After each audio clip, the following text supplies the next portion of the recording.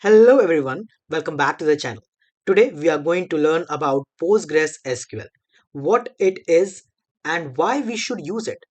And by the end of the video, you will understand that why PostgreSQL is one of the most popular database in the world. So let's start. So let's first start with the definition. What is PostgreSQL? Well, it is called as Postgres also, which means an open source relational database management system. Now, why open source? Because it is freely available to all. And relational database management system means it stores the data in the form of table and maintain the relationship between different tables. It uses SQL, which is structured query language, to interact with data. Also, to ensure the accuracy, structure, and the consistency. In simple words, if I say that what is PostgreSQL, then PostgreSQL is a powerful open source database that stores structured data and support the advanced feature for complex application. Now, why it is so much famous? Well, it is famous because it is reliable, extensible, it is good in the performance and due to its standard compliance. Now, taking up to the key features of PostgreSQL, so it is asked mostly and the most of the time in the interviews that what is ACID properties that are used in PostgreSQL. Well, PostgreSQL ensures that ACID properties must follow. What are these? Well, it stands for atomicity, consistency, isolation, and durability. Atomicity means that if the transaction is going on, in that particular case, either it is fully complete or it is fully rejected. What is consistency? Consistency means inside the database, the consistency or the type of data must be same. Isolation means if multiple transactions are occurring at a time, no two transactions will intersect or get to know about each other. Durability means that the data that is stored in the database should be durable. In case even if the server crashes, your database crashes, data should be there. It should not get deleted or anything should affect it. That means your data will always remain accurate even if the system fails. That is your durability, right? If I take the example, so if you are transferring money between two bank accounts and the system crashes, PostgreSQL ensures that the transaction is either fully done or fully rolled back. It is never half done, right? Now, talking about the second feature, which is strong support for data type. So your PostgreSQL support multiple data types. Few of them are integer, text, boolean, even JSON, JSONB, array, geolocation types, custom data types, all these, right? So you can store JSON data without needing a NoSQL database. Do you get it? For earlier, we uses the NoSQL database to store the JSON data, but here you can also store without using them, right? Now coming up to the next feature, which is extensibility. Now you can add the custom functions, new operator, user defined data types, even extensions like PostGIS for the maps.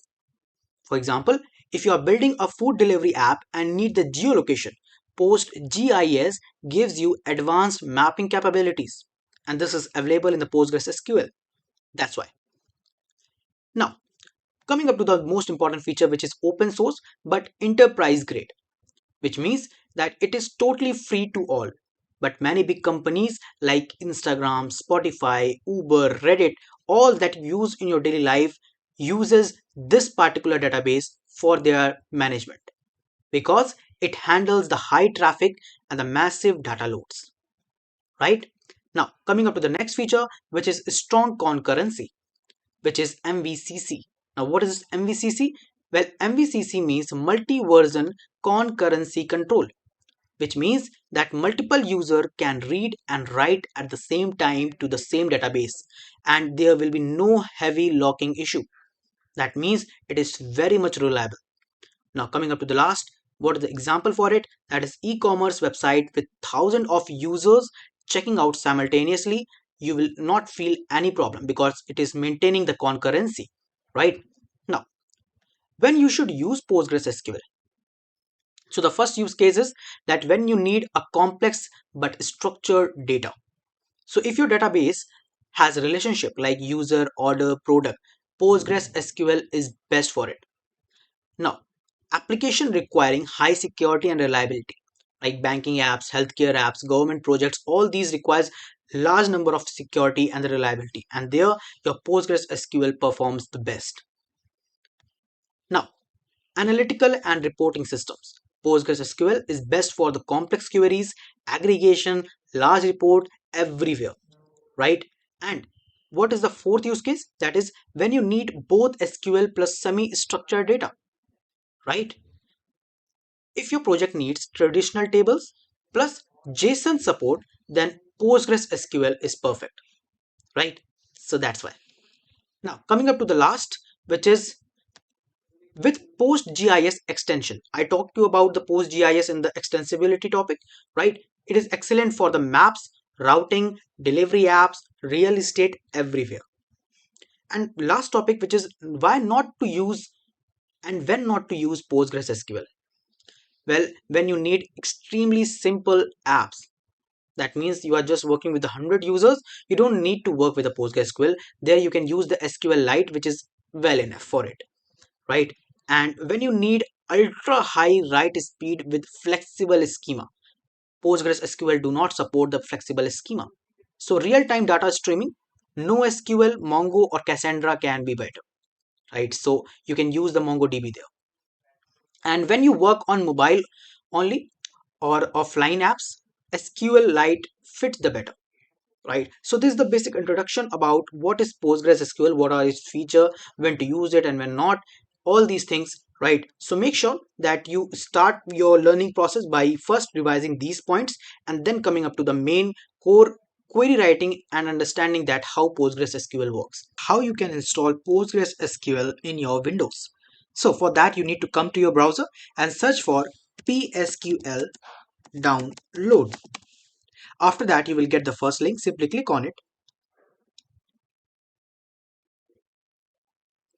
After clicking, you will land to the download page of the PostgreSQL. Here you will find different operating systems. Choose your own one. I'll choose for the Windows.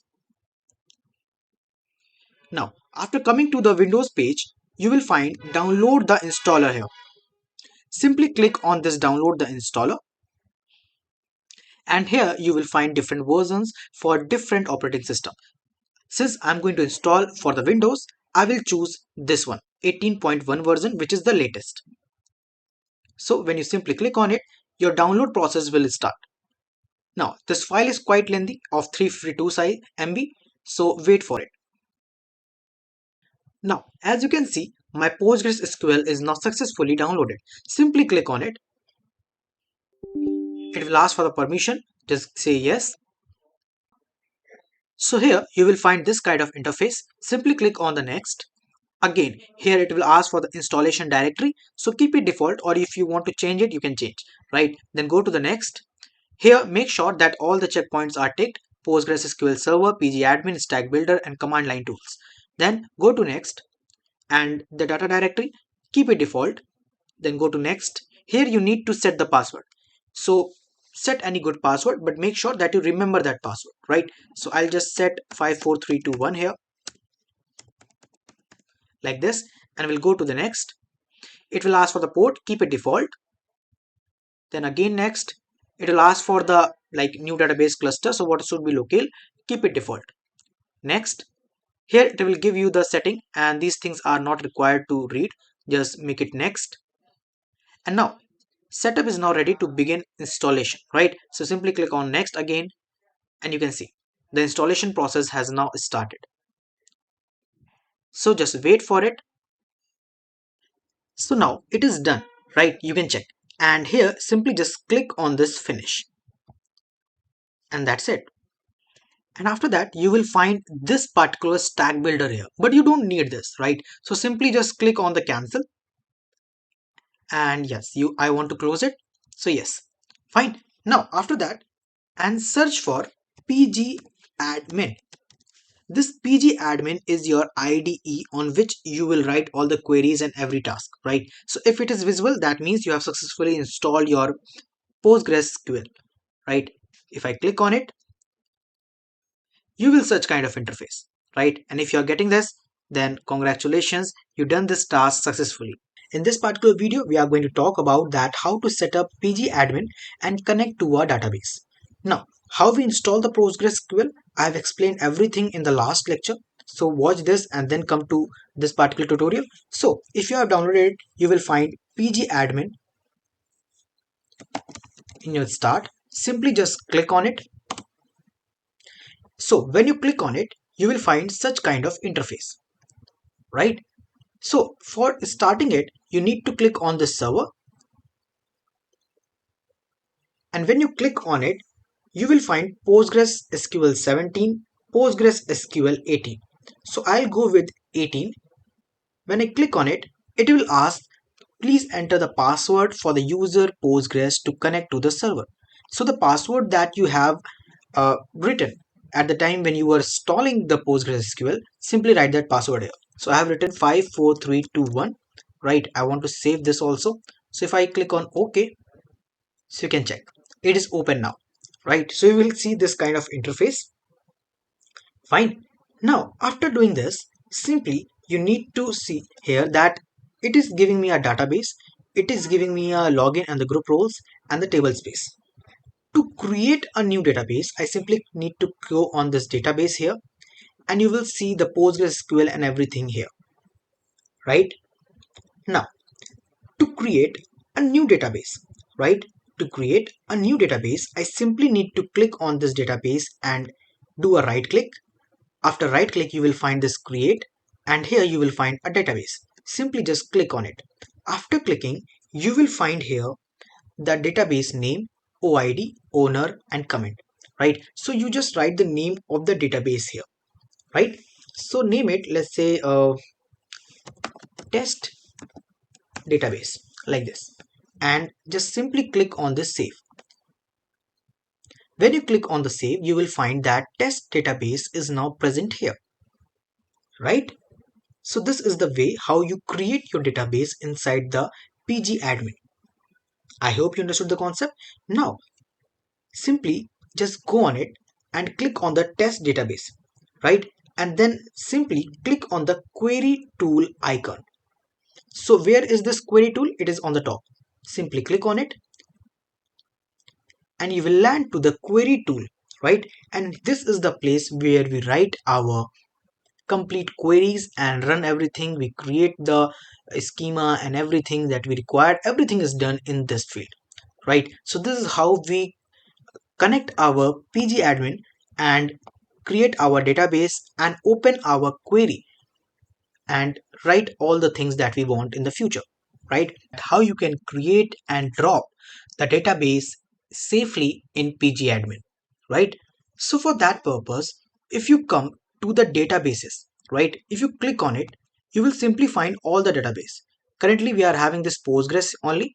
So if I want to create another database, what I can do, the first method is that simply right click on this databases and go to this create option. After that, you will find this database here. Simply click on it. After clicking, you can name the database, right? So let's say the name is testdb, right? After writing the name of the database, you can simply just click on save.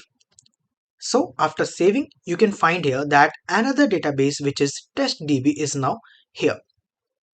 Fine. Now if I want to delete it, I simply need to just right click on it, and here you will find a drop, right? You can also use the shortcut that is alt plus shift plus D. Just simply click on this drop and you can simply delete it, right? So this way we can delete it manually.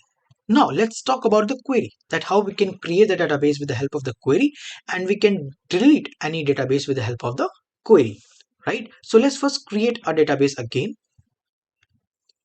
Let's name is again testdb, right? And save it. So you can see that we are having this testdb. Now to open the query, what you need to do, just click on this testdb and you will find the query tool on the top. Simply just click on it, and here the query will come in front of you, right? Now with the help of query, if you want to create another database, right, we are inside the test database, right?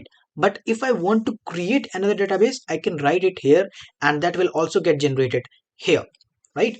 Let's say I want to create another database which is shopdb, right? So I can simply write the query which is create, sorry, database, right? And write the name of the database. So that is shopdb, right? Now, after writing this query, just simply select it. You have to select it completely, and here you will find execute script. You can also click on F5, otherwise you can click on this button, right? Simply when you click on it, you will find that in the output message, database is now created, right? Now, if you just go on this database and click on it, you get the option of refresh. Just simply refresh it, and now you can see the database is now 3, and you will find the shopdb here. Now if you click on it, you can use the shopdb now, right? That means with the help of the simple one line query, we have successfully created a new database, right? This is a way how we create database in pgadmin, right? Now after that, what is a method to delete it? Well, deleting method is also very same. We can use the query tool from here also, right? So just write drop database, right? For deleting we use drop, right? So for deleting database we use drop, and for deleting any of the content or the data we use delete. We will understand that in the further part of the videos, but till now for deleting database we use drop database, and write the name of the database that you want to delete. So I want to delete this shopdb, so I will simply write here shopdb like this. So, and now the next step is select it and click on it. When you click on it, what will happen? That if you refresh now, it is not deleted. Okay, so it is showing me that database shopdb is being accessed by other users. That means one other session using the database. Fine. This kind of problem may occur when you try to delete or drop this database, right? So in that particular case, what you can do is that just simply add with, then put a bracket, and inside of this write force, right? Now if you go and click on execute, then your database got deleted. That means when you uses force, at that time it disconnects all the users and then delete the database. Now if you go and just simply refresh it, you will find that your shopdb database is now deleted, right?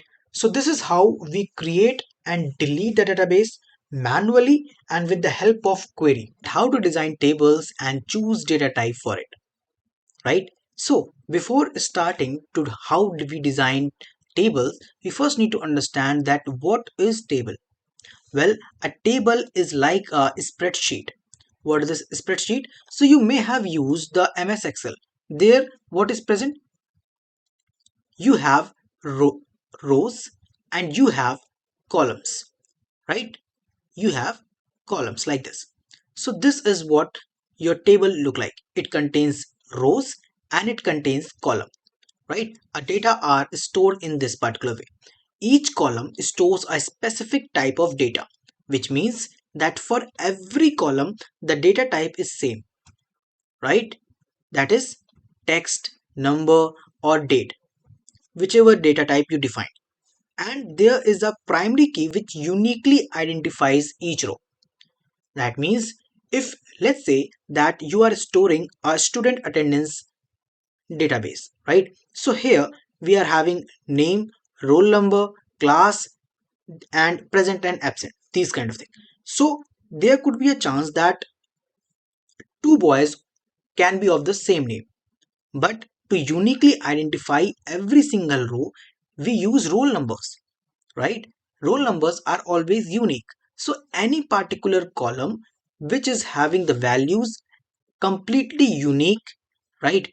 Those columns are your primary key, because primary key helps to uniquely identify each row, right? So that is what your primary key is. Now, taking the help of our example, a student table might have ID.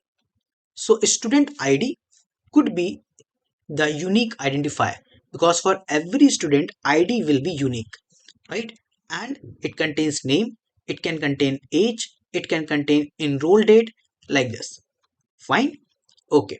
Moving forward towards the next step, which is choosing the data type. So for every particular field, that is ID, name, age, enroll date, what should be the data type?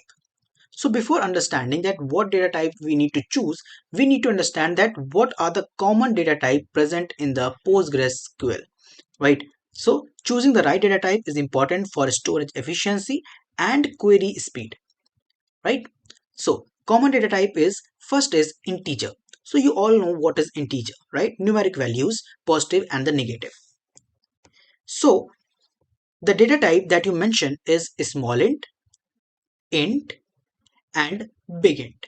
Now what is small int? A small int has a range of values. When the value that you enter, right, has a range from minus 32,768 to 32,767, this is called as small int, right? Big int is for the huge numbers, which is much more huge than this, right? And int contains minus 2 billion to billion. Well, in most of the cases, we either use int or big int, right? Fine. Now, coming to the next data type, which is decimal or the floating type. In floating type, we put the decimals. So it is defined with this numeric p comma s. It acts as the decimal number, right? Or the real. Real can also contain the decimals and double precision also, right? That gives the approximate numbers. Now, third type is your character. Character, in this, three main types are there: varchar, char, and text. Text can contain unlimited length text.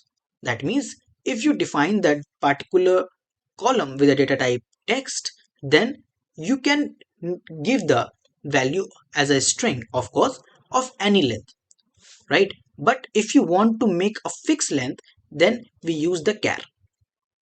But there's a one problem with the char. Let's say that you define char bracket 10. 10 is the length. So in case if the name is of the length 4, even though in the memory it will store the length of 10. That's why there is one more type, which is varchar. Varchar contains the variable length text. That means if you define any value for n, let's say var 10, and if you define or you write any string of length 4, at that time it will take only 4 character memory, right? Not the complete 10. And it also gives you the limit that you cannot exceed the length of the string more than 10.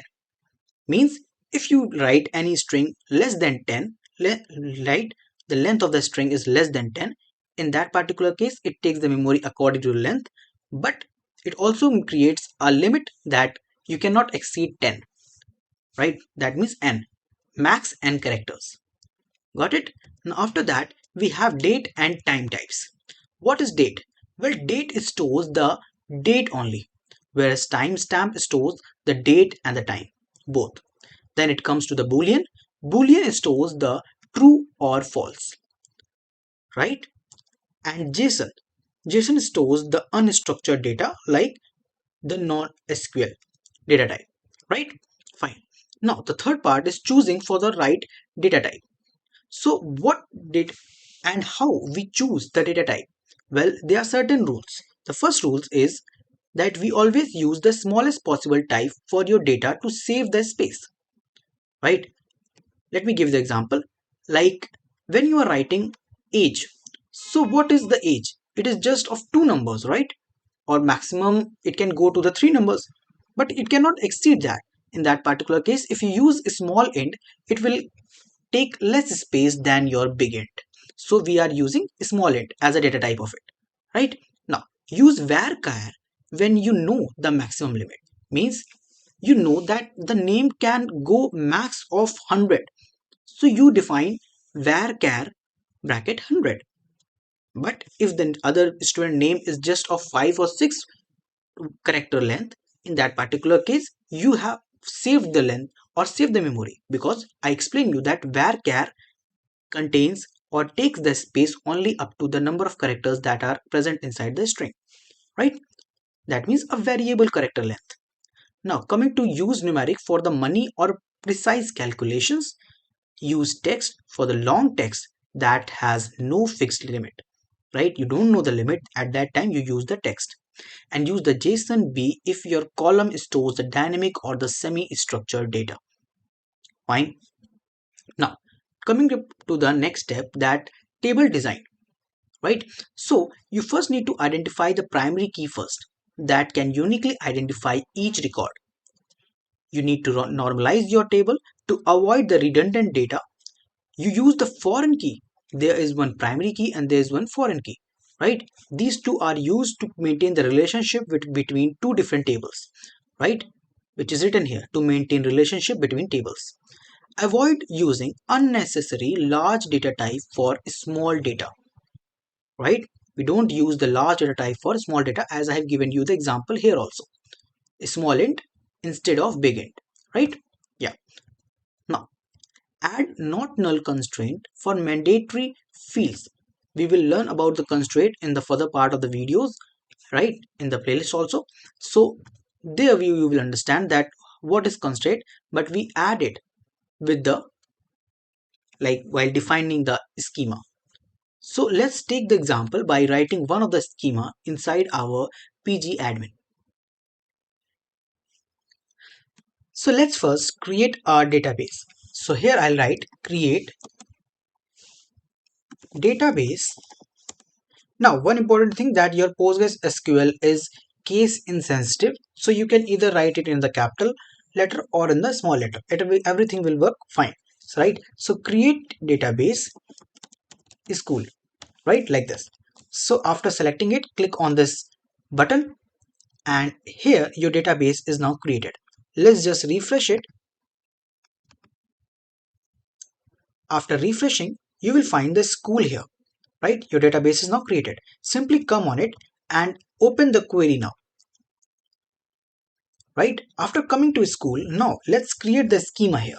For creating the schema, we need to write create, or let me just use the capital letters, right? Create table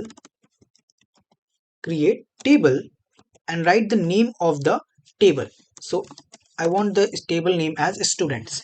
So create table students, then put a bracket like this. Now inside of this, let's first give the first column name, that is ID, right? Now ID here I'm using serial. Why serial? Well, serial will make sure that at every time you insert a new data, automatically ID will update and it will keep increment the ID by 1, 2, 3, 4, means one by one. Fine. Serial, and I want to make this ID as primary key. So I'll write here primary key like this. After that, let's give the second column name, that is name.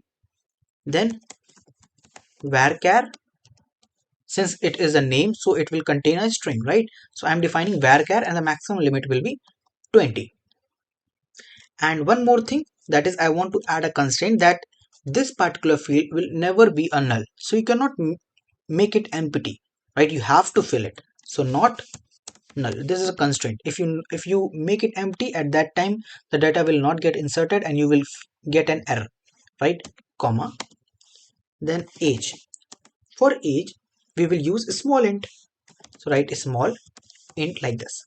Put a comma, and then the next column name is email, right? So for email, again we can use the string, so varchar, and maximum length, let's take it 100, right? It's all up to you because it is variable, so it is not going to store extra memory, and we need to make it unique. So write unique here. So let's say that if we are inserting two different data and both the data have the same email ID, at that time it will show an error that this particular email already exists, right? This will come. After that, enroll underscore date like this, right? So this is a date, so let's define it as date. After that, I want to make it default, right?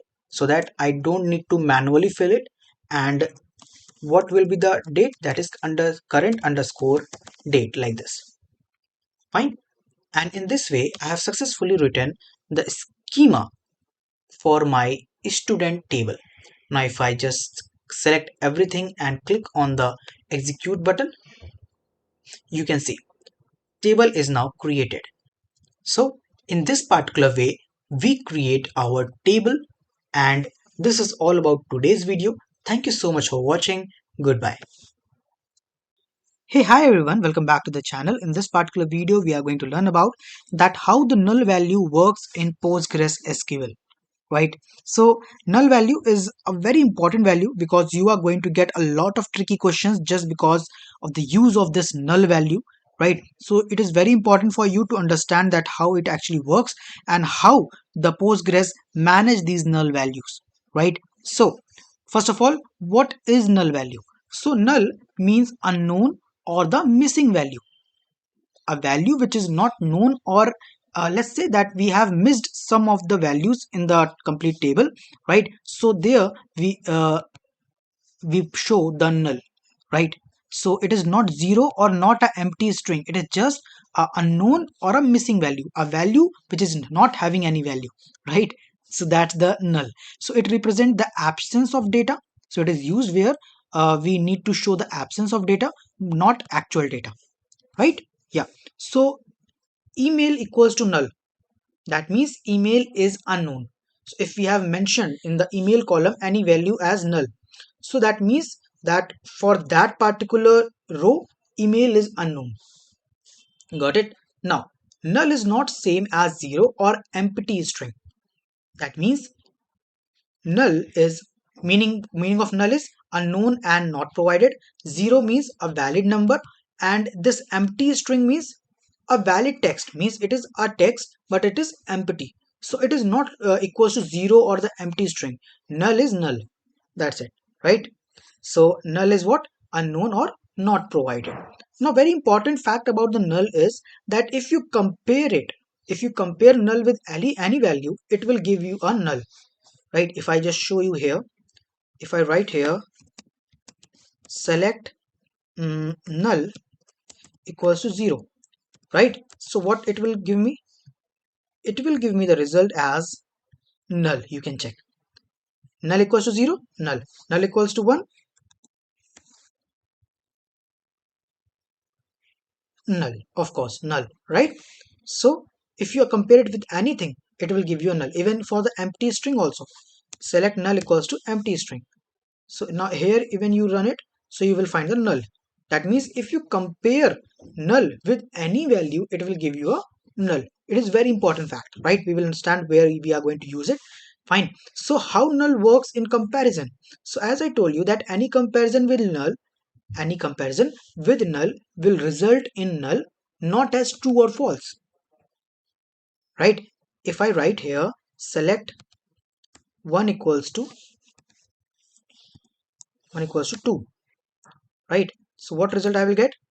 I will get as a false. But if I put select null equals to, then what will result? Tell me. That will be null. Right, so this is what I was saying, that any comparison with null result in null, not true or false. So wrong is what? Select all from user where email equals to null. So let's say that you want to find all those rows where email value is not present. Right, let's say this is my table. Let me show you. So here I'm having name, email and created at, right. So here you can check that email is having all the values, but here in the row number 13 you can check the email is blank. That means no value for email is present. That's why it is null. So I want to find out the particular row where email is not present. That means it is null. So how we can write the query of that? So if I write here select all from users where email equals to null. So will it be correct? Let's check. You can see I'm getting no results, even though there was one particular row which is having the email value as null. But if you are comparing it with null, you will get no result. Why? Because there is no comparison. what it is giving me. Like when you have written email equals to null, I told you the result it is giving is as null, right? So select all from user where null. No, this is not right, right? That's why. So what we will write? Well, for making this type of comparison, you simply need to write that select all from user where email is null. For making a comparison with null, you always use is, right? Not equals to. So now if I write here where email is null, is null like this. So what it will give me? Now here you can see I got the result, right? It make the comparison and based on that it provided me the result, right? So this is what your null value comparison works, right? Yeah. So is null and is not null, we are going to understand about is null and is not null. So I told you already about how we use is null. Now if I write here is not null, that means the value should not match to the null. Earlier is null was doing what? It was matching all those rows where the value is matching to the null of email, but this time when you put is not, that means all those rows where email value is not equals to null. Yeah. So if I just run it, you will find the 12 rows here, and that one row which was having null is now not present here, right? This is what your particular query is, right? Null in where clause, which is very important, that select all from user where marks is greater than 60, right? This is what we do normally. Rows with null are excluded in our normal comparison. That means if marks is null, row is ignored. Row is ignored. We are not having any kind of number here, right, in this particular table, but you need to understand the concept. That means if you are running a query and using a where clause, then where will do what? Where will exclude those rows which are having the null values, right? It will not include it. Since you are saying that the value should be greater than 60, at that time it is comparing all the rows value, but it is not comparing that particular row which is having the value as null, right? There is no comparison with that, right? So that particular row is ignored and not included with the where clause. Now null in aggregate functions, how it work? Will aggregate function ignore null values. So your aggregate function also ignore the null values. That means if you are using these kind of operators which is average, right? So if you are performing a average, at that time it is adding all the values which are present in the average column, but not including or excluding that particular row or the null value, right? It just ignore that particular null value, don't include in the summation and divide part, right? So null value marks are not counted in average, that's it. But select count marks from student. If you are using count will do what? It will take out all the row values, like count of all the rows uh, under the marks column. So here this count marks will also ignore the null value. Try to understand that count marks will also ignore the null value, and count all will do what? It will count all rows. That means it will include your particular row. But count marks, if you specifically point to a particular column which is holding a null value and making a count of it, it will ignore that. But if you are just mentioning all, that means it will count that particular row which is having null, right? So that is all. Yeah, so yeah, this is all about today's video. Thank you so much for watching. Goodbye. Hey, hello everyone, welcome back to the channel. In this particular video we are going to learn about that how to insert data into tables in PostgreSQL. Now in the last lecture we learned about that how we create the table schema. Now this time we will learn that how we insert data into the table, right? So for inserting data we use insert into, right, to add new rows into the table. Now these rows contains what? These rows contains the data, and your data must match the column order, data type, and all the constraint that you mentioned in the schema of that particular table, right? So let's dive into understanding that how we work with it. So let's go to our IDE, and here what I will do is that I will first create the schema of the table and then explain you that how I'm going to insert the data, right? So for creating the schema, we will write create table. Let's write the name of the table, students, then put a parenthesis. Now inside of it, you will write the first column name, that is ID, right? And I want it as a serial, right? Now what is the serial? Well, just a second. Yeah, serial, and let's make it primary key. What is the serial? Well, serial does what? That it automatically increases the value of this particular field on which I have put this serial as +1, right? Every time you will enter the number or enter the data basically, and if you have not mentioned this ID value, at that time it will not keep it null. It will increment the value from the last one, just +1, right? So for every ID or the primary key, well, basically primary key is a different term, but for ID we keep it as serial, right? We do not define any kind of data type to it, we just keep it serial. Now I will explain you in the above part that how this serial works, right? But till now let's create the schema.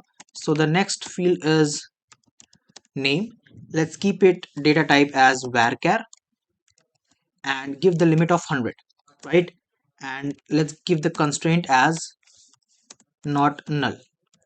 After that, let's create another, that is marks, and let's keep the data type as int, and let's add the constraint of checks, right? So how we will write that?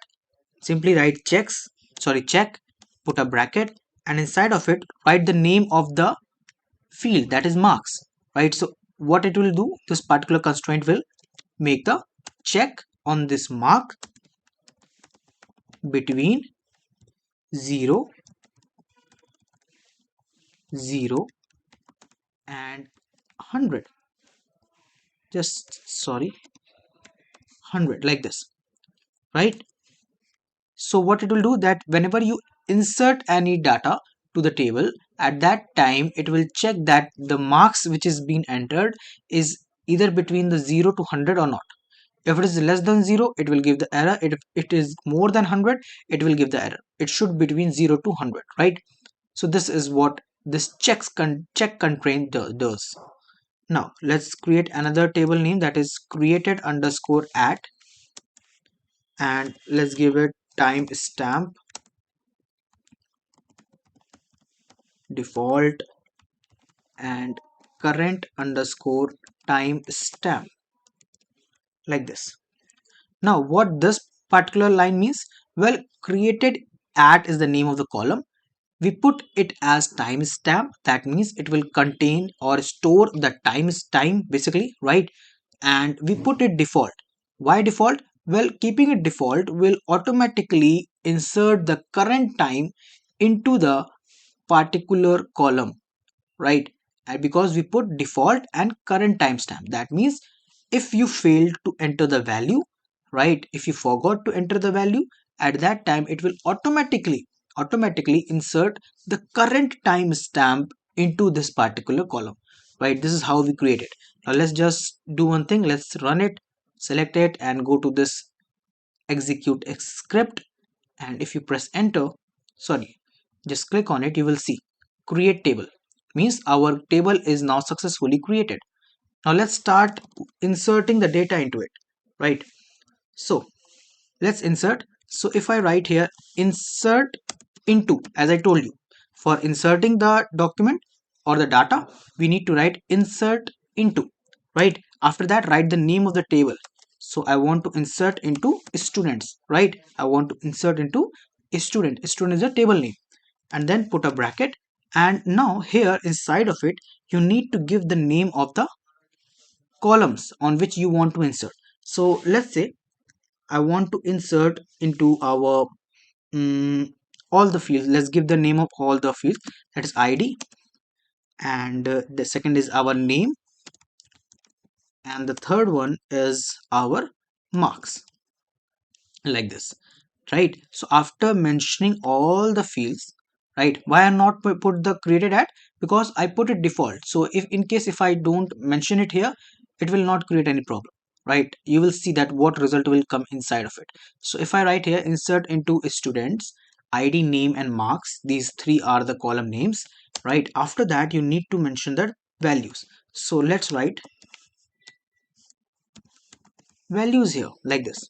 Now inside of it, let's give the value. So for the id I want it 1, and then uh, uh yeah, Amir, let's say Amir, right? And the marks is, let's say, 23, right? So let's just run it, and if you run you will see that insert is now successfully done. Now if you try to check that what value has gone inside of it and how my table looks, simply write here select all from students, right? Give the name of the table, select all from student. Now if you execute it, you will see here that our table is successfully created. We are having the id, name, marks and created at. Now the values that we entered, that is 1 for the id, name you can check, and marks you can check, and created at I have not put any value, but you can check the date, time, everything is present, right? The date and time is automatically here. Why? Because I put it default, right? I put it default, that's why. Now moving forward toward the next part is insert data by specifying column names that I told you, right? That when you are inserting data, you simply just give the name of all the columns on which you want to enter the value, right? After that, insert data into serial primary key table. So what I will do that this time I will not enter the data for this id. I will only specify these two column names. So let's do that. So let me just do one thing. Let me just copy it, right? Copy it and paste it here. So you can check it is again the same, right? But this time I'm just removing this id from here and removing this one from here, right? And let's change the name to Piyush. Let's give him marks as 95 or 96, right? Now if I run it, what do you think that what it will create? Will it create any error just because I have not mentioned id here, or it will enter any value or keep it null? What do you think will gonna happen? Well, let me tell you. If you execute it, right, and again check all the values of the table. So just a second, I think some mistake has happened. Okay, if I run it, you can check, yeah, automatically the id is entered or the present here with the value 2. Why this value is here? How it came? Well, it came because we put it as serial. As I told you, it will automatically increment it on the basis of the first value, right? And here the name and the marks is present, no error came, and successfully timestamp is also present because we put it default, right? Now if I try to run another let's say another data, so let's just copy it and paste it here, right? And if I accept then Piyush, if I put it Ria, right, let's name 86 marks, and if I just enter, insert it, done. Now let's check it, and you can see automatically Ria got the third index again, right? So it incremented the value, id value incremented by just +1 of the last row, right? And this is what your serial does. So this is how we insert the data, right? Now moving forward to inserting multiple rows at once. So let's say I want to insert 10, 20,000 of data. So what you think that every time will I create it like this, 1, 2 and 3? No, this is not how we insert the data into the PostgreSQL or the table, right? Simply what we do is that we write here insert into, insert into, and then give the name of the table, that is students, right? Give the column values or the name. Let's say here the column name is what? The name and marks. Let's give it name and marks only, right? I'm not going to give the ID because it will automatically increment, right? After that, just put the values like this. Since your PostgreSQL is case insensitive, so if I write it in the small letter, no problem will occur, right? There will be no error.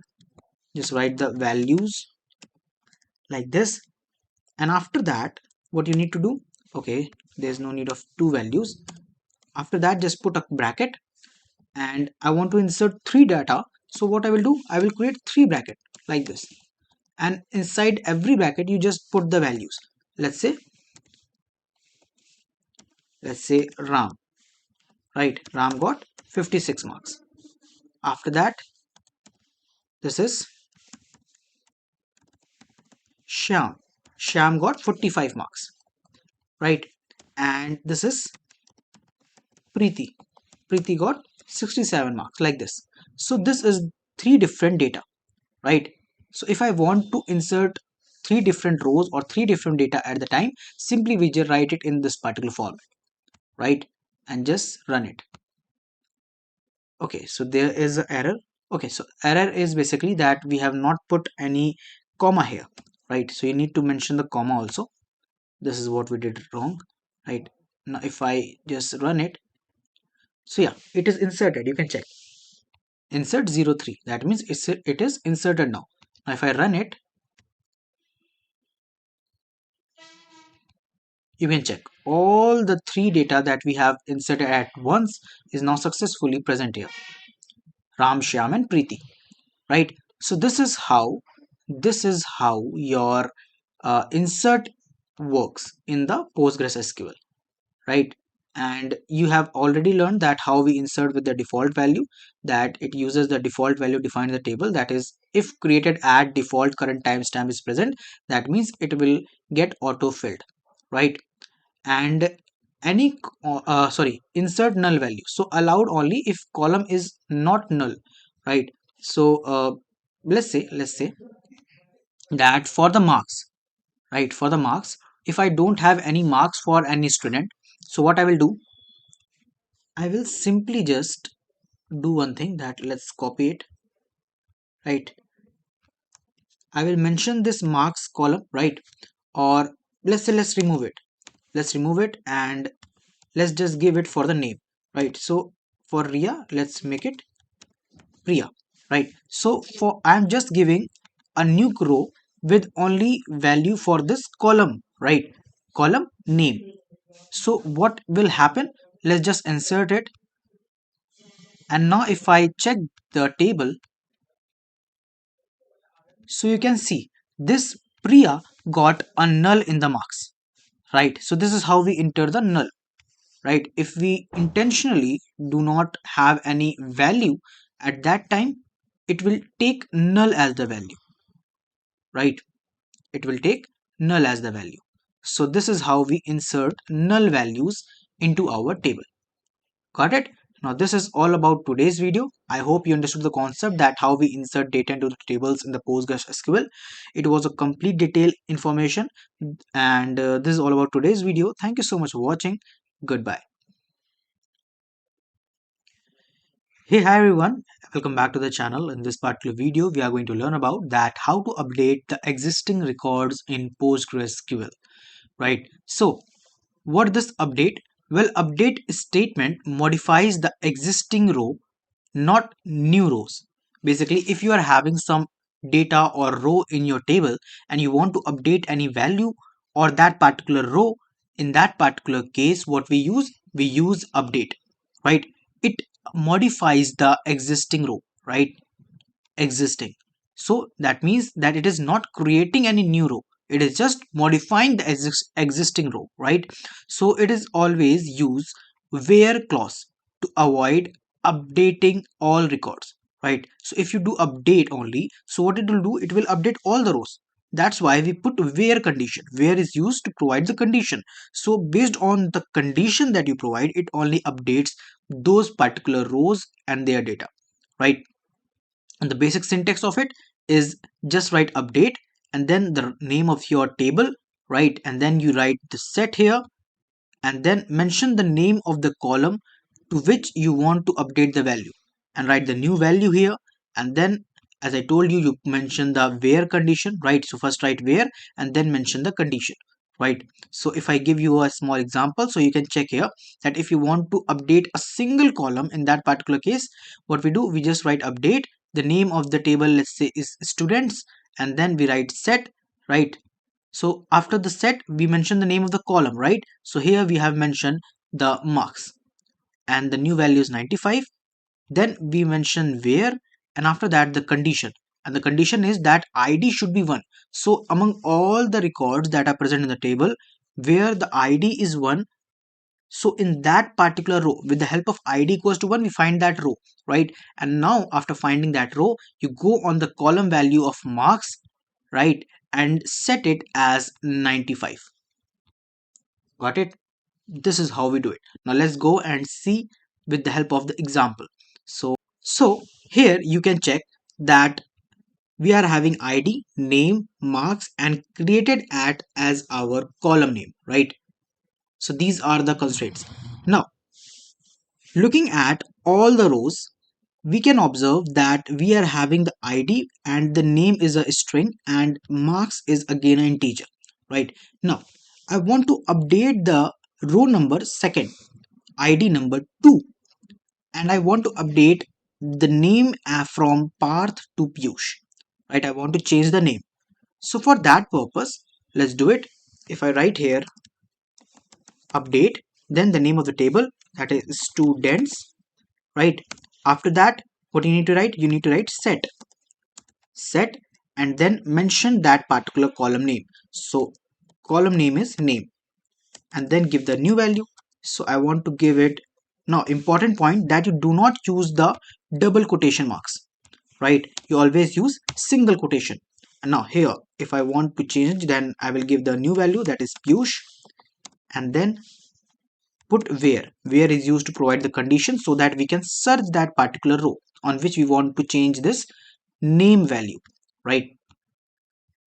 So where ID equals to 2, right? ID equals to 2. Now let's just run it and see. So after executing, it is executed now, right? Now if I check and I want to see the result inside my table, then I will simply write here select all from students, like this, right? Now if I run it and you go here, so you can see at the end ID number 2 and the name is changed to Piyush now. From Parth it is Piyush now, and number is same, right? But you can observe that suddenly my this particular row, which was earlier at the second, right, it came to the last. Why? Well, after updation, what it does, that updated value or the row comes to the last, right? This happens. So how I can get the sorted data again? Well, to get the sorted, you simply need to write here select all from student, after that order by, and I want to sort it on the basis of this ID. I want 1 and then second here, right? So I will simply write here ID, like this. If I run it, and now if you check, you can see on the top, right? So this is how we work with it. So simply you just need to do 3 line of code, or the query, sorry, update, set, and where, right? Yeah. Now let's get back to the notes. Now if I want to update multiple columns, right? Earlier what we were doing, we were updating only one column, that is name. We were updating only name. Now this time I want to update name and marks both. Well, to do that, what we need to do, we simply need to just write the same thing, just put a comma and mention the second column here, right? So let's just copy it, and after copying, let me just paste it here like this. So update students, set name equals to, let's say Sita, right? And I want to update the marks also, so put a comma and write marks equals to, let's make it 100, right? Where ID, so now put the condition to find the row. So I want to update it for this particular row number 3rd. So I want to update this Ria with Sita. and marks from 86 to 100, and it is present on the id number 3, so I'm going to use this id 3 as the condition. If you want to use another condition, you can do also. Let's say I want to update, I want to find this particular row on the basis of the marks. So if you check here, 86 is that marks, right?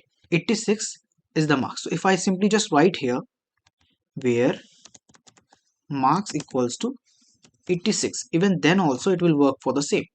It will simply find this particular row and will update it, right? So if I just run it, then it is done now. Update 1, that means it is done. Now if I just print it again, now if you check, you will see on the third, that is name from Ria, it is updated to Sita, and the marks is updated to 100. That means multiple columns are updated at the same time, right? Now coming up to the next, update multiple rows, right? If I want to update multiple rows at a time, so how I can do it? Well, let's say I want to update the marks from let's say from whatever the marks present, I want to update it plus 5, right? So if it is 23, I want the marks to become 28. If it is 96, I want to make it well, it will not go cross the 100, so it will be 96 here. If it is 56, I want it 61. If it is 45, I want 50, right? And I want to put the condition that if the marks is less than 60, only then you increase the marks by 5. So you can do it very simply by just writing here. Let me just copy and paste it here, right? Now simply just update set and just put the complete equation, right? That the marks equals to marks plus 5, and then give the condition. So let's say just remove this and write marks equals to marks plus 5, right? And after that where the marks is less than 60, right? Simply I have written the condition. So the marks is less than 60 are what? This row with id 1, row with id 4, row with id 5, and these all rows should get updated, right? Now if I just run it, it is updated, right? And 3 rows are updated, you can check. Now if I simply just run it, so you can see the marks is updated from 23 to 28, 56 to 61, and 45 to 50. On which particular rows? Where the marks is less than 60, right? Here already the marks were greater than 60, that's why these were not updated. This one, and I guess this one, right? Another 3 were updated, and since this particular id 7 row is having a null value, that's why it is not getting updated, because null don't get changed with this kind of condition or get updated with this kind of equation or the condition, right? Because it is not having any marks, so how you can judge that whether the marks is less than or greater than, right? That's why. So yeah, so this is all about today's video. I hope you understood the concept that how we do the updation work in the records in the PostgreSQL. And this is all about today's video. Thank you so much for watching. Goodbye. Hey, hi everyone, welcome back to the channel. In this particular video, we are going to learn about that how to delete the data safely in PostgreSQL. Now, what is this save delete? Well, save delete means that you delete the data or the row very carefully, because delete operation that you perform is a permanent operation, and if you do not handle it carefully in that particular case, you may delete some wrong or some important data, right? So it is very critical, because a wrong delete can remove critical data and break the relationships, right? Later part of the series or the lecture, you will understand that what is relationship. It is set between two different tables, and at that time, if you delete any data without knowing that what is going to delete, right, at that time there are the chances that some of the data which is maintaining the relationship between two different tables can also get disrupted, right? So yeah, so in the interview, if someone asks you that why this save delete is important, you simply mention that save delete ensures only intended records are removed without harming the data integrity, right? You mention this, fine. Okay, now let's move forward towards how we delete actually. What is the complete query or the syntax? So delete removes rows. This delete remove rows, not the table structure. That means if you are using delete, it will not remove that particular table, the column names and data types and the constraint, these not. Only the rows which are having the data, right? It will delete that. So the basic syntax is simple. Just put delete from, put the table name and put a where and give the condition, right? So this condition is for what? To identify the particular row which you want to delete. Otherwise, if you do not mention this where and the condition, then it will delete all the row data. It will not remove the columns, it will not remove the table structure, but it will remove all the rows if you do not put this where, right? So this is what your statement look like, right? Now let's move forward toward actually using it, right? So yeah, let's do it in the PG admin. So you can see here we are having our table, right? So table is having ID, name, marks and created at. Now if I want to delete, let's say mm, this row number 4, right? This row number 4 where name is Ram and the marks is 61, right? So let's delete it. So simply what you need to do, okay, let me just clear it out, everything from here. Yeah, just write delete and the table name, that is students, right? Now after that you need to mention a where condition, right? So first of all delete and then mention from, also mention from. So delete from student where, now give the condition where id equals to 5, right? Now if I run it, what do you think will happen? Let's see. So it is showing delete 1, that means it has deleted one row. Now if I just check it, so select all from students, right? Now if I run it, you can check that now our Ram is gone. Okay, sorry, Ram was not having of, okay, sorry. So we have deleted the row with ID 5, right? So you can check 1, 2, 3, 4 and 5 is missing. Let me just do one thing, let's sort it. So order by ID, right? So now if you check here, so it is showing me 1, 2, 3, 4, and since we have deleted the row with ID 5, so the row with ID 5 is now deleted and it is showing 6 and 7 now, right? So this is how we have deleted one single row based on the condition, right? Now always use where clause.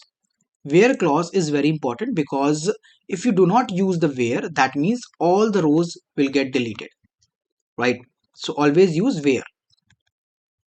Since as I told you, if I just do here delete from student, it will remove all the records from here, right? That's why. Now coming forward toward check row before deleting, right? So let's say that you are having this statement, right? So if I remove it, select here, right? Select and put the select and select all from student where id equals to, let's say, 4, right? So what this statement will do, it will give me that particular row which I wanted to delete. So always recheck before deleting. Always put select first and check that which record is going to delete. So if you see, like after making the query, after giving the condition, you have seen that this is the row. So yes, it is correct now. Now simply just write delete here, right? Why it is important? Because when you will write or work on the large table, at that time writing the where condition or giving the condition may get you confused that which particular row is going to get deleted, right? So it is very important to check it before deleting, right? Fine. So if I just do it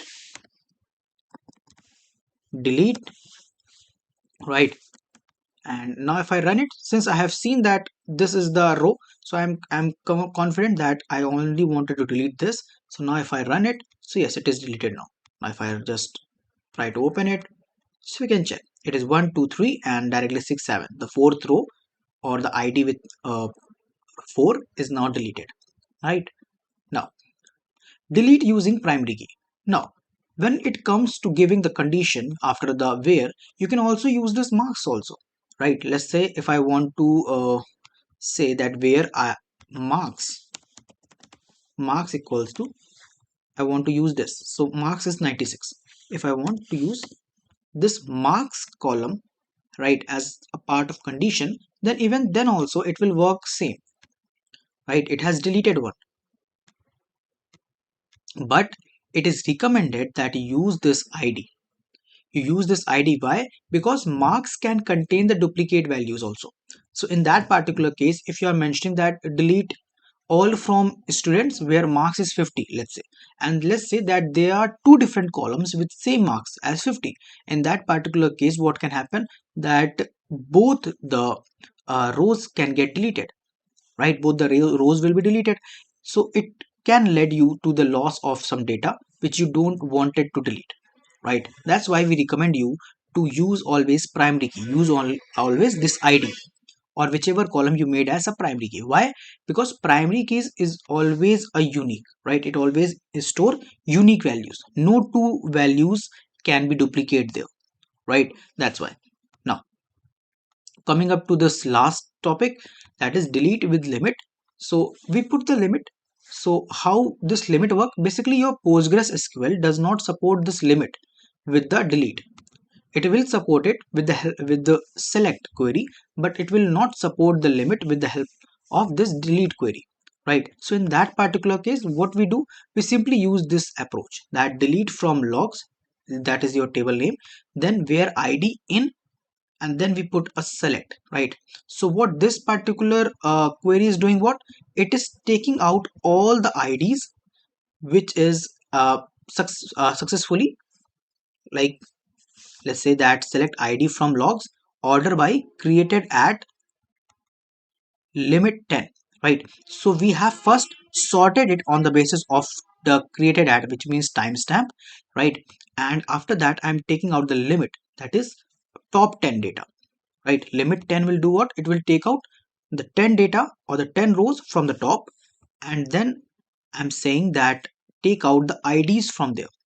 Among those 10 rows, take out the IDs, and we put it as a condition that ID should match those IDs, right? So this is what? That your delete does not support limit, right? So we use the limit with select. We use the limit with select, and now whatever the ID is coming in, right? I'm using it as a condition here, right? So let's say I use it here also to show you that how it actually works. So if I write just write delete, right? So delete from students, right, where id in and then put a bracket. Now here inside this bracket I will write select id from students. This is called subquery, basically the query inside a query, right? So select id from students, order by you can take any of the column name, right, on the basis of id, name, marks, credit, whichever you want. So let's do one thing, let's take it on the basis of id, right? Order by id, and then put a limit and limit says 2, right? Like this. So it will do what? It will take out the two different rows, right, and their IDs, right? What this row will do, let me just write here, right? Let me show you independently. That is, if I just run it, so you can check it has taken out the ID of the two rows, right? Now if I just do one thing, that now if I just run it, so it will do what? It will delete those two rows, right? Those two ID rows. So just run it and you can see it is deleted now. Now if I just open it, with the help of this query, so you can check both the rows are deleted at the same time with the help of this limit, right? With the help of this limit. So this is how we use the limit with the delete, right? So yeah, so this is all about today's video. I hope you understood the concept that how we use the delete operations in PostgreSQL and how we do the save delete, right? So thank you so much for watching. Goodbye. Hey, hi everyone. In this particular video, we are going to learn about that how select queries work internally in PostgreSQL, right? So why is the need of this video? Like everything is working fine, then why I'm explaining you that how this select query is working internally? Well, it is very important because it explains you that how PostgreSQL process your select query step by step, right? So before returning the result to you, we will understand that how it is working behind the scene, because by understanding that only you can write the faster queries and you can debug the performance issue, right? So in the PostgreSQL, you can mention it in the interview also that PostgreSQL converts a select query into an execution plan and then execute it with the most efficient strategy, right? So what is the high level flow of a select query? Well, SQL query is received, query is parsed and validated, right? It is checked that whether it is correct or not, and query planner creates multiple plans, right? So the query planner creates multiple plan to execute it, right? And among them, the best plan, which is cost based, means which is less cost, right? Which is you can say cheaper, right? So that plan is selected and executor then runs the plan and return you the row, right? So this is how it works. Now let me just tell you the execution order of select clauses. Well, it is very important and asked too much in the interview, so kindly pay attention. So this is different from how we write SQL. It is a logical execution order. So let's say that I have written a long query where I have used select, from, where, order by, limit, everything, right? So which particular query will run first and which will perform backside to get the final result, right? Which will be at the first time, which will be at the second, but then which will be at the third. That we will understand with the help of this logical execution order. So first it executes the from, then where, then group by, then having, then select, then order by, then limit. So let's say I'm having a query like this, that select name from users where age is greater than 18, order by name, and limit 5. In that particular case, first this from will work, right? So SQL will check that which particular table it need to use to complete this query, right? So first of all, it will use this from to take out that particular table, and then it uses this where. So with the help of the where and the condition, it will take out all those rows on which the task is needed to be performed, right? So that not it do not search on all the rows, it will only search on the selected rows, right? After that, there's a group by. Well, we have not learned about the group by and having till now, so just remember this name. We will learn it about in the later part, right? Let's come to the select now. So it will do the select task. So select, with the help of the select, it will check that which particular column is needed to be worked, right? With the help of the select, we mention the column name, right? So first it will do what? It will check for the table, then it will check for the condition, then it will check for which particular column it need to work, and then the order by. Then what it will do? It will perform the operation of sorting, and then the limit. In the last, it will do the limit, right? You can check. So with the help of the limit, it will take out those number of data or the records from the top, which is mentioned in the limit, right? So this is how it is performed in the backside: from, where, group by, having, select, order by, limit. Just remember it. It is going to be asked definitely in your interviews, right? Fine. Now there is something called explain. Well, this explain shows the execution plan but not the actual plan, right?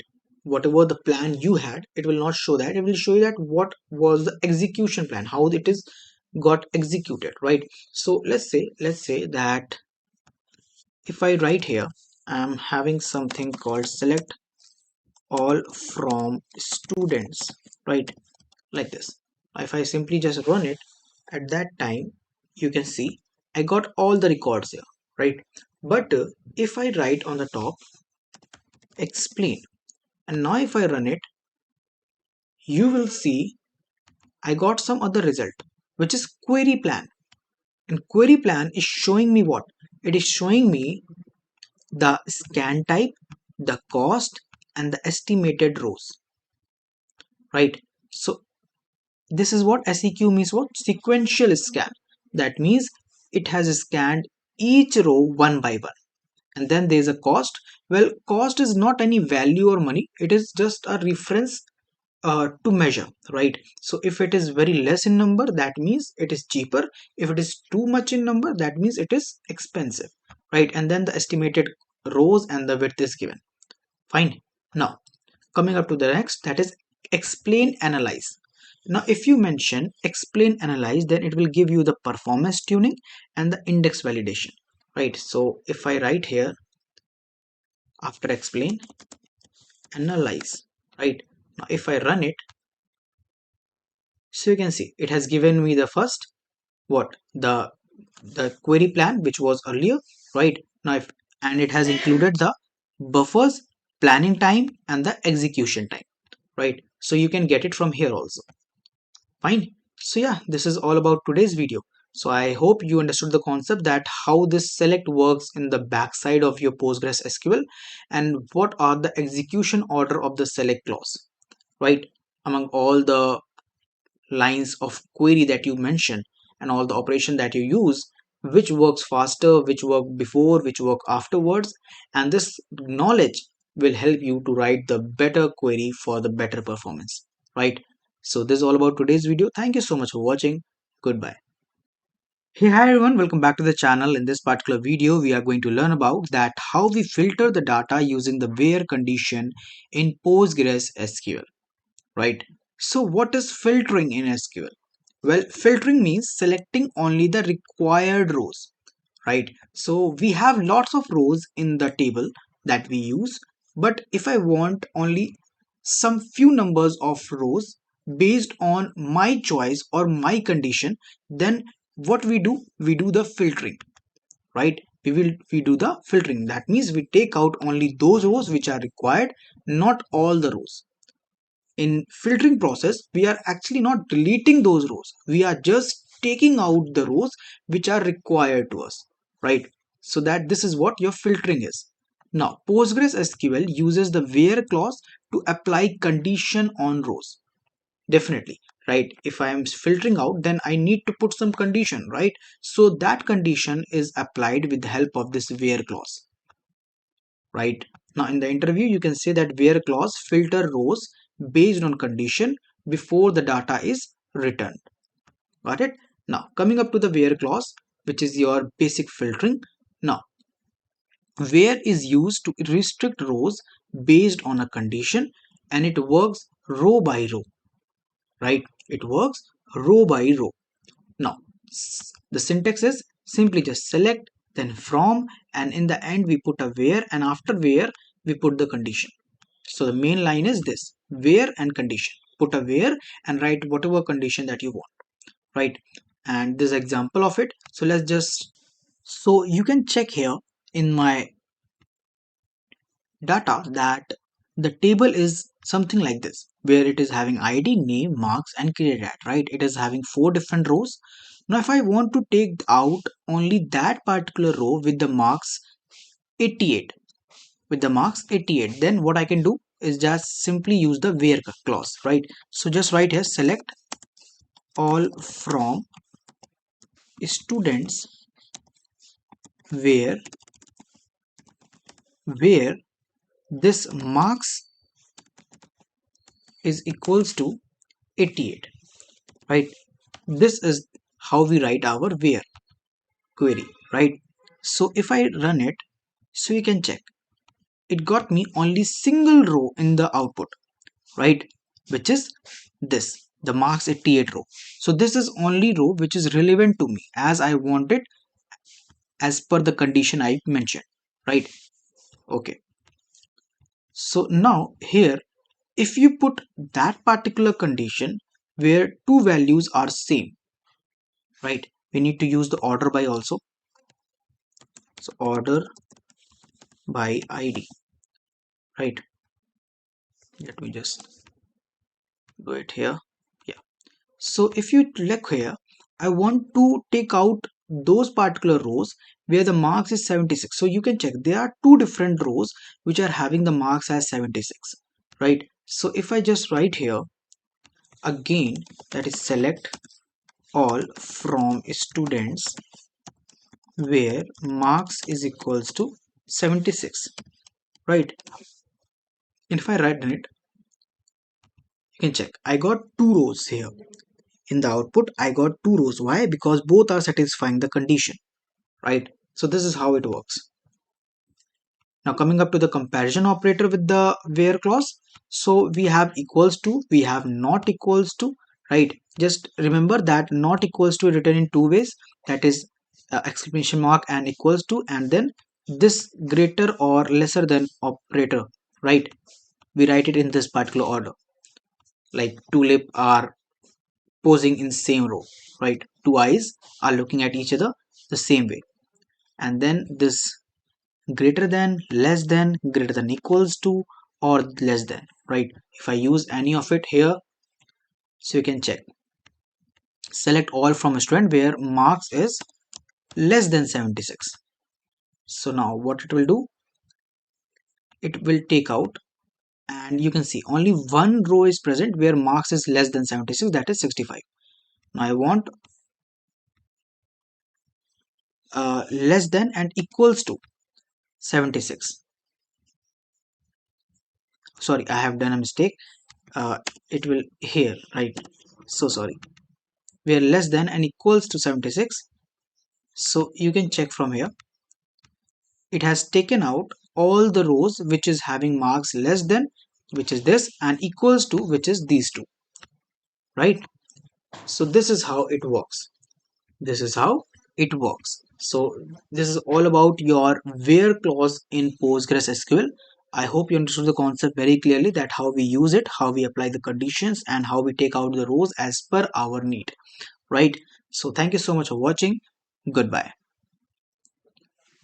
Hey, hi everyone, welcome back to the channel. In this particular video we are going to learn about that how to use and or not operator in PostgreSQL. So in the last lecture I explained you about the where clause, where we put the condition with our query so that all those rows or all those data which matches that particular condition are reverted back to us, right, in the form of table. Now what if I want to add more than one condition? Well, in that case, we use these operators, right? So AND operator is there. So AND operator says that if you are mentioning different conditions and when all the conditions will be true, then only you will get the data, right? So AND means all the condition must be true, and it is used for narrow filtering, right? There are two type of filtering, narrow filtering and wider filtering. It is for narrow filtering. Fine. Now let's talk about the syntax. So we are having where clause here. After that we put the condition number 1, then condition number 2, and between both the condition we put the AND operator. So this is the basic syntax of it, right? Now let's move towards the OR operator. So OR operator says that when you put many condition, then any one of the condition which is true, you will get the data on the base of that, right? So it means that any one condition can be true, you will get the data. It is used for wider filtering, right? And was used for narrow filtering, it is used for wider filtering. Fine. The syntax is very same, just where clause, put the conditions, and between the condition you mention the operator, right? Yeah. Now coming up to the not operator, what is this? Well, not operator is for reversing the condition, right? uh, so in the and or there was condition which was getting true, but not is just another operator where it reverse the condition. Let's say that if you check the example here, where not city equals to Delhi. So earlier we do what? We mentioned where, and then we mention the condition like city equals to Delhi. So what happens? Then all the rows where the city is Delhi are returned to us, right? But when we mention not, then it will do what? It will reverse the condition and will bring all those rows except the rows where city is Delhi. Earlier we were getting rows where city was Delhi, but after putting not, we will get all the rows except city of Delhi, right? So this is how your not operator works. Now let's go back to our PG admin and see that how it works. Let's start. So we are on our PG admin, right? IDE, and this is our database. You can check, right? This is our table, and here you can see I'm having the column name as ID, name, class, mark, city, gender, and created at, right? And we are having some 20 rows here. Fine. Now let's start writing query and understand that how this thing is actually working. So what I'm going to write is that select all from students. Students is my table name, right? Now, after writing this, I will write the condition with the help of where clause. So we write where first, and then first condition is I want all those rows where class is 10, right? You can see different classes are here. I want those class where class is equals to 10. Now, for writing another condition, we need to mention and. Just write and like this, and then write the second condition. And I want where city is equals to Delhi, like this. Got it? Yeah. So after this, if I run it, you will see the result as what happened. Oh, sorry. So it should be in the single quotation, not in the double, right? Always remember. Fine. Now let's run it. And yeah. So you can see only two rows are present where class is 10 and city is Delhi. Both the condition are true only in these two rows, right? That's why we got this as a result. Fine. Now if I just change this and write here or, now what will happen? Let's check. So now you will see I got some 10 different rows, right? 10 different rows. And why 10? Because few of the rows are satisfying the first condition, that is class is 10, 10, 10 like this, and other are satisfying the condition where city is Delhi, Delhi, Delhi, right? So in this way we actually work with these two operators. Now the last one is a not operator, so let's write it from here only. So I want that, okay, what this query will return, just think about it. This will return all those rows where city is Delhi, right? Okay, let's run it. So you can see I got all those rows where city is Delhi. Fine. Now if I just write here where, and after that if I mention not like this, and now if I run it, you will check, you will see I got some 19 rows, and in all those rows city is not Delhi. That means we got all the rows where city is not Delhi. That's it, right? So this is how we work with these three operators in PostgreSQL, and this is how we query our database or the table, right? So this is all about today's video. Thank you so much for watching. Goodbye. Hey, hi everyone, welcome back to the channel. In this particular video, we are going to learn about that how to sort data using order by in PostgreSQL, right? So what is order by? So normally when we have lots of data, right, we many of the times need to sort them. And while sorting, what we use is order by. So order by is used to sort the result set of a select query, right? So sorting happens after where filtering, right? So if you are using this order by and where both in your query, then make sure that you put where first and then order by. Means first perform the filtering and then perform the sorting. Fine. Yeah. So default sorting order is ascending, right? So this is some basic definition. Now whatever is being written here is just for the example, so I'll just explain you everything on my IDE, right? So let's go there. Fine. So here is our table schema and this is our table, right? So let me just do one thing. Let's run it like this, and yeah, you can check we are having some 20 rows, right? And the columns are id, name, class, marks, city, gender, and created at this one, right? Yeah. So let's start the work. And first thing which I will do is just explain you the basic. That is, let's write here select all from students, right? And after that, just write order by and then marks, right? Now if I just run this particular query, this line only, right? If I run this, then you can see that our rows are almost same, like it is completely same than that how we have actually entered the data, right? It is dependent on this primary key which is id, right? So now if I just run this two line query which is saying that sort the complete rows on the basis of this marks, right? So if I do that, now if you see, it is sorted in some other manner, right? You can check. Now if you look at the id, it is 16, 14, 8, 20, not 1, 2, 3, 4. Why? Because it is sorted on the basis of the marks: 40, 49, 55, 58, 60, 64, right? So we mentioned the column name on which we want to make the sorted, right, sorting. So this is how it is done.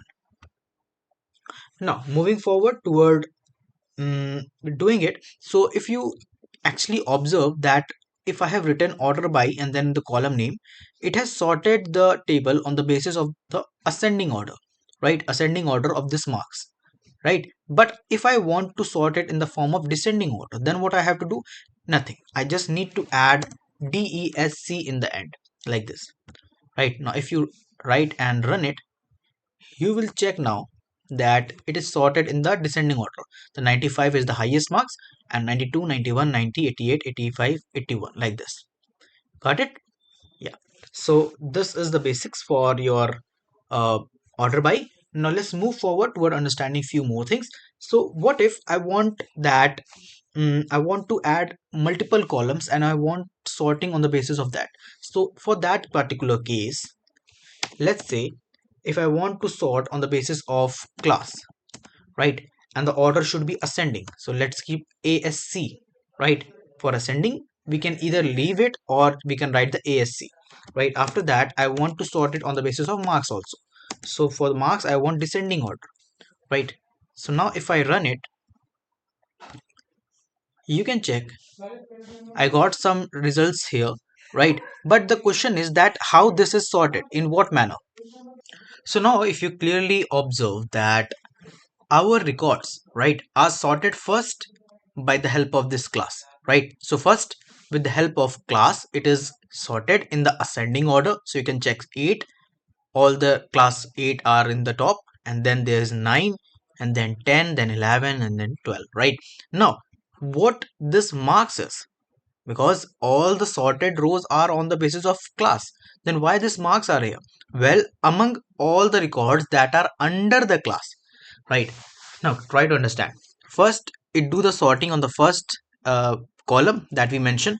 So as you can see, first one is the class. That's why we are having the sorted order of all the rows on the basis of class first, and then inside all the rows that are having the class same, right? And now there the sorting are done on the basis of marks. Now here marks is in the descending order, so you can check among all the class of 8, right? For these rows, right, 4 rows are there. Now here check the marks: 73, 68, 58, and 55. So this is in the descending order, right? So this is how it is done. Got it? This is how it is done. So this is how we work with two different columns while sorting. Fine. Yeah. So now if I explain you that how we use where clause with while doing the sorting, so it is also the same. Let me just copy it. But one thing that you need to remember is that you always use where clause before order by, right? So just write here where city equals to, let's take Pune this time, Pune, right? Where city is Pune and order by class. right? So now what it will do, it will first filter out all the rows which is having city as Pune, and then it will make the sorting, right? So now if I run it, what is happening? Okay, again I did the same mistake, so sorry for that. It is in the single quotation, right, not double. Yeah, now if I run it, you can check all the rows are those which are having the city as Pune, and now it is sorting in the ascending order on the basis of class, right? So this is how done, right?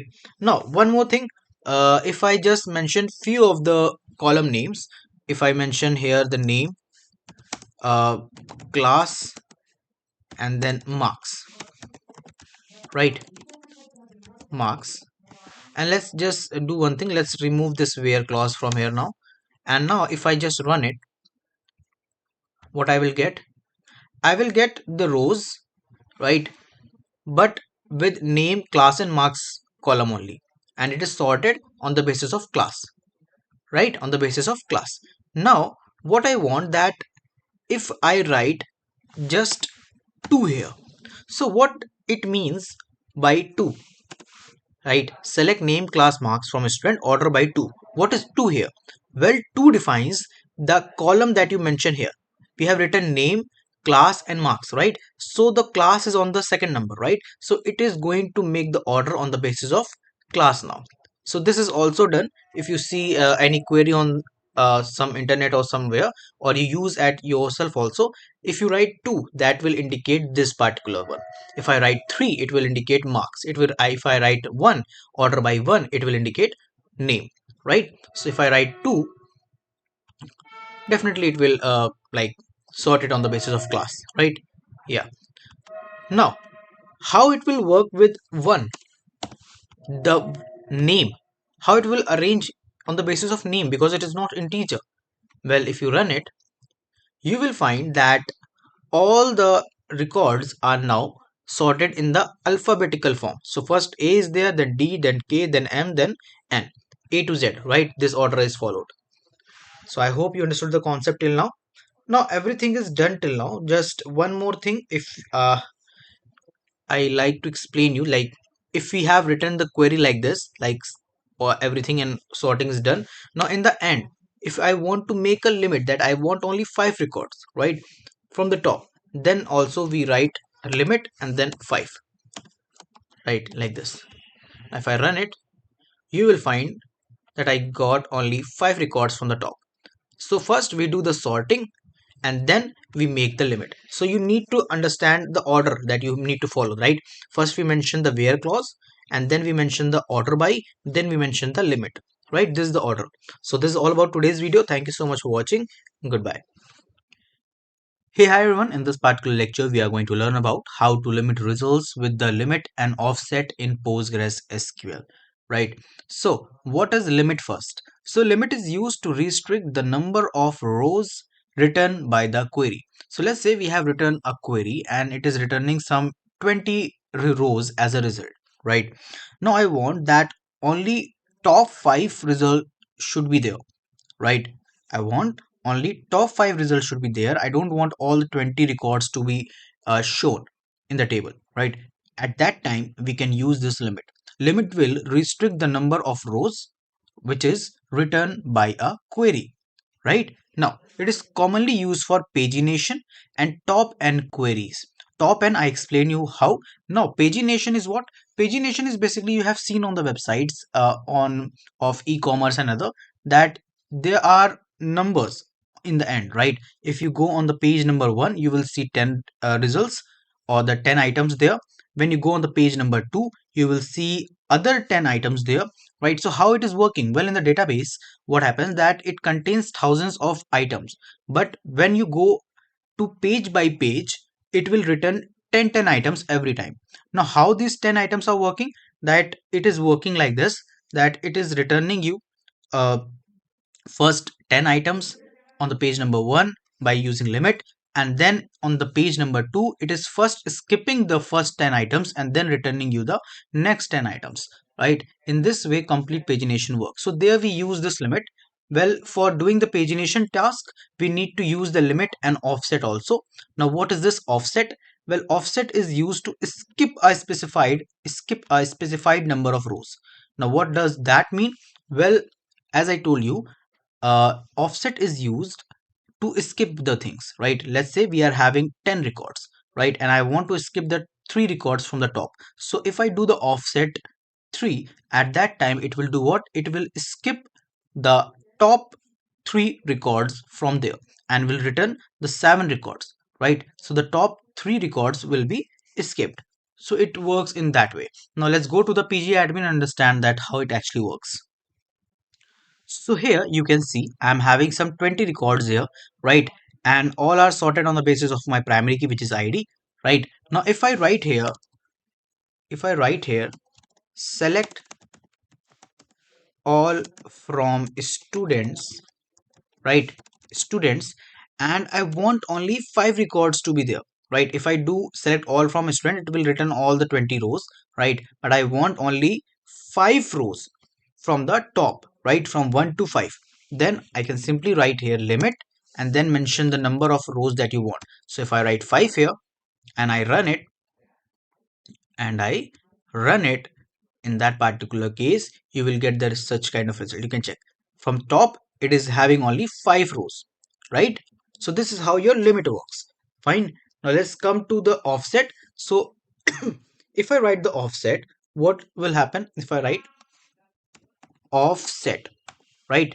So first of all, what we are having, if we do the select all from student, we will get 20 records.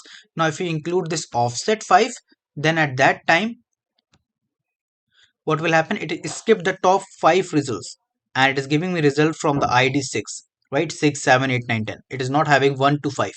So this is how your offset works, right? So as I told you, in the pagination we use the limit and offset both.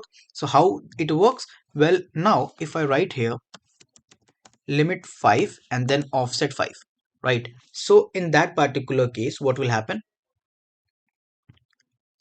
you will see it has got me only 5 records, but after skipping the top 5 records, right? It is giving me the 5 records, but after skipping top 5 records because we have used offset 5. Got it? Got it? Was it easier? Right? It is very much easy. So this is how your pagination work. If I'm going to the page number 2, right? If I'm going to the page number 2, in that particular case, what will happen? That it will do limit 5, right? And offset 5. But if I'm going on the page number 3, at that time it will do limit 5 but offset 10, right? And this is how your pagination will keep working. So how it is done, it is done on the backend side, right? When we write the complete code for it, but when it comes to the query, it is done like this, right? Limit 5 and offset 10. So it will skip the, if you go on the page number 3rd, it has skipped 10 records from the top and now it is giving the other 5. That means from 11 to 50. Got it? So this is how your limit and offset work in your PostgreSQL. And this is all about today's video. Thank you so much for watching. Goodbye. Hey, hi everyone, welcome back to the channel. In this particular video, we are going to learn about that how to use primary key correctly in PostgreSQL. Now, I have already told you that what is primary key, right? But let me explain you again. A primary key is a column that uniquely identifies each row in a table. Okay, let me just show you in my table, right? So now here, if you see, here ID is my primary key, right? So with the help of this primary key, I am able to identify every row. If I say go to ID number 6 and take that row, so we can directly go to ID number 6, you can see, and I will get the complete row here, right? Like this. If I say go to ID number 10, so I will definitely come here and will find the complete row. I can find it, right? But if someone say that please go on the particular row which is having the marks or the class as 11, so for the class 11 there are multiple class, you can see there are multiple class with the value 11, right? Here and here. So you cannot directly go on the row, You cannot find the row directly with the help of this class. Why? Because it is not a primary key, it is not unique. Fine. So this is how your ID, which is acting as a primary key, works. Right? A table can have only one primary key. For the whole table, there could be only one primary key. That primary key can either be on a single column or it is a combination of one or two column, right? So this is how your primary key works. And primary key values cannot be null. So you cannot store a null value to your primary key column. Fine. And you cannot write any duplicate number or data to your primary key column, right? Fine. Now, why primary key is important? Well, it ensures the data uniqueness, it improves the data integrity, it helps the PostgreSQL to identify row efficiently. It is very important. I already explained you that how it is helping to identify the row efficiently, right? So this is all because of primary key. That's why we always keep a primary key into our table schema, right? And it automatically creates a unique index. So if I talk about index, we will further talk in detail about the index, but till now, if I talk about the index, if you have manually made any index to a particular table, that's great. But if you haven't yet, then what PostgreSQL will do, that it will use the primary key column as an index, and it will be of the type unique index, right? So primary key creates a unique index, right? Fine. Now, talking about creating a primary key while creating a table. So if you are creating a table schema, at that time you manually define the primary key constraint to the column that you want. Let's say if I come here and let me show you. So this is the schema for my table students, right? So here if you check for the ID, I have defined the primary key here, and in no other column name I have defined primary key, only for ID. Why? Because we can apply it only once, right? We can apply only once. That primary key will be only one in the complete table. It could be either ID, or if I want that two different column will have the primary key, then both the columns will be used together to act as a unique column or to help other to identify, right? I will explain you in the upcoming part in this particular video, right? So here you can see I have manually defined the primary key as a constraint to this particular ID, right? So this is how we define it. So ID uniquely identifies each student, so that's why we have made ID as a primary key, and PostgreSQL automatically enforces uniqueness. So if you have defined ID as primary key, in that particular case, if you try to insert the duplicate data into the ID, right, at that time it will show you a error. It will not get inserted inside the table, right? That's it. Now moving forward towards adding a primary key to an existing table. Well, this is very important query. Kindly read it at your once also, that if you want to add a primary key, let's say you are having a table and you have not defined the primary key there, right? Now later I want to update the table and want to make or add a primary key to it.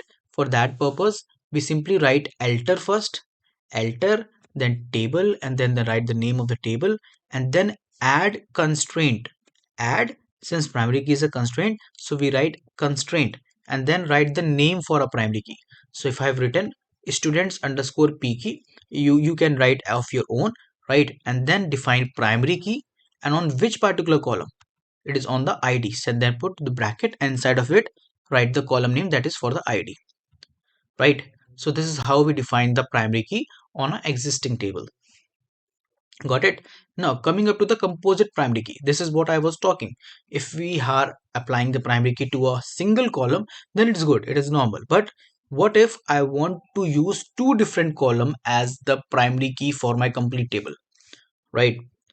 Why we use it? Well, if one single column is not unique, then how we can use it as a primary key, right? But two different columns can act together to make it unique, right? To make themselves unique.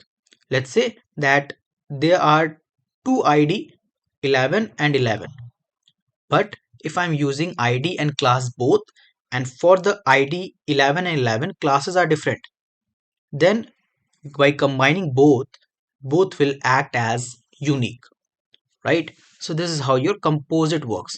So how we create a composite primary key?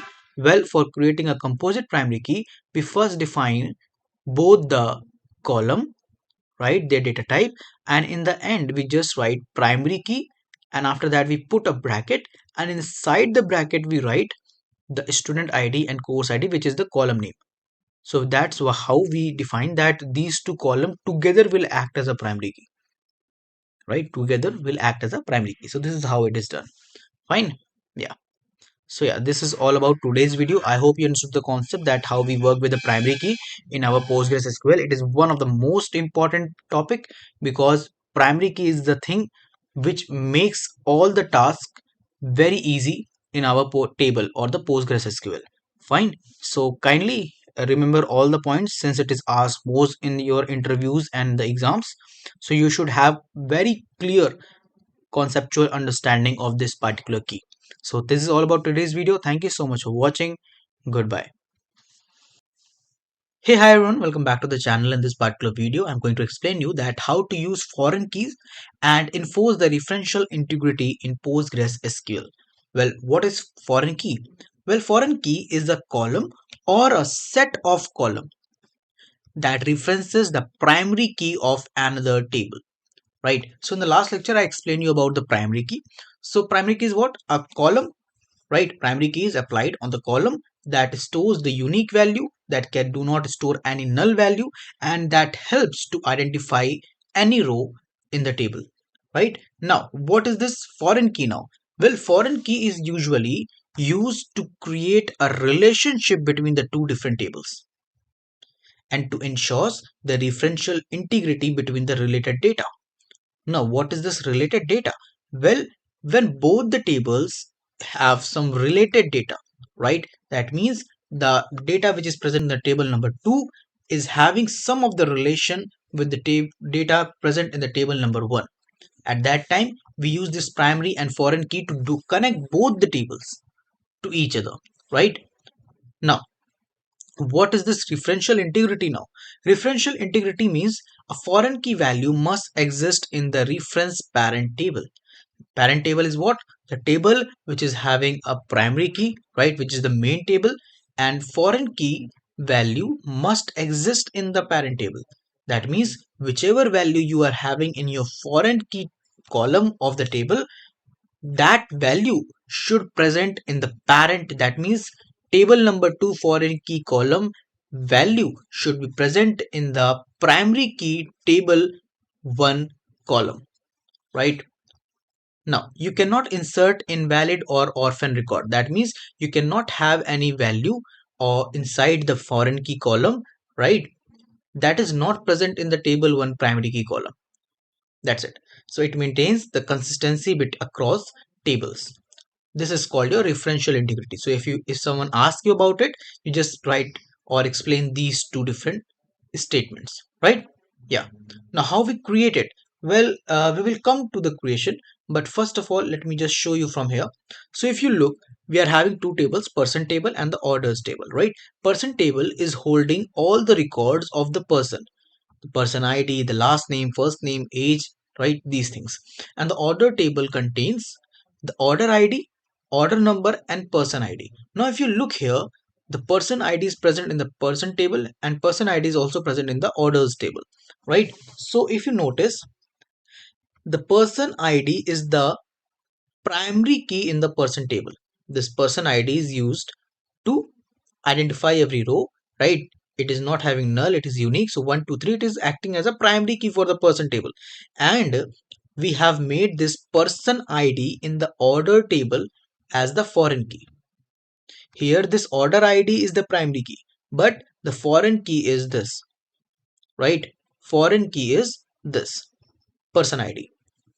Now what is happening? It is helping to create the relation, right? Now with the help of this person ID, you can see that person ID with the ID 3 His name is Peterson, his first name is Kari, and his order number is this and this,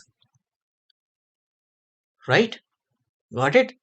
For the person ID 2, for the person ID 2, right? His name is Svensson Tove, age is 23, and the order number is this. Why? Because there is a relation. Person ID, person ID. Got it? Now I think you got it clear. Now, foreign key constraint prevent invalid data from being inserted in the foreign key column. Right? If you insert any of the detail in the person ID, right here in the person ID, let's say you have entered 4. But if you enter 4, it will give you the constraint, right? It will give you the error. Why? Because there is no such person ID present in the parent table, which is the person table here, right? There's no 4 here. So how you can enter 4 in this particular column, which you took as a foreign key, right? So this is what I was talking about. Now, how we create it? Well, for creating, like if we first we need to create a primary key, right? So primary key in the parent table departments is like this, right? We mentioned it on the ID. Now, on the table employee, we want to create a foreign key, right? So for creating foreign key, you can look from here in the departments table.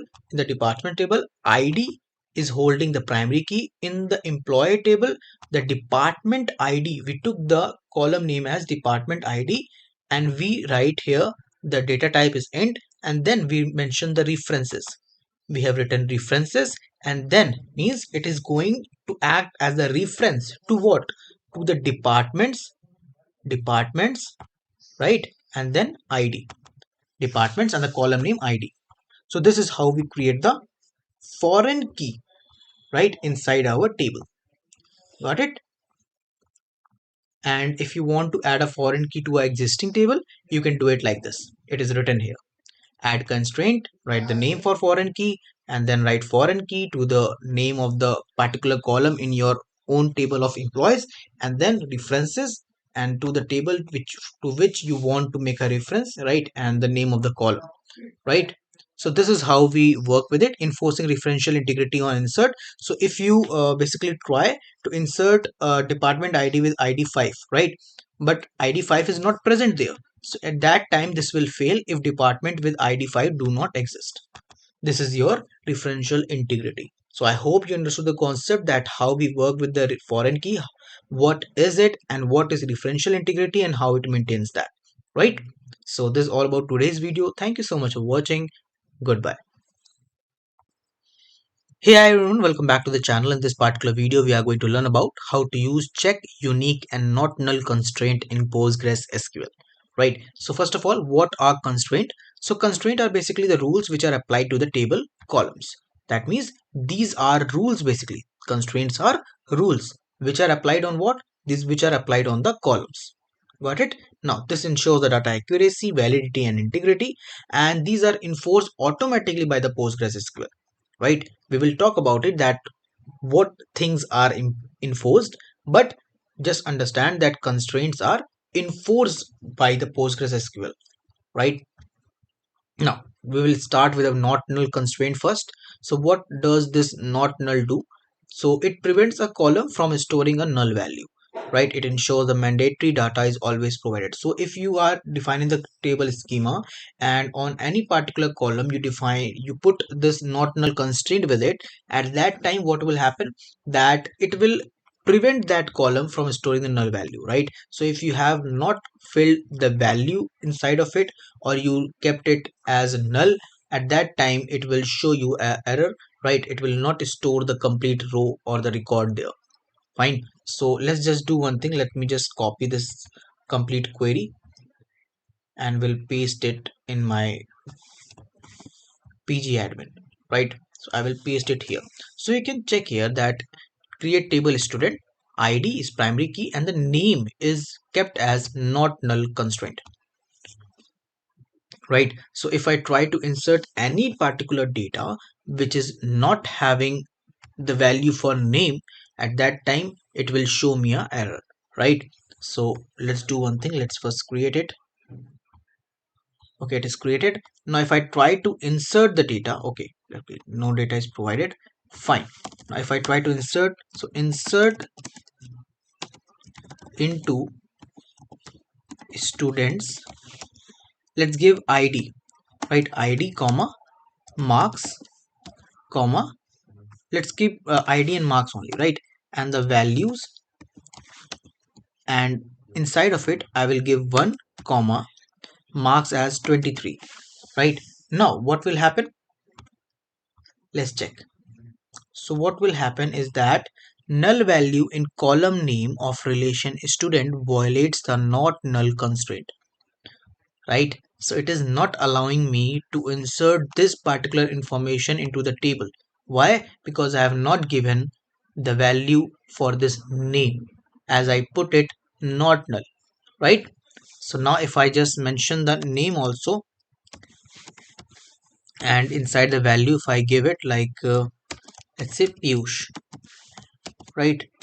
Now if I run it, you will find that, okay, I was just sorry, single quotation not double, right? Now if I just run it, so you can see our data is successfully inserted, right? So this is what your not null constraint is. Fine.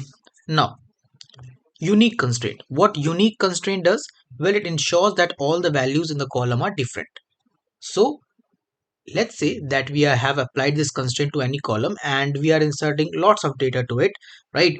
And if we insert similar type of data or a similar value data 2 times, right, more than 1 times you can say, at that time you will feel the error there, right?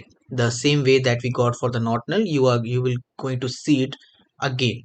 So this is what your unique does, right? It allows only one null value. So if you are inserting null value, even the null value can be only one, right?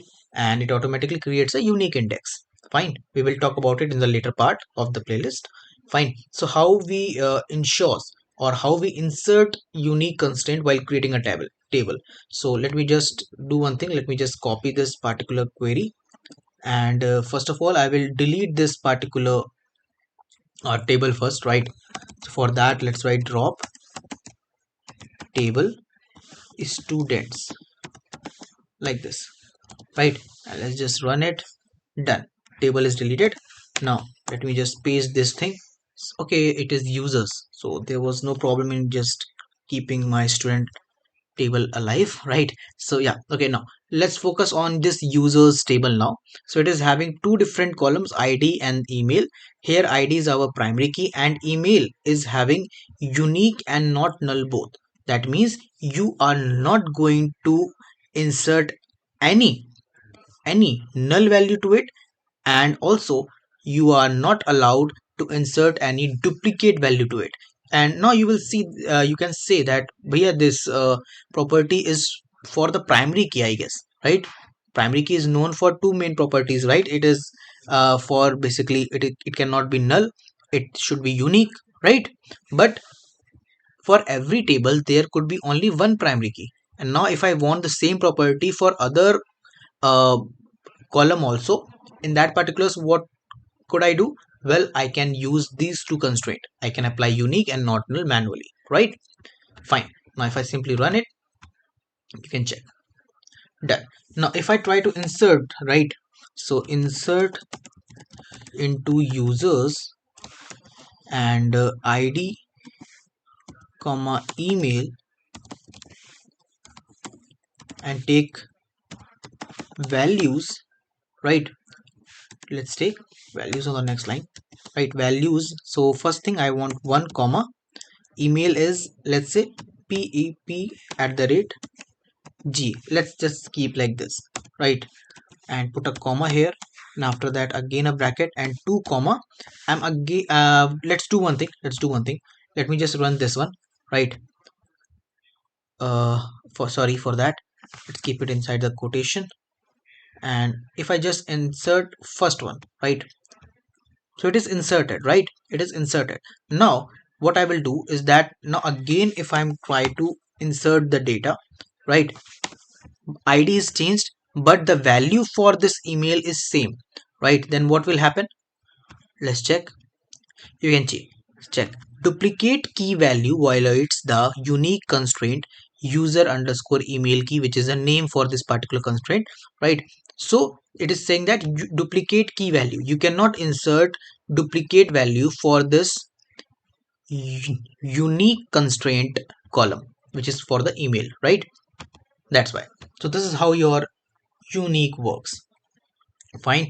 Now coming up to the last constraint, which is check constraint. What check constraint does, that it restricts the value based on a condition and ensures that value meets the business rule. So it is used to apply the condition on a particular column, that if you are inserting a value, I put a condition that, let's say that the value should always be between a particular range. So if you are inserting a value more than or less than that particular range, it will give me an error, right? Such kind of condition we can put. So you can see from here also. Okay, let me just do one thing. Let me just copy it from here. Yeah, copy it from here, and let's just create another table, right? Create another table like this and just run it. So yeah, table is created. Now here, if you see, at marks, I put the data type, and then you need to put this check. After putting the check, you need to put a bracket, and inside the bracket first mention the name of the column again, which is marks, and the value range. I want a value range, so I have written between 0 and 100, 0 and 100, like this. Now if I try to insert a value, let's say insert into students, right? Students, and I mention the column name, let's say ID, comma name, comma marks. That's it, right? And I take the values, and inside of it, one comma, let's say A, comma, and for the marks, let's say the marks is 101 now. So what will happen if I insert anything which is beyond the range? Then it is saying that new row for relation students violate the check constraint, right? So it is violating the check constraint. That why this particular record cannot be inserted inside your table, right? So this is all about the constraint that we learned in this particular lecture. I hope you understood the real use and how it acts in your PostgreSQL or the IDE, right? So this is all about today's video. Thank you so much for watching. Goodbye. Hey, hi everyone, welcome back to the channel. In this particular video, we are going to learn about that how to enforce data integrity at the database level in PostgreSQL. Right now, what is data integrity and why it is so much popular? Why everyone talks about data integrity? Well, data integrity means that your data is stored in the database is accurate, consistent, and reliable, right? As a data engineer or as a developer, it is your duty to make your database the most accurate, most consistent, and the most reliable, right? So that's why we talk about the data integrity the most. Now, it ensures that invalid, duplicate, and inconsistent data cannot be inserted or updated, right? This is your task, that no invalid, no duplicate, or no inconsistent data should be inserted inside our database, right? And why it is important? Well, it prevents from the data corruption, right?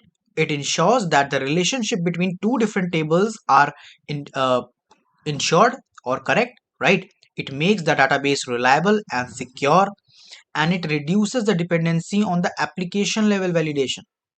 So these are the four important points that why the data integrity is so much important. Fine. Yeah. Now, what are the types of these data integrity in PostgreSQL? Well, the first integrity is your entity integrity. Now, what is this? Well, entity integrity means that every table must have a primary key, and every record which is present in the table have some of the value or the column through which it can uniquely identifiable, right? For that purpose, we use primary key.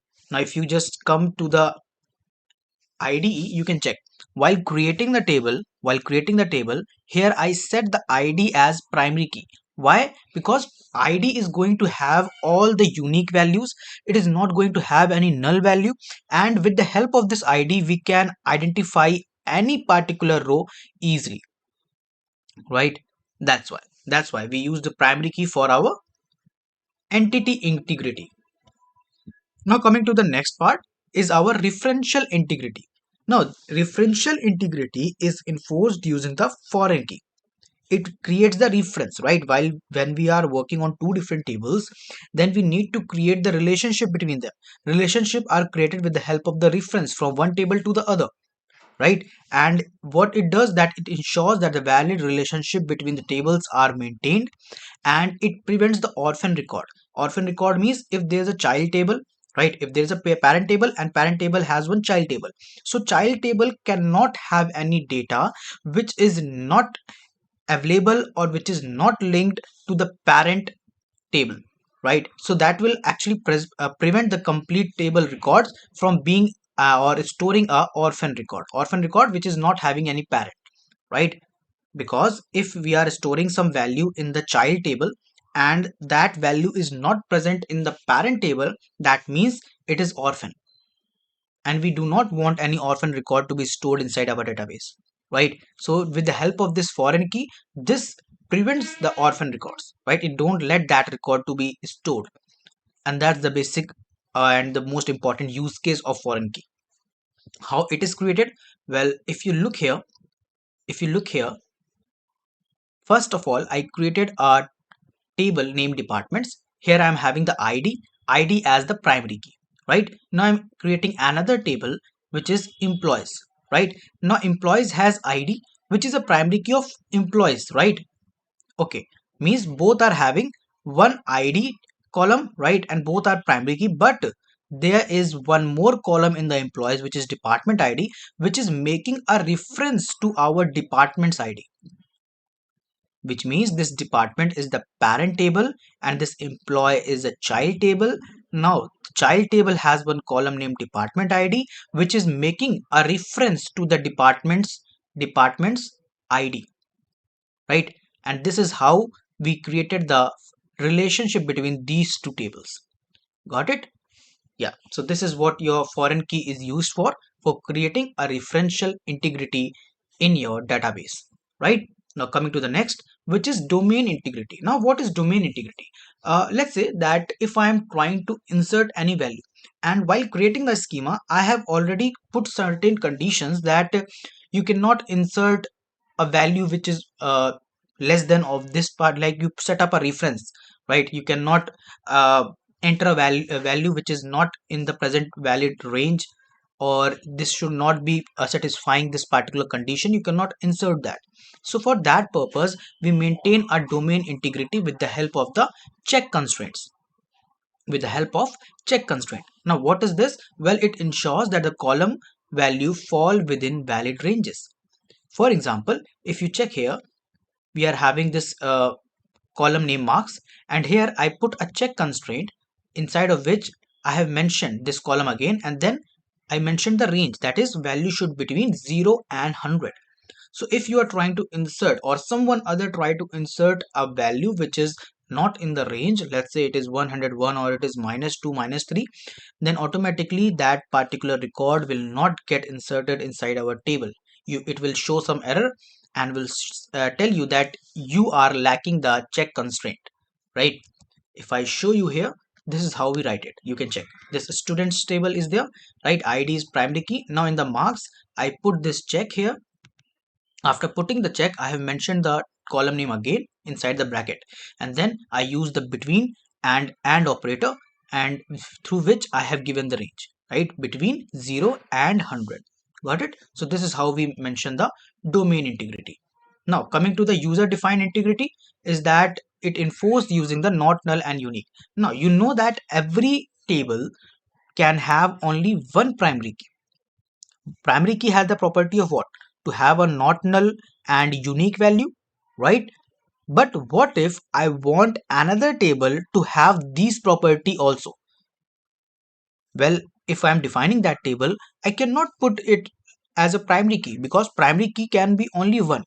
So in that particular case, I use these not null and the unique constraints to maintain the uniqueness or the unique integrity, or you can say the user defined integrity to that particular column or the table, right? So it prevents the missing and the duplicate value, and this is how we do it. Create table, users, and id. Inside the id we put a primary key here. You can check it will also act the same, that is unique and not null value, right? And this email is having what? This email is having varchar, and it is having unique and not null constraint through which it is maintaining the user defined integrity. Got it? So this is how we perform our task of maintaining integrity to our database, right? And this is how we enforce the data integrity at the database level. So this is all about today's video. Thank you so much for watching. Goodbye. Hey, hi everyone. In this particular video, we are going to learn about how to use like and I like for pattern matching in PostgreSQL. Right now, what is this pattern matching? Well, pattern matching means that it is used to search text data partially, not the exact match. Right? Let's say that if I want to get all the records where name is starting with A, right? So the names with A as their first letter is the pattern, right? So this is how we do the pattern matching in the SQL, right? And it is done with the two operators, which is like and I like. Got it? Now let's start and go to the our PG admin to see that how it works. So this is our table. You can check, right? We are having some 15 records where the column name are ID, name, email, city, course, right? So let's start. Fine. So what I will do is that first thing that you need to understand is basically that the basic syntax to do this is first you write your query, right? That select all from table name or whichever column that you want. After that, you put a where clause, and then you mention the column on which you want to apply the pattern matching, right? And then write like and that pattern, right? Now I will explain you with the practical use. Now here check, if I write select all from students is my table name, right? Select all from student, then write where, and then write the name of the column. So let's say that I want to search for this name, right? This name column. So if I write here where name and then like like, like, and then write the pattern. So I want all those names, all those means rows where the name is starting with A, where the name is starting with A. So for that purpose, what I will do is I will just write here, like I will put a single quotation here and then write A, and since it is the first letter, right? So we are not going to focus on the next letters, right? After A, I don't care. I just want that first letter should be A. At that time, we put A first, and after that, put the percentage afterwards, like this. Now, if you run it, you will find the records where name is starting with A, capital A. You can check, right? Like this. Now if let's say if I want something else, I want to check for some other pattern also. So if I want, let's say n, right? Let's say n. So simply just first letter is n, so we'll just write n here, right? And run it. Now if you run it, you will find that all those rows where name is starting with n, Neha and Nikhil, right? I got those rows. So this is how your pattern matching is done. Now what is like and I like?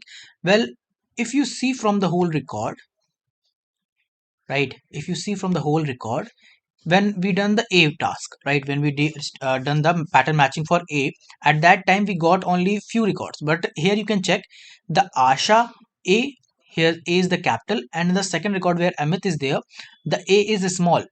So in that particular case, if I put only capital A with like, right, at that time it will give me this record but not this one. But this is also starting from A. Then what should I do? Well, this is due to the case sensitive nature, right? Like is case sensitive, and if you want to make it in case sensitive, right, case insensitive, sorry, in that time you need to put here I like, right? Just write I and like. Now if you write here, let's say A, capital A, right, and run it, now this time you will get the small Amit also. You can check, right? So this is what your like and I like is. Got it? Now let's take few more examples. Let's copy it and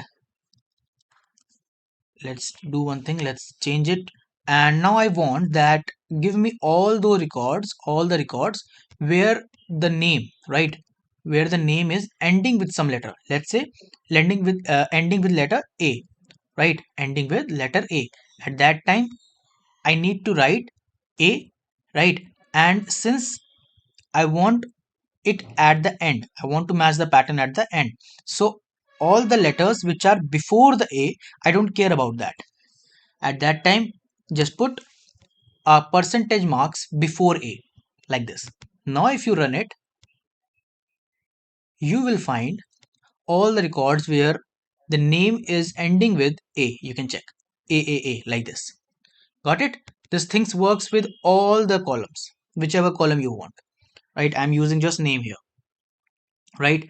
Now, if you want that the particular column, all the column where it is containing any particular letter, no matter it is in the end or start like this, right? In that particular case, you just need to write here percentage and in between write that letter that you want. So if I want all those records where the name is having at least A at any place inside the complete name, right? In that particular case, just put the A between two different percentage marks, right? Now if you run it, you will see all these names which are present are having A somewhere, right? For sure. Got it? So this is how your like and I like works. Now there is one more important thing, that is your underscore, right? So what is this underscore? If I go downward and let me show you. So if I do one thing, that let's say someone is saying that second character should be A, right? Let's see, is there any record like such? Yes, it is having such record. So it is saying that the second character should be A. That's it, right? Whatever, like let's say here is uh let's say Akash like this. So no matter that A is present in the first, A is present in between, I just want those names where A is present in second, right? This is what I want. So for that purpose, we use underscore. We use underscore. With this underscore, then put A and then put for the percentage marks. Now, what will this do? That it will actually do one thing, that in the Akash, it will search for the second letter. This first letter could be anything that you want, right? This first letter can be anything. It will only focus on the second letter like this. Now if I write here percentage A, sorry, underscore A and then percent, at that time if I run it, you will find all the names, there are two names only, right, which are having A in their second position. Karan is having A here and Manish is having A here, right? So this is how your like and I like is worked with or for the string pattern matching in your PostgreSQL, right? I like is for the case insensitive and like is for case sensitive, right? So this is all about today's video. Thank you so much for watching. Goodbye. Hey, hi everyone. In this particular video, we are going to learn about that how to use regular expressions in PostgreSQL. Now, what is regex? The short form of regular expression. Now, regex are used for advanced pattern matching. So in the last lecture, we understood about what is like and I like.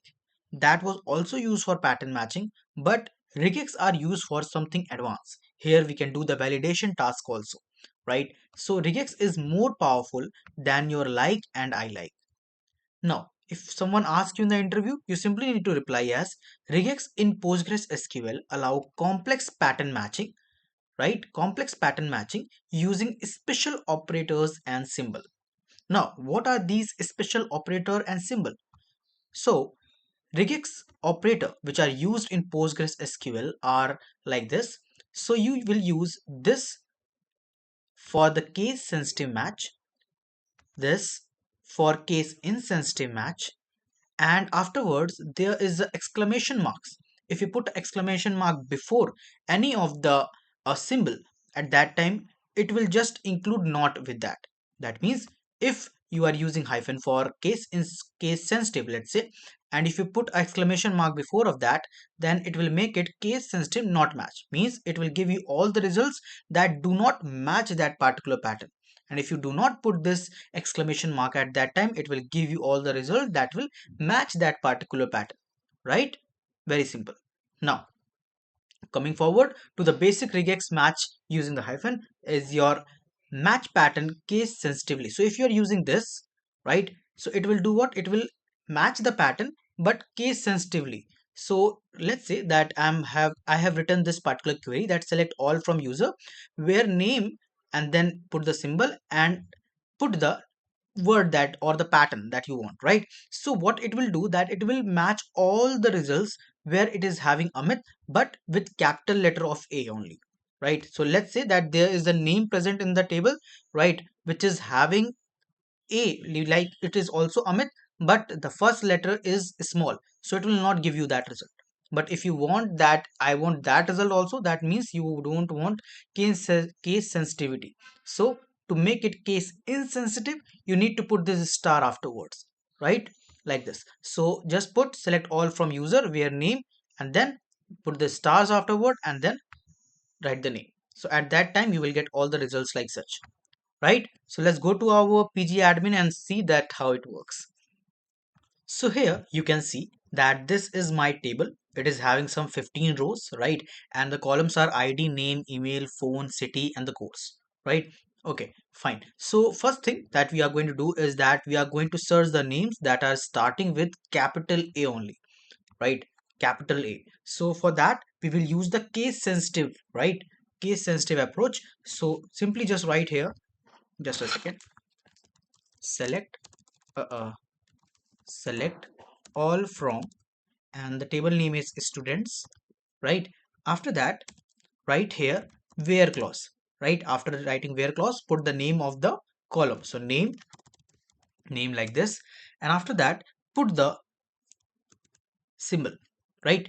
It is on the backtick, so simply put the shift and then click on the backtick, which is on the left side of your one key. Fine. Yeah. Now put this annotation, and after that you need to, since you are searching for the first letter, I want all the name which are starting with A, right? So you are searching for the first letter. So for that purpose you need to put this, and then capital A, right? So when you put this symbol and after that you put the letter, then it means that it will show you all the results, all the rows in which the name is starting with this particular letter, right? So now if I select it and run it, you will see I got all the results where the first letter is A and it is capital. Now what if I put a star afterwards like this? As I told you, it will become now case insensitive. So now if I run it,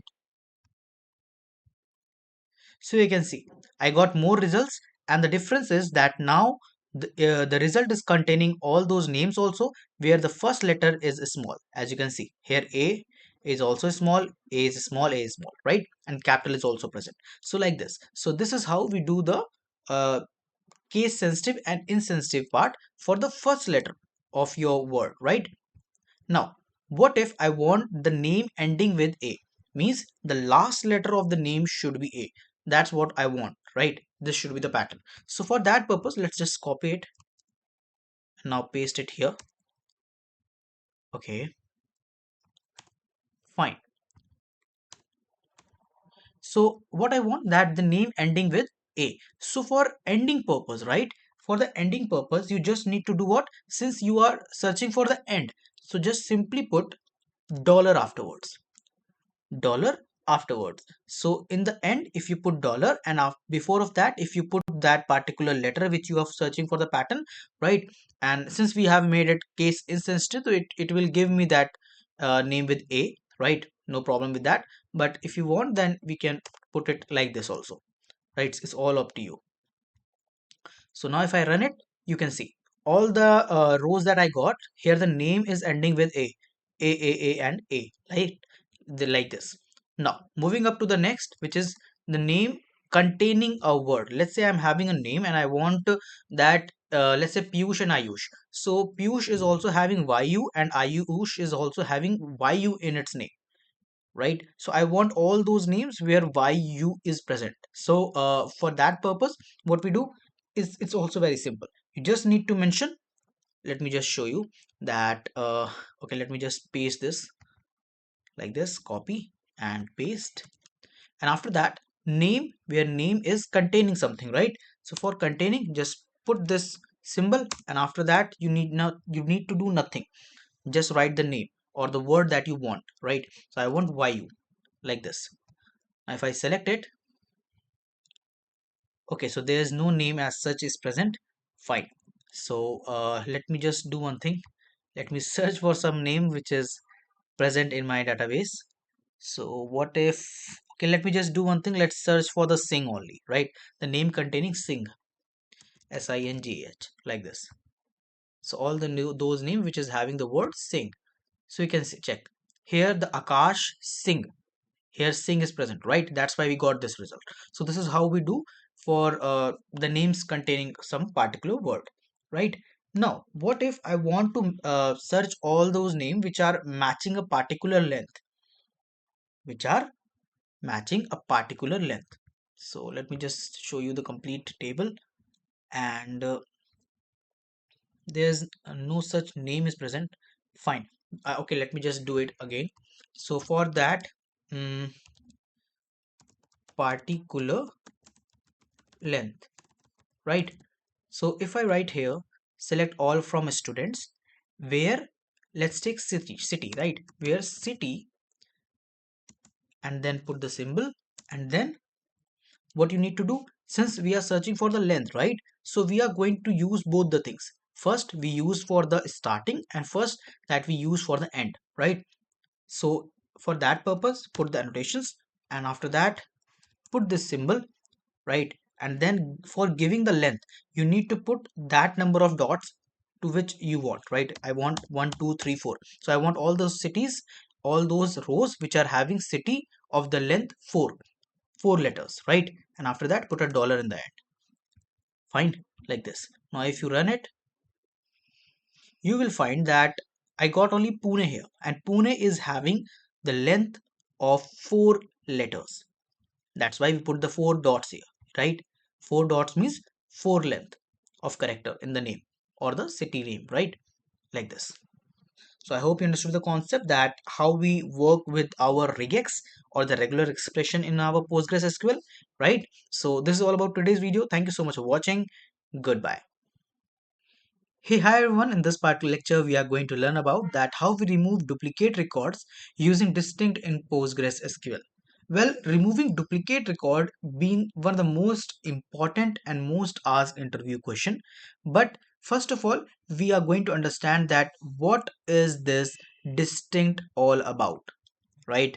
But before that, let's understand that what are duplicate records, right? So duplicate records are basically the rows where one or more column have the same value, right? So the rows, different rows which are having same value for a column, right? Those are called the duplicate records. And duplicate usually occurs due to the bad insert, missing constraint, and imports, right? So basically if you talk about the constraint, so let's say that if I'm working with any of the particular column, so the constraint that we can use to prevent this duplicate record can be unique, right? If you put the unique constraint, you can protect it, right? But if you're not, then having a bad insert can lead to the duplicate records, right? Fine. Now moving forward towards the main part, that is what is distinct. Well, distinct is used in a select query. So when you are writing a select query, that time you use this distinct, and it is used to remove duplicate rows from the result set. Please read it again. Remove duplicate rows from the result set. What it means that it do not remove the duplicate record from the table. It remove duplicate record rows from the result set. That means It does not delete data from the table. It only does the filtering work, right? Only filters the output, right? This is what your distinct is used for. Now basic syntax is just write select, after that write this distinct, and then put the column name to which you want to apply this removal of duplicate, right, values, and then from table name, of course. Fine, this is what your syntax is, basic syntax. So just one thing, that before writing the column name, just put this distance here, right? That's it. That's it. Now, when you are applying this distinct on a single column, then it returns the unique value from one column, right? So let's say that you have written select distinct and then the city name. So it will give you the only the city records, but the records will be unique. Records will be unique, that all the unique values that are stored in that particular column, you will get that. So if city appears 10 times, it will show only once. That means if city is present, like if let's say there is a column named city and it is having only Delhi inside of it, right? All the record are having Delhi. So if you do the select distinct, so it will give you only one result, and that will be Delhi, just one, right? That because that one is unique. Fine. Okay. Now, how to apply distinct on multiple columns? So, uniqueness is checked on the combination of columns. So, basically, when you do select distinct city, comma courses from student, so duplicate rows are removed only if both city and course match. That means if you have applied this distinct on multiple or the combination of column, then if both the column values are matching, only then the duplicate records will be removed, right? So let's say that there is a name and city is present, right, column. So name is having Piyush, city is having Delhi, and there's another row which is having Piyush and Delhi, and there's another row which is having Piyush and Pune. So at that time only Piyush and Delhi record will be removed, right? Because it is matching. Piyush and Pune is not matching. So like this is way how it is working, right? So let's talk about the distinct versus the duplicate rows. So how it works, so basically if you consider the table data, that what I was explaining, right, the name and city. So Amit Delhi, Amit Delhi, Amit Mumbai. So if you do the select distinct name comma city from the student, at that time the output will be Amit Delhi only one, and then Amit and Mumbai one time, right? Why? Because here it is checking both the thing, name and city, and only Amit Delhi are matching, not Amit Mumbai. Fine. So this does what? Only exact duplicate rows are removed. Fine. Now, distinct with where clause. Where is applied before the distinct. So if we have written select distinct city from a student and then we put the where clause, and after that marks is greater than 80. So first what will happen? It will first filter the rows, right? How it will work in the backside, that first of all filtering is done, and then there is a task that is removal of duplicates, right? So if you are using with the where clause, it will first filter out those rows which are matching the condition, and then it will apply the removal of duplicates, right? This is how it works. Fine. Now distinct with order by. So if you have mentioned order by, so order by column must appear in the select list. So you can check. So what will happen, that after like all the sorting works, it will distinct out all the data, right? And the data that will be receiving will also be sorted. Fine. Yeah. Now distinct with aggregate function. So distinct can be used inside aggregate function such as select count distinct city. So if you have mentioned this, so you can do this, like it will count only the unique values of the city. How many unique values or the cities are present in this city column. Fine. That's it. And the most important, that this is distinct versus the group by. Now what is this? Well, distinct is used to remove the duplicate rows, where a group by is used to group the rows, right? And there's see very simple syntax is present in distinct, and group by is having very uh not, I can say that it is not very difficult, but it is used with the aggregate function, so it make it a intermediate level of complete query. Fine. So you need to have good understanding that how group by and distinct works, right? So let's go to our pg admin and understand that how actually we write the query for it. So here you can see that I'm having a table with the column name ID, name, email, city, and created at, right? So if you check here in the email, there are multiple emails which are duplicate, like this Amit and this Amit, this Neha and this Neha, right? And few more also, like this Amit is also present. So in this way, they are duplicate records in this particular email column, right? So if we want to get only the unique records, right? I don't want the duplicate records. In that particular case, what you can do, you can simply write here, select distinct, and then write the name of the column, that is email, and after that from users is my table name, right? Yes. Now if you run it, you will see that I got only 6 records here in the email, and these 6 are the unique one. That means it has removed all those duplicate records and gave me only the unique records, right? Here Amit is only one, here Neha is only once, right? So this is how we do the uh, removal of duplicates from the result, right, with the help of the distinct. Now what if I want to remove or permanently delete those records which are duplicate, the complete row, right?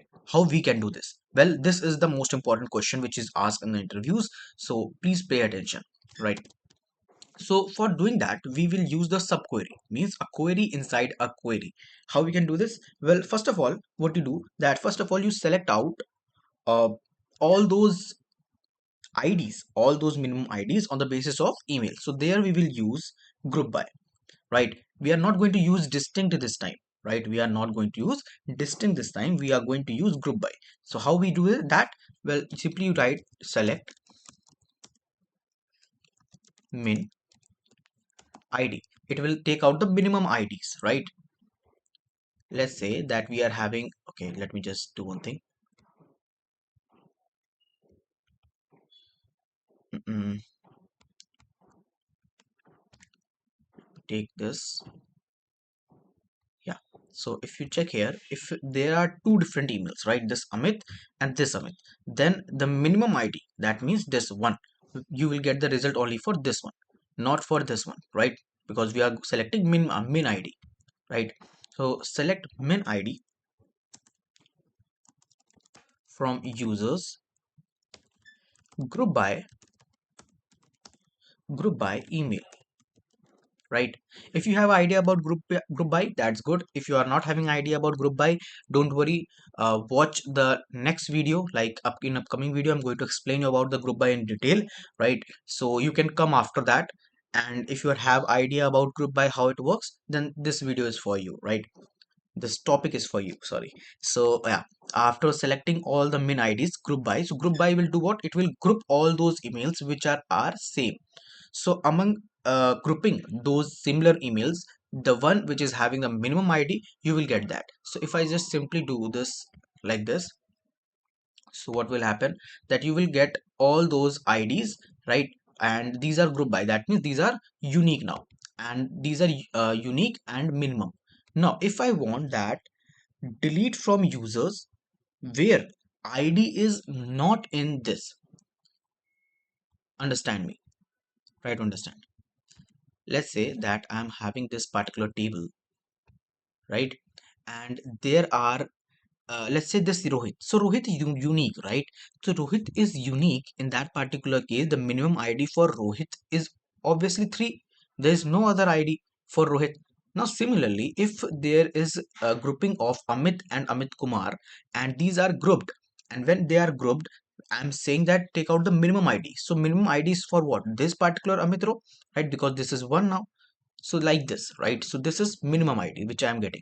Now I am saying that delete all those records which are not in that results, which are not in particular this particular result. That means we are getting 6 records here, and whichever record which are not in this particular records, right, I want all to get deleted. So in that particular case, what I can do is that simply I can write here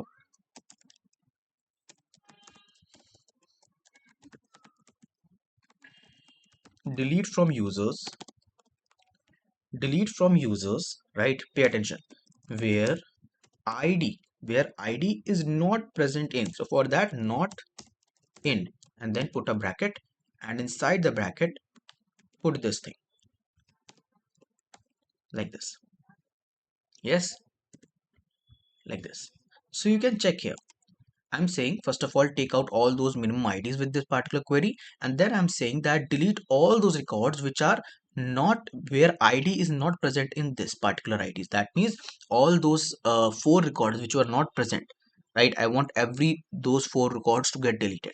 So now if I just run it, you will see that the query is done. Now if I simply just select all, then you will see that I got only 6 rows now. That means those 4 rows are now permanently deleted. Now here every record is unique. Amit, Neha, Rohit, Priya, Rahul and Karan, like this. Got it? So this is how we do the removal of duplicate rows, and you also understood that how we use the distinct. Distinct is just for the removal from the table results, and delete is used to remove the element or the records permanently from the table, right? From the table. This is for records, this is for table, right? So this is all about today's video. Thank you so much for watching. Goodbye. Hey, hi everyone. In this particular lecture, we are going to learn about that how we use column aliases and expression in PostgreSQL, right? So what is first a column alias means? Well, column alias is a temporary name that is given to a column in the result set. That means when you are executing any query and you are getting the result, so the name of the column you can change temporarily for that particular result. And that can be done with the help of the column alias. It is used to make the output more readable, and alias exists only during the query execution. That means it will show you the result only in the query execution part. That means when you get the result table, only then. You cannot change permanently the name of the column, right? With the help of this column alias. The basic syntax for it is just select column name, and then as you put a as here. Well, as is not compulsory, and then you write the alias name that you want, right? So let's go to our pg admin and understand that how we work with it. So here you can see this is the common syntax for it, right? Select, then the name of the column that you want and the alias name that you want. In between we put as, but this is not compulsory, we will talk about it. And then from, and then the table name, right? Now let's come to the first example, which is for the column alias. How we can do that? Well, for that, let's say you have to write select and then the name of the column. Let's say, okay, let me just show you the complete table first. So if you write here select all from students, right, and execute it, so you will find here the table. So it is look like this, that id, name, marks, class, city and created at, right? These are the column name. So what I'm going to do, I want this name, right? Name column as student name, right? Just say, so write as and then student underscore name. This is the alias name, right? Student name, then put a comma and then write the name of the other column that you want. Let's say marks, and I also want to change this also. So as student marks, student underscore marks, like this, right? Now similar from students, write the name of the table that you want, right? Now if I execute it, you will find that result is containing the name and the marks, but you can check the column name, student name and student marks, like this. And earlier it was just name and marks, but now in the query result the name of the column gets changed, right? So this is how we do the like changing of the column name, right? Column alias.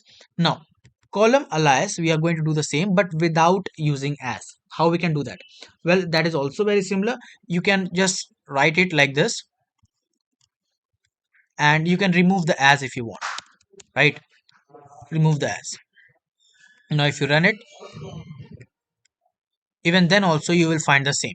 So it is not recommended that you don't use as, because by using as will actually help you to make the things more readable and query more understandable, right? That's why it is preferred to use as. But if you don't use as, even then also the results will be same, right? Now alias with space. So let's say I want to create a alias, but since you can see here, I have not written it like this, student and name, because it will count it as a separate, right? So we need to just write the name in such way, alias in such way that it do not contain any space. But what if I want a space? Then, well, in that particular case, what we can do is that just remove this space, right? Like underscore, and put these alias name into the double quotation. Remember, double quotes, right? And by using that, you can simply get the result. Like if I run it, you will find here the column name is having a space in between, right? This is only get possible because we use the double quotes, right? So this is what you can do. Now, coming up to the next part, which is for the arithmetic expression, how we work with it. Well, if you are using arithmetic expression, let's say select name comma, and there's a marks, so I'm saying marks and plus 5, let's say plus 5. So I want all the marks column value to get increased by 5, and the name of the column as uh, let's say updated marks, right? So you can simply write here as an updated underscore marks, right? And then from students. So what is happening? I am performing a arithmetic operation, and now the result, which will be the result, will get that particular column with this alias name, right? So if I just run it, you will find the name and the updated marks. Column name is updated marks, and all the marks are increased by 5, right? So this is how we do the arithmetic expression with the help of, like, we perform it, but the naming of the column is done with the updated marks, which is alias name. And what if I just remove this, right? What if I remove this? Now if I run it, you will find that there's no name for the column, right? Because you are performing an arithmetic operation, so there's no name. That's why it is showing a question mark column question mark. But when we use the alias name here, right, and that time we get a value for, or the name for the our column, right? Like this. Got it? Now expression with the function. Expression with the function. So let's say that we are using a uppercase function. So select name comma upper, and inside of it I am giving name. This upper is a function, right? Upper is a function which is provided by the PostgreSQL, and then as upper underscore name from students, right? Like this. Now if I run it, okay, there's some, okay, for sorry, yeah, let's run it, and you can find here that all the name of which is given here is now converted into the uppercase. Why? With the help of this upper function, right? So inside the upper function we have given this particular column name, and then the name of this particular column is changed with the help of this alias name, right? So this is what it is. Now if I just remove it and if I run it like this, at that time it will just give me the upper here, upper, because it's the name of the function become the column name. But when we use alias, we can give the our own name to it, right? Our own name to it, right? Like this. So this is all about today's video. Thank you so much for watching. Goodbye. Hey, hi everyone. In this particular video, we are going to learn about that how offset-based pagination works and its drawbacks in PostgreSQL, right? So first of all, what is pagination? Well, pagination means dividing large result set into smaller pages, commonly used in web applications to show the data page by page, right? So you may have seen this kind of pagination effect in your e-commerce application where you see all the products page by page, right? Like this. So what is this offset based pagination? Well, the basic idea is that Postgres uses the limit and offset for the pagination, right? That's why it is called as offset based pagination. What limit does? Limit actually tells that how many rows to return, and offset means how many rows are needed to skip, right? So first of all, what is happening, that we are skipping some rows and we are taking some rows, both the things we are using, right? So by this method we will actually perform the pagination. Now let's get to our pg admin and understand that how it works. So we are on our page pg admin, right? And here you can see this is the table. Here we are having id, name, email and created at, and some 13 rows are here, right? Fine. So now we are going to perform the pagination here, right? So let's do one thing. Let's do it for the page one first. So on the page one, I want 5 data to present starting from ID 1, right? Starting from ID 1 to 5 means on the first page I want these 5 results, and then on the second page I will ask for the next 5 results, right? Skipping these top 5 results, right? Like this.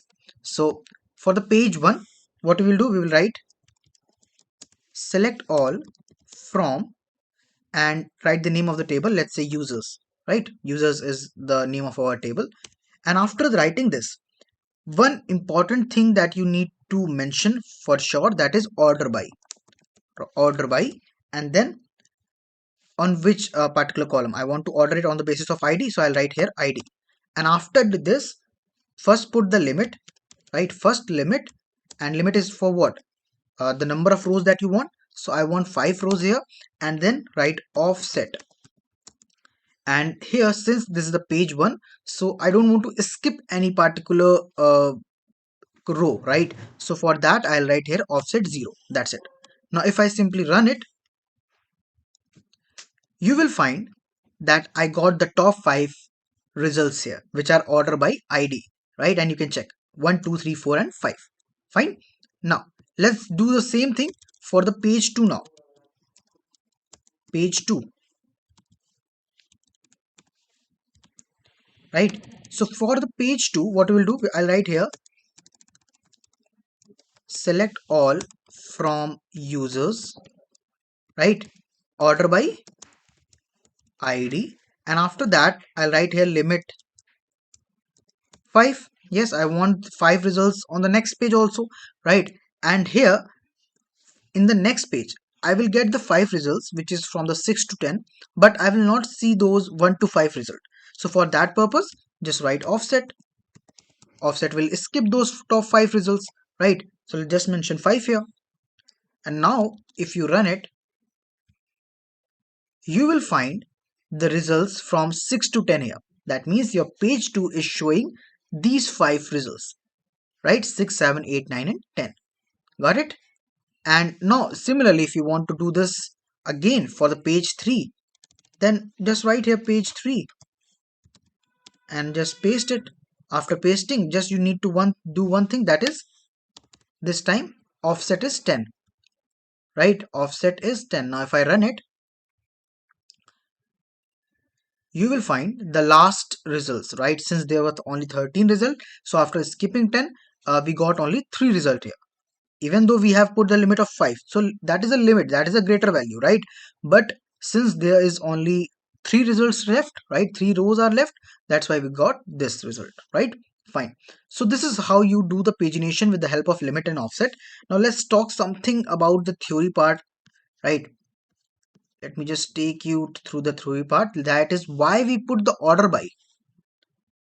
Why we put this order by while writing our particular query. Well, we put the order by because it is mandatory. And why it is mandatory? Because without putting order by, your result will not be guaranteed, right? Result order. So as you have seen that the result was 1 2 3 4 5, but if you do not put it in the order by ID, at that time there are the chances that you get the result in the form of 5 2 1 3 4 like this, right? So pagination without ordering leads to inconsistent pages. That's it, right? And let's understand about the internal working of the offset, right, which is very important. So first of all, Postgres read and skip rows equal to offset. So whatever the number of offset that you put, what is Postgres will do, that it will read those particular records, right, and then skip them. So first of all, what is doing, it is performing operation of read and then it is skipping, right? So it is performing something when we are doing the offset, right? and now that will be the drawback we will learn later, right? So even skipped rows are processed internally, means the row that we want to skip are actually processed but internally, right? So it is getting processed. So if you are having large offset, that means you are working on very large database. At that time, even you are skipping some data, but even though you are performing a very large task, that is what you are performing the offset. That means you are reading those particular rows which you are actually trying to skip. That's it. Fine. So the drawback of offset is what? That it has a poor performance, means if you are putting higher offset, then your query will be very slow because you will scan all those skip rows. Fine. And inconsistent result, if rows are inserted or deleted, the same order may appear on multiple pages or maybe skipped completely, right? It is not scalable and the user experience issue comes when we use the offset. So what is the solution of that? Well, for the solution, we use one important thing, which is key set cursor based pagination, and we will understand it in the next lecture. So make sure that you hit the like and subscribe button, and this is all about today's video. Thank you so much for watching. Goodbye. Hey, hi everyone. In this particular video, we are going to learn about the keyset pagination for large data set in PostgreSQL, right? So, what is this keyset pagination? Well, keyset pagination is a pagination technique where the last seen value is used to fetch the next set of row. So, instead of using the offset, it uses the where condition with an indexed column, which is normally at ID or created at, right? It is also called seek pagination. Now let's move forward and understand that why do we need it when in the last lecture we understood about the offset pagination. Well, offset pagination is considered as a bad pagination. Why? अरे आज का नहीं है भाई 2024 का है Cisco में हुआ था गूगल पहुंच गई है वो लोंडिया. So we are on our PG admin, right? And here you can see this is our table. There we are having the column name as ID, name, email, and created at, right? And we are having some 13 rows here, right? Okay. So for the keyset pagination, what I'm going to do is that first of all, I'm going to call the first page, right? The first page query will hold 5 rows, means 5 datas, right? And these will be from the top 5, right? Pagination works in either in the ascending or descending from the start or from the end, right? Okay. So the first page query, right? Yeah. So on the first page query, I want 5 data. So for that, you simply just write select all from users, right? Users is my table name. After that, you need to mention a very important, which is order by id, because id is our primary key, right? So we are performing, like you can take any of the primary key which you have, but here I'm using this id. Fine. So id, order by id. After that, what I will do, I will write here limit 5. Now what this query will do, let me show you.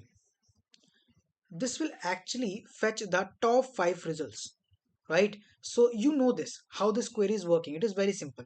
Even if I tell you that take out the top 5 data from the table, even then also you will use the same query. But what if I want to go on the second page now, right? Second page query. So for the second page, now I want the data from 6 to 10. So how I can get that? Well, for that purpose, what I will do, I will use this 5 here. Since we are using what? We are using our first page query, we are taking out 5 data. In the second page, there will be also 5 data, but that 5 data will start after this 5, right? After this 5. So I'll just simply write here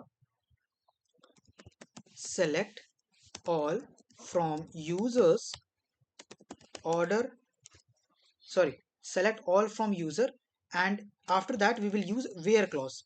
So where id is greater than what? Last time you took the 5, so just say that id should be greater than 5, and then mention order by id, and then here you will put limit 10, like this.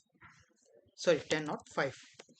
We are taking out 5 data, right? So what is happening now, that it is first doing what, it is taking out all the data, but where id is greater than 5 means it is skipping these top 5 results, after that I'm saying order by id. That means whatever the result I'm going to get will be in the order form, right? And I have put the limit 5. That means after skipping 5 it will take out 5 data, right? That means from 6 to 10. So if I run it, you will see the second page query is holding 5 data which is from 6 to 10, right? A similar thing you can perform now here. That means for the third page query, now you can simply just do what, just copy it, paste it here, and just mention that this time id should be greater than 10, right? You can check, since we are having only 3 data left, right, 3 rows, that why we got only 3 here. So how you will write it in the backend part, like when you are working on the backend, at that time you will just simply mention here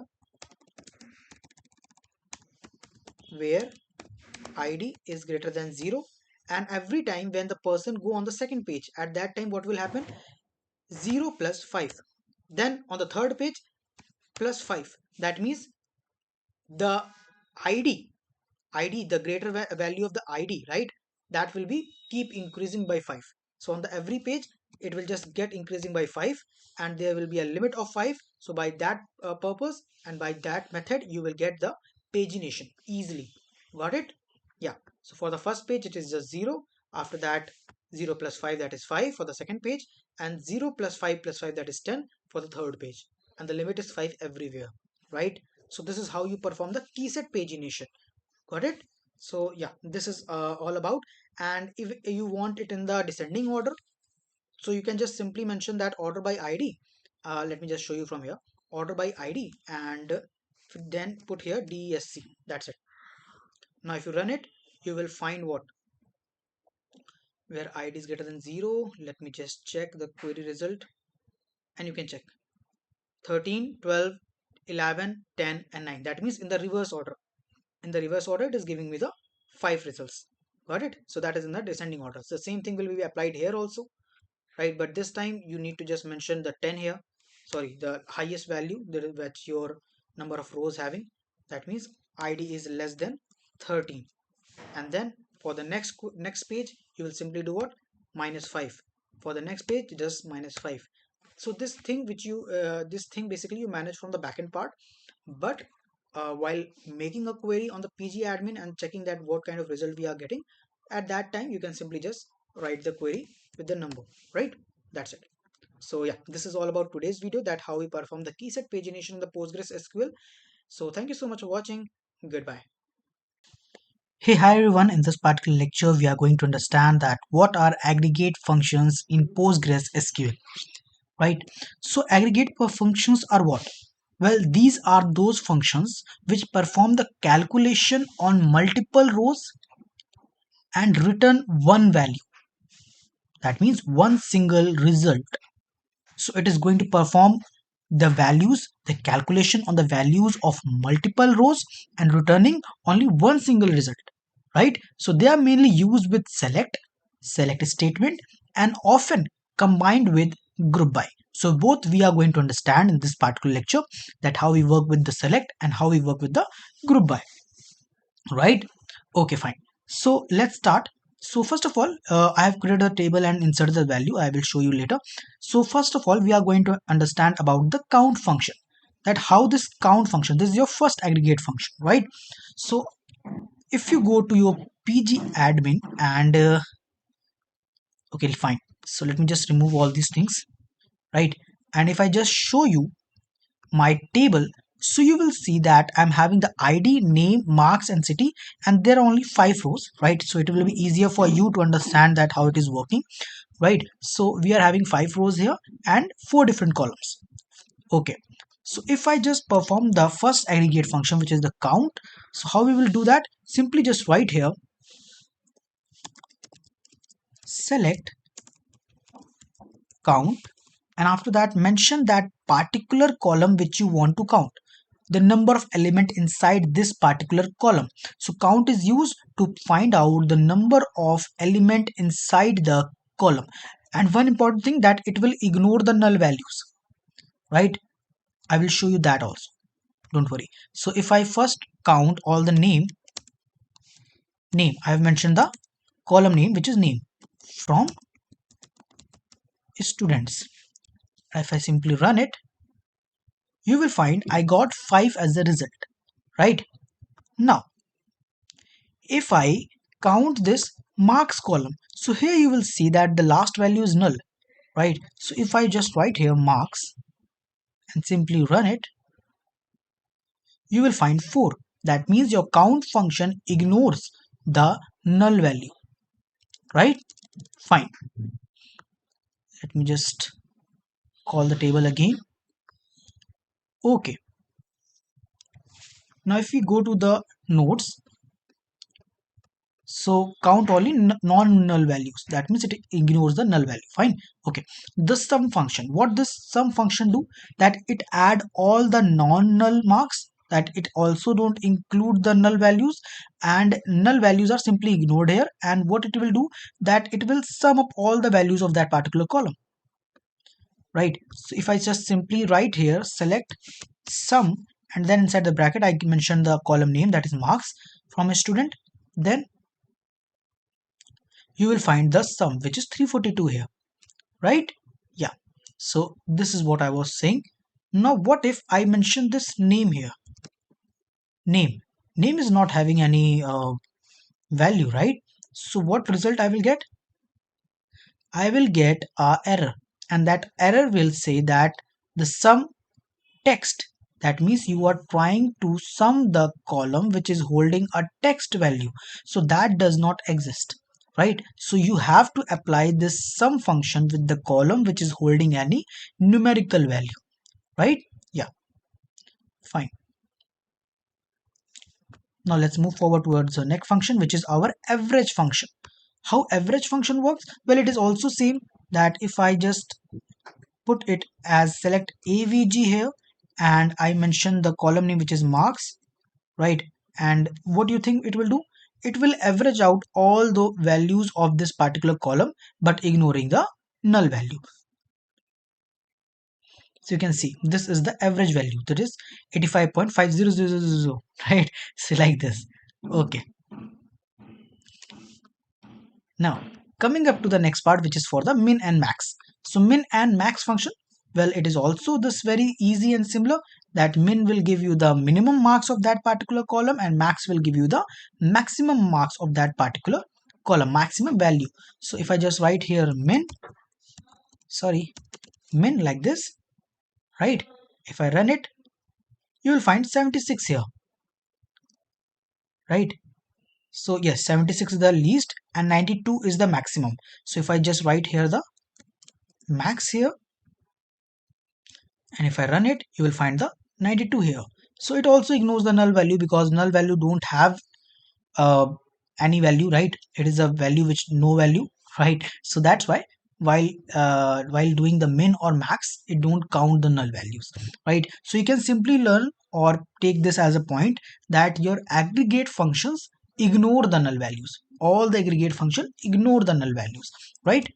So yeah, so yes, this is all about the use of aggregate function, and now we are going to understand that how we use it with group by, right? So if you just see here, select city, and then there is the aggregate function from city and from a student, that is your column name, and then group by city. So what it will do?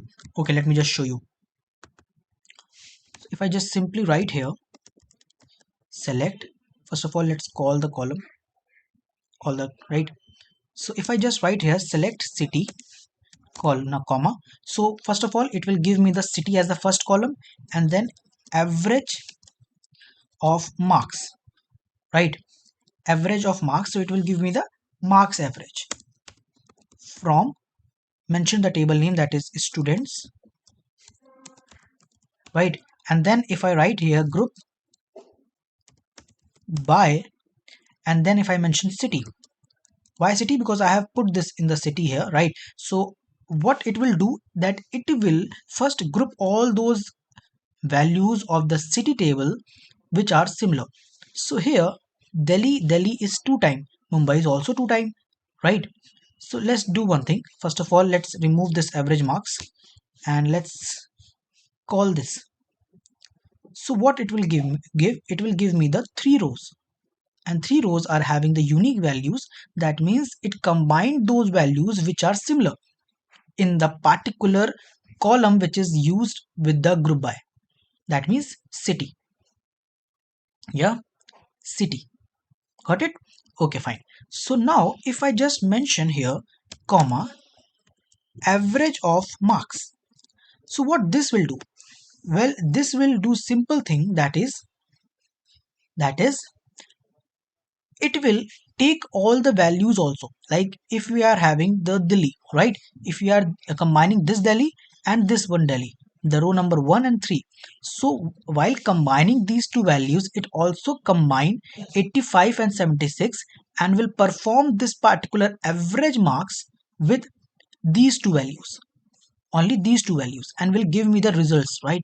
So if I just simply run it and will show you, let me just do it from here. You will see for the Mumbai it has given me the particular average. For the Pune is separate and Delhi separate. That means you have simply separated out all the average values, right, for the city. That means in a particular city there are two different numbers.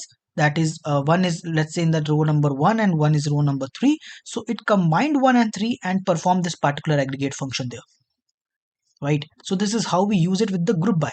It is used to group and then perform the operation, right? That's it. And the last one is using having. So having is used to provide the condition with the group, right? So just if we just write it like this, that you can see this is what we understood in the past example. After that, if I mention that having average marks greater than 80, so this is just provide the condition. So basically with the group by, for providing the condition, we always use having, right?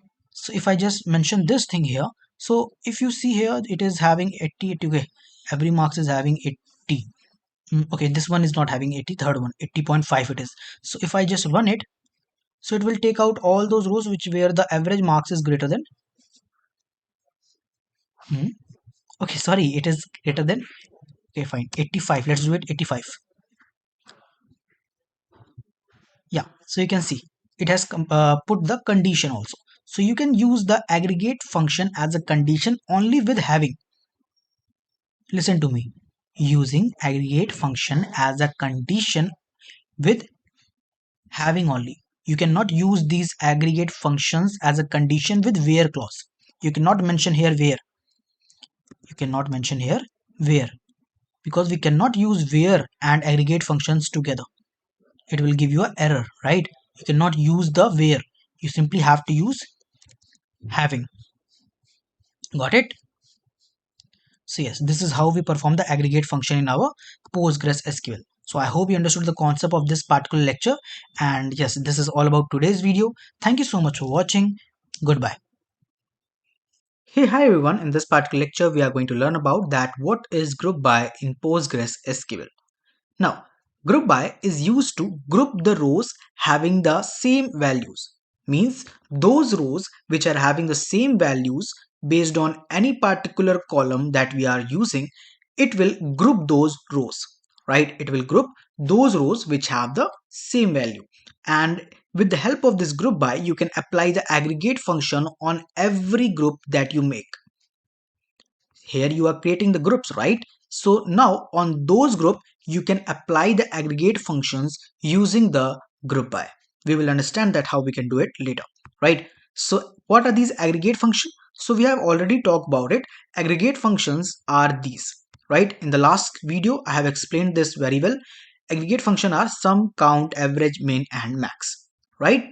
Okay, now Before starting and explaining everything through the pgadmin, right, by writing the query, first of all, try to understand that what are the query execution order. It is very important to know, right? So query execution order, here SQL does not execute top to bottom, right? So if you have written any query, SQL will not execute it directly from one line to second to third to fourth, not like this. It execute it in a particular order. The order is from, where, then group by, after that having, and then select, and then order by, like this, right? So you need to keep this in your mind to understand better while learning, right? Okay, fine. So let's move forward. So step by step, let's understand that how group by works internally. So here you can see I have written this query. Here I have written select city and then count. This count is doing what? This count is actually making the count of the city which are having the same value, right? So after that, from sales means sales is your table's name, right? And then group by city. Now using group by, and after that we have written the name of the column, and this column is here because we have also mentioned it here, right? So you have to mention the column if you are making a group by, and have you if you have mentioned it on the top, right? So city is here. So we are grouping the rows based on this city column, right? So how it is working, let's go and understand. So here you can see this is the structure of my sales table, and this is the data inside of it, right? So here you can see Amit, Rahul, Neha, Amit and Rahul, right? So like there are 8 different rows, and now we are going to work with it. So if I want to create a query that is select city comma count all, right? This will do what? This will count all the like rows, fine. And after that, from sales is my table name, right? And after that, group by city. So what I'm trying to do is that here you can see in the city we are having Delhi, Mumbai, Delhi, and Mumbai. Means there are two different name present in my table, that is Delhi or Mumbai, right? Now when I'm doing this, what you will get is that first of all you will get the name of the city, and then you will get the count, right? So if I simply just do select all from sales, then you will okay, then what will happen, you will receive this, right? Now when I do this, uh, uh, when I do this, you will found that I got only 2 rows here. One is Mumbai, one is Delhi. Means all different rows, means all the 8 rows present there are grouped based on the city, unique city, right? Mumbai and Delhi. And here the count is 3 and the 5, right? So we simply got that how many cities are there and what are the count of it, because we have grouped it. If I simply just do this 2 lines, then what will happen? It will not work. Why? Because you can see column sales.city must appear in the group by clause or be used in aggregate function, right? So you are using a aggregate function here without making the use of group by. That's why you got an error. That means group by allows you to use the aggregate functions, right? Okay, means aggregate functions with the column, right? That's why. Okay, fine. Now let's remove it. And here you can see step 1, first of all it has executed this particular line, that is from sales, right? After that there's a where, that is check for the condition. Since there's no condition is present, so no problem, it will move forward, right? Then group by, so yes, group by is present, so it is grouping all the data based on the city. And then it applied the aggregate function, which is for the count. So it has counted that how many rows are grouped inside one particular uh, value. That is for the Delhi there are 5 rows, for the Mumbai there are 3 rows, that we got here, right there, right? And then after that, select output, means select is used for the output, so it has given you the output there, right? It is that much easy. Now group by with sum. Now if I want to perform the sum operation with my query, so how we can do that? Well, we can do that with the help of like this, select, after that write city here, comma, let's say sum, like this. And let me just execute it once. And you can check here that I'm having the quantity and price, right? Quantity and price. So I can check that for a particular city, what is the total price, right? For number of quantity and number of price, what is the total price coming for each city, right? So I will write here some quantity, I think quantity into price, right? As, let's say, as total underscore sales, like this. And after that, from sales group by city, right? Like this. Now if I run it, you will find that for Mumbai the total sales is this, for Delhi the total sales is this, right? So how we got that? We get it with the help of the complete calculation, right? First of all, we multiplied the price and the quantity, and then we sum up all the value which are coming after multiplying it for every city, right? That's it. So this is how your group by works with the sum. And now how group by with multiple columns. So if you have written a query like this, let me just copy it from here and I'll paste it there just to show you that how it will work, right? If I want to work with multiple columns, so first of all I have written customer name here, customer name, right? And then city, and then sum, the same, right? Every sums, all the quantities will get summed, right? From sales group by customer name and city. So why I have written two different name here? Well, this time we have selected two different column, right? With the select. So if you are selecting two different columns or maybe three or four, you have to mention every column here in the group by also. So now it will check that which two particular row are having the same value for these two columns. For let's say we are having customer name and city, right? So for the first and second, here the customer name is Amit and city is Delhi. Customer name is Amit and the city is Delhi. So yeah, it is good, right? It will work fine. But if you check here, I think everything, every name is having the right, it is having every name is having the same city. So let me just run it, and here you can find that this time we got only three results: Amit, Neha, and Rahul. The city is Delhi, Delhi, and Mumbai, and the total quantity is 4, 2, and 5. Right. So how it worked? It checked both different column, that is customer name also and city also, right? To get you the result. Fine. Now, why this query fails? Like if you have written the query like this, let's say if I remove this customer name from here and I simply just try to execute it on the basis of city, at that time your query will get failed. Why?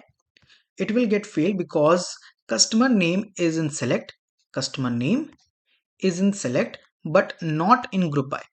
You have not mentioned it in the group by. So it will and not aggregated, right? So that's why it is getting the error.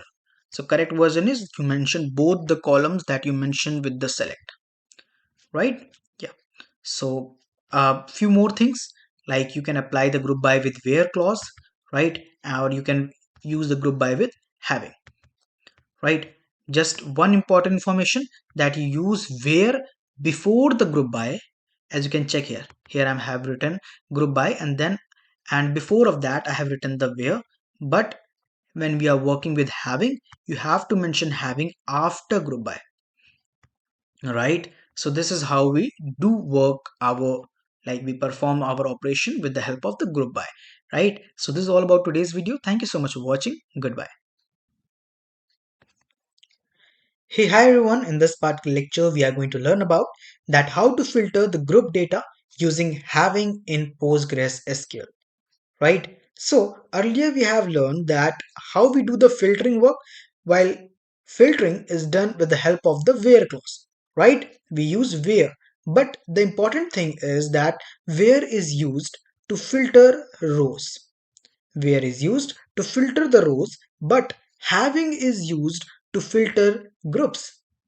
We have learned that how we create groups. We create groups with the help of the group by, right? Now, for making the filter of those grouped data, we use having, right? We have having. So having is used to filter group data after group by has been applied, right? So what is the execution order? You need to understand this, that having comes after group by. In the execution order, having comes after group by. So first of all, your rows will be grouped and then having will be applied, right? So because having runs after group by, it can use aggregate function. So all those which are after group by can use aggregate, right? So that's why your having can also use aggregate functions, right? But your where cannot. Why? Because it is before group by, right? It is important to understand that where is present before the group by. That's why it cannot use aggregate functions, right? So basic example is that show cities where total sales amount is greater than 10,000, right? So if I simply just copy this line, right? And first of all, this is my table structure and this is the data inside of it. You can check the 8 different rows, right? And they are the name, city, product, quantity, and the price.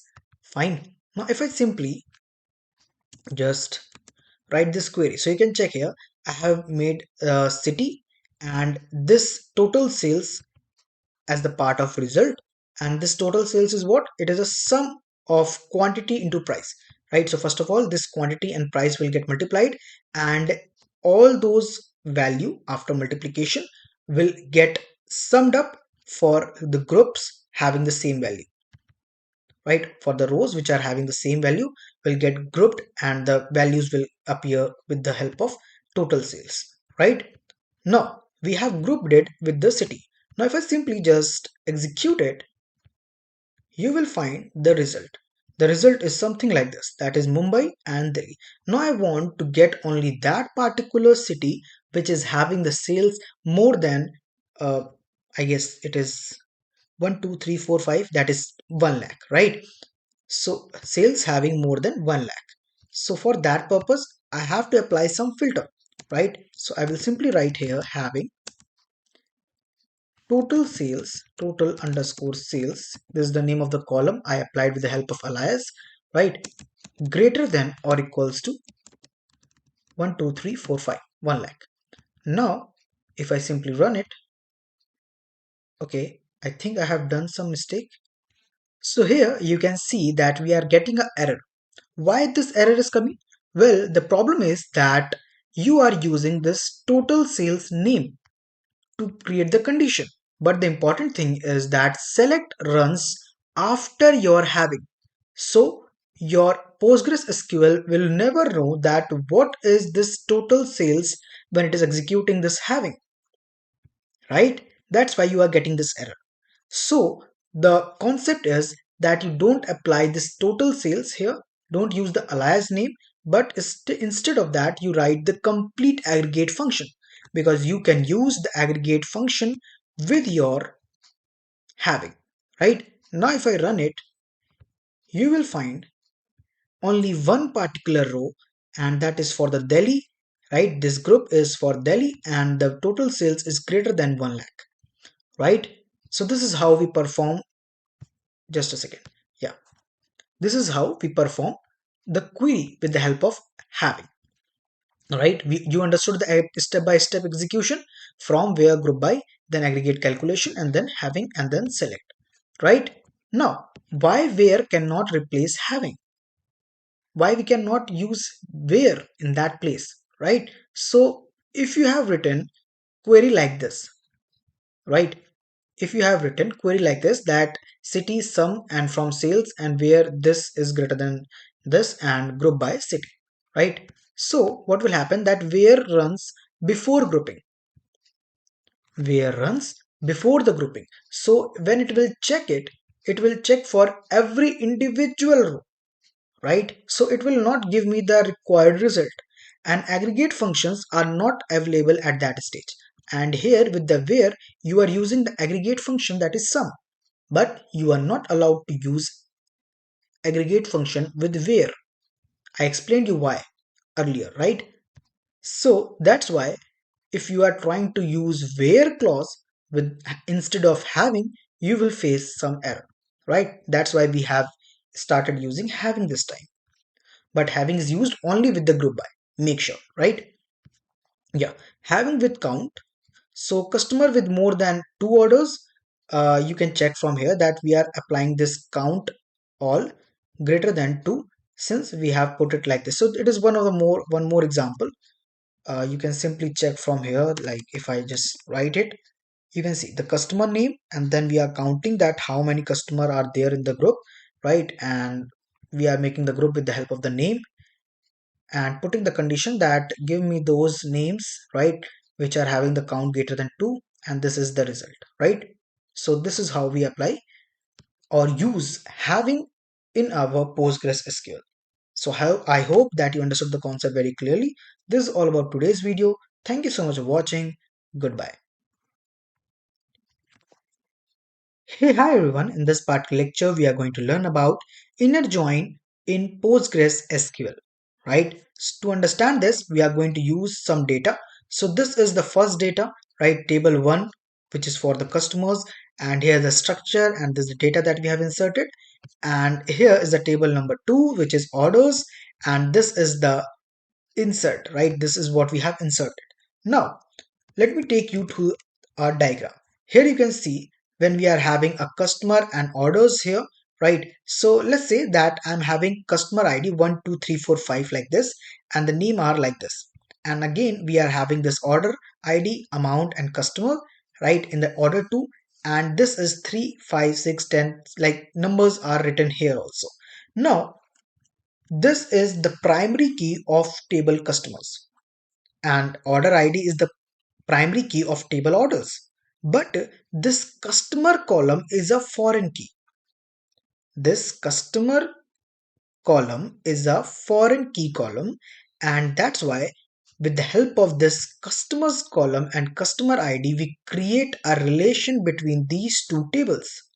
Now, whichever data that matches in primary key and the foreign key, right, those rows will only be shown in the final result. Let's say we put the condition that foreign primary key customer ID should be equals to the foreign key, means I'm repeating again, sorry for the confusion. The primary key of customers, right? Customer ID is the primary key, right? So whichever value from here matches with the foreign key column, that is customer of table order, those will be shown in the result. So here you can see in 1 2 3 4 5 and 10 3 6 5 8 only 3 and 5 are matching, right? That's why we got only 3 and 5 here and the data with it, right? And the data is what? This first name of the column cost customer and amount of this table order, right? So this is how your inner join works. So let me give you a definition that inner join return only those rows where the join condition matches in both tables. Rows without a match are discarded, right? Rows without a match are discarded. As you can have seen here, these 1, 2 and 4, this row, right? These are not present in the result. Why? Because they don't have the match, right? So let me just tell you the syntax. Basic syntax is you write select columns from table 1, then you write inner join and then you will write the second table name, that is table 2, and then you have to write on is very important, on, and then write the join condition, right? Okay, so here is an example query. So let me just take you through the example in my PG admin, right? So you can check this is the customer and order. Select c dot customer customer underscore name comma o dot products comma o dot amount. Now what is this C and O? Let me tell you. I have written from here That means now I'm going to write the name of the column. So while writing the name of the column, you can simply write customer. Customers is the name of the table, sorry, right? So since I have written the name of the table here, so I will give a shortcut name also. If I write here C, so now this customer is having the name C. This customers table having a short name C. Now I'm executing the customer name, right? We are executing the customer name from the column C, and C is what? Customers, right? This is what we have written. Now if I write here inner join, like this, and then we will write the second table name. So second table name is what? Orders, like this, and we have given a shortcut to it as O, and that's why we have written O dot product, O dot amount, right? After that you will write on, like this, on C dot customer underscore id, right? We are going to write the condition here, and the condition says that your primary key and the foreign key should be equal, right? So C dot customer id equals to O dot customer underscore id, like this. Let me recheck it. Yeah, in the table orders, yeah, we are having a customer id. Fine, we are having a customer id, and in the table customer, we are also having a customer id, like this. Got it? So when we will run it, you will find that we got the data from both the table, customer name, product, and amount. Amit laptop, and the amount is like this, right? On how many data we are getting? We are getting only 4 data here. Why? Because these are the data which are satisfying our condition, right? The condition is what? The customer id. The condition is customer id. We have not shown the customer id in the result here, right? But these are the customer IDs which are helping us to take out the results that are matching, right? Okay, fine. So this is how we perform our inner join, right? If you talk about the logic execution order, then first of all there's a from, then there's join, right, on the basis of the on condition, and then there's where, select, and order by, right? Then these are the execution order. Kindly remember this while performing any query or writing any query, right? So inner join is evaluated during the from phase. So this is all about today's video. I hope you understood the concept that how inner join works and how we join two different tables based on the data that is matching, right? So this is all about today's video. Thank you so much for watching. Goodbye. Hey, hi everyone. In this particular lecture, we are going to learn about that how to use self-join in PostgreSQL, right? So let's start. Now, what is this self-join? So in the last lecture, we learned about the inner join part, right? Now, talking about the self-join.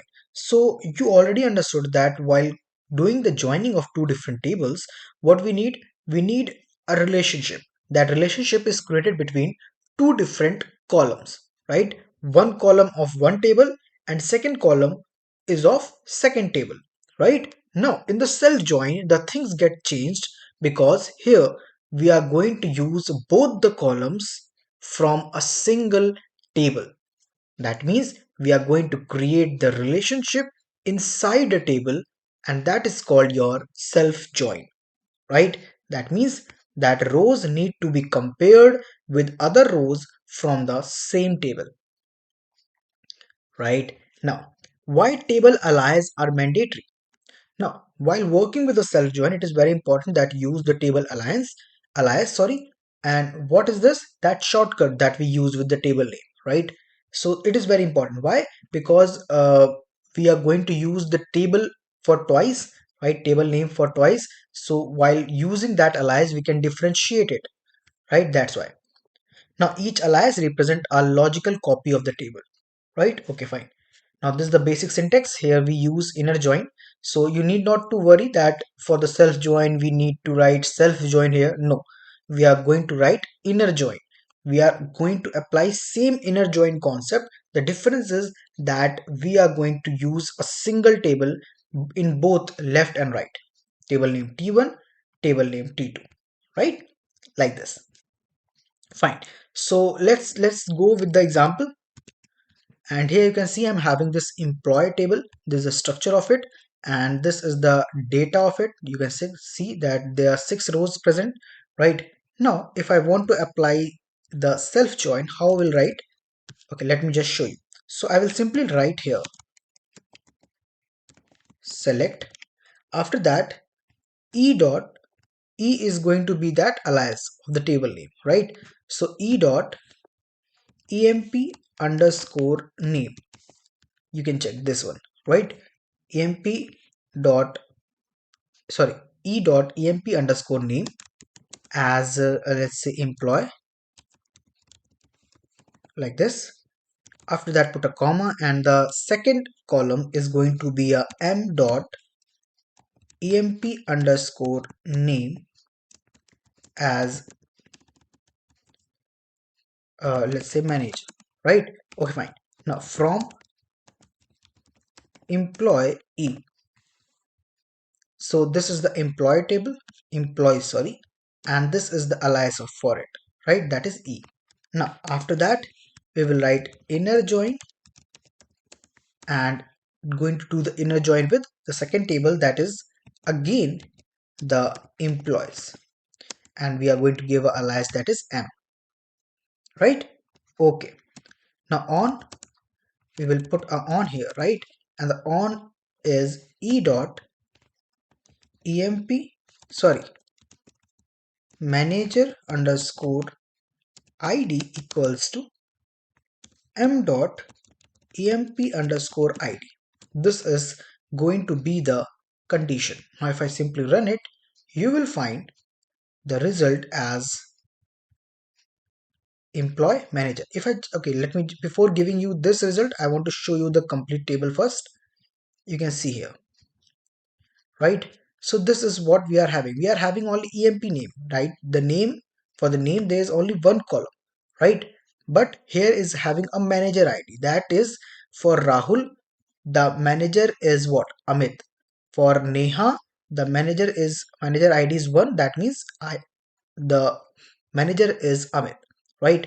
And for Karan it is Rahul, for Pooja it is Rahul, Rohit it is Neha, like this. So that's how it is doing, right?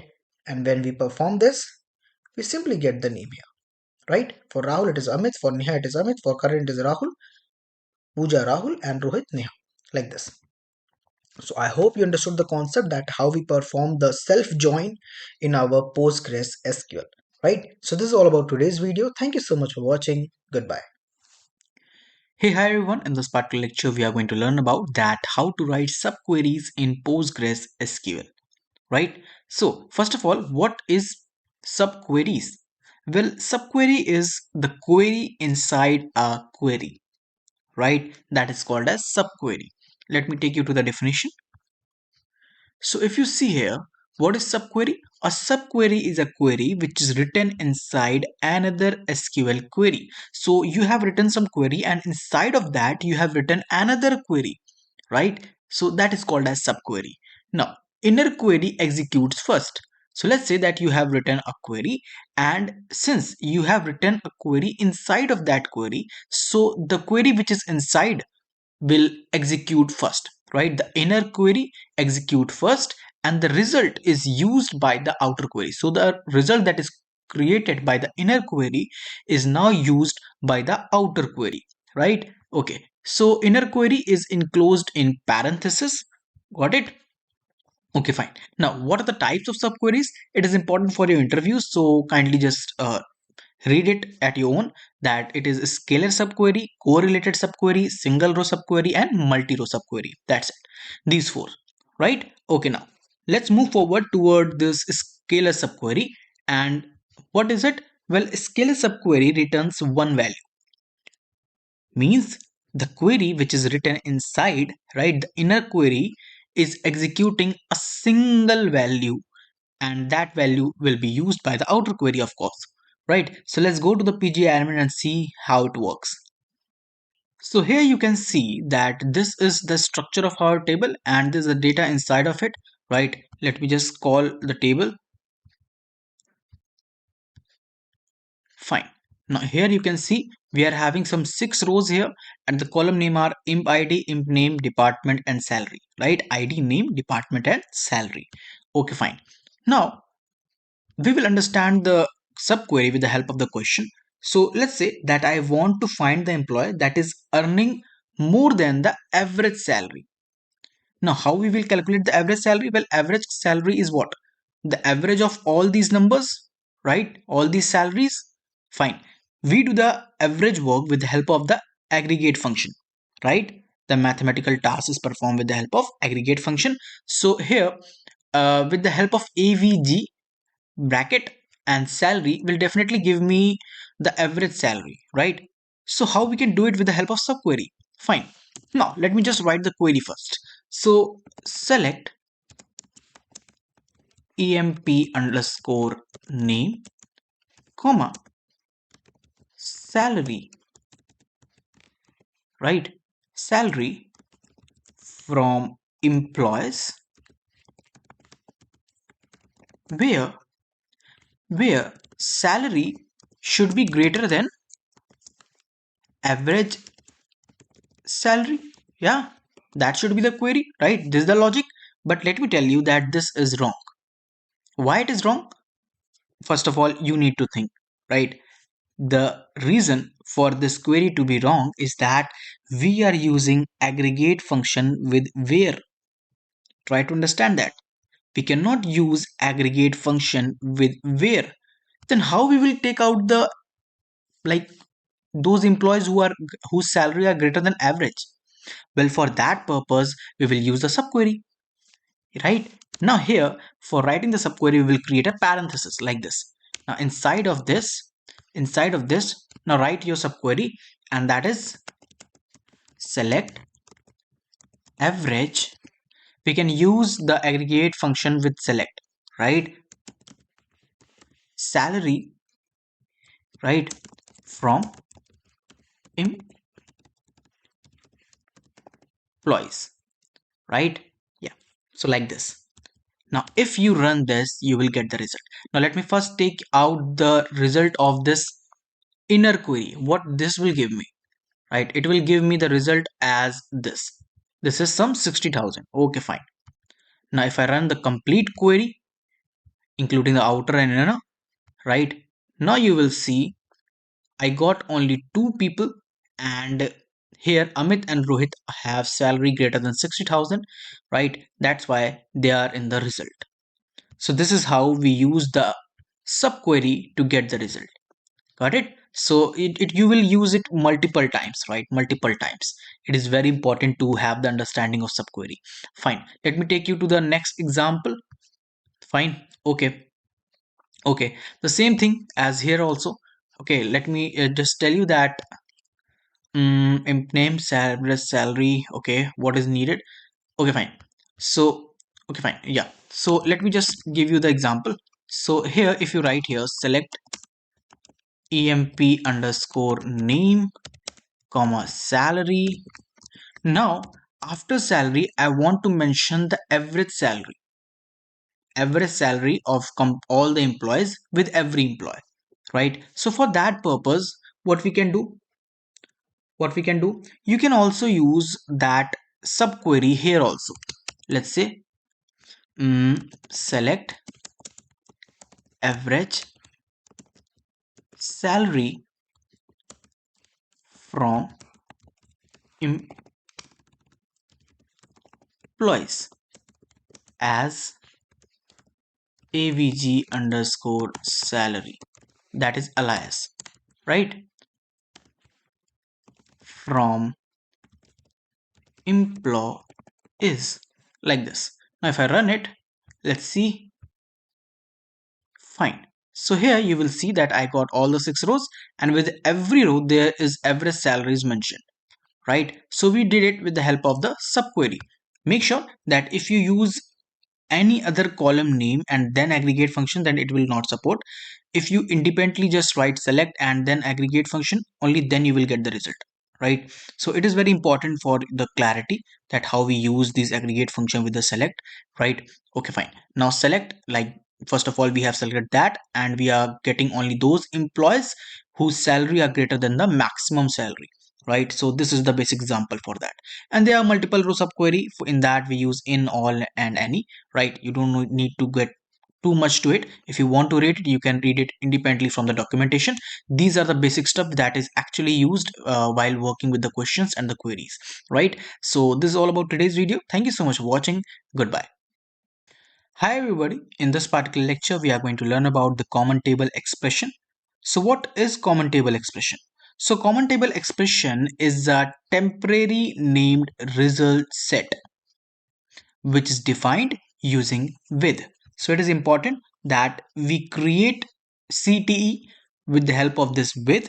And what is it? It is just a temporary named result set, that there are some result with a query and we are giving that particular result a name, and later we will use that name for other query, right? It is just used to make the query, your query is highly understandable and clean. That is the only use of CT, right? It depends that you want to use it or not. It is just a practice that you use it to make your query looking good and clean, too easy to understand, right? So it exists only for the duration of the query. It improves the readability and structure, and it can be referenced multiple times in the same query. Fine.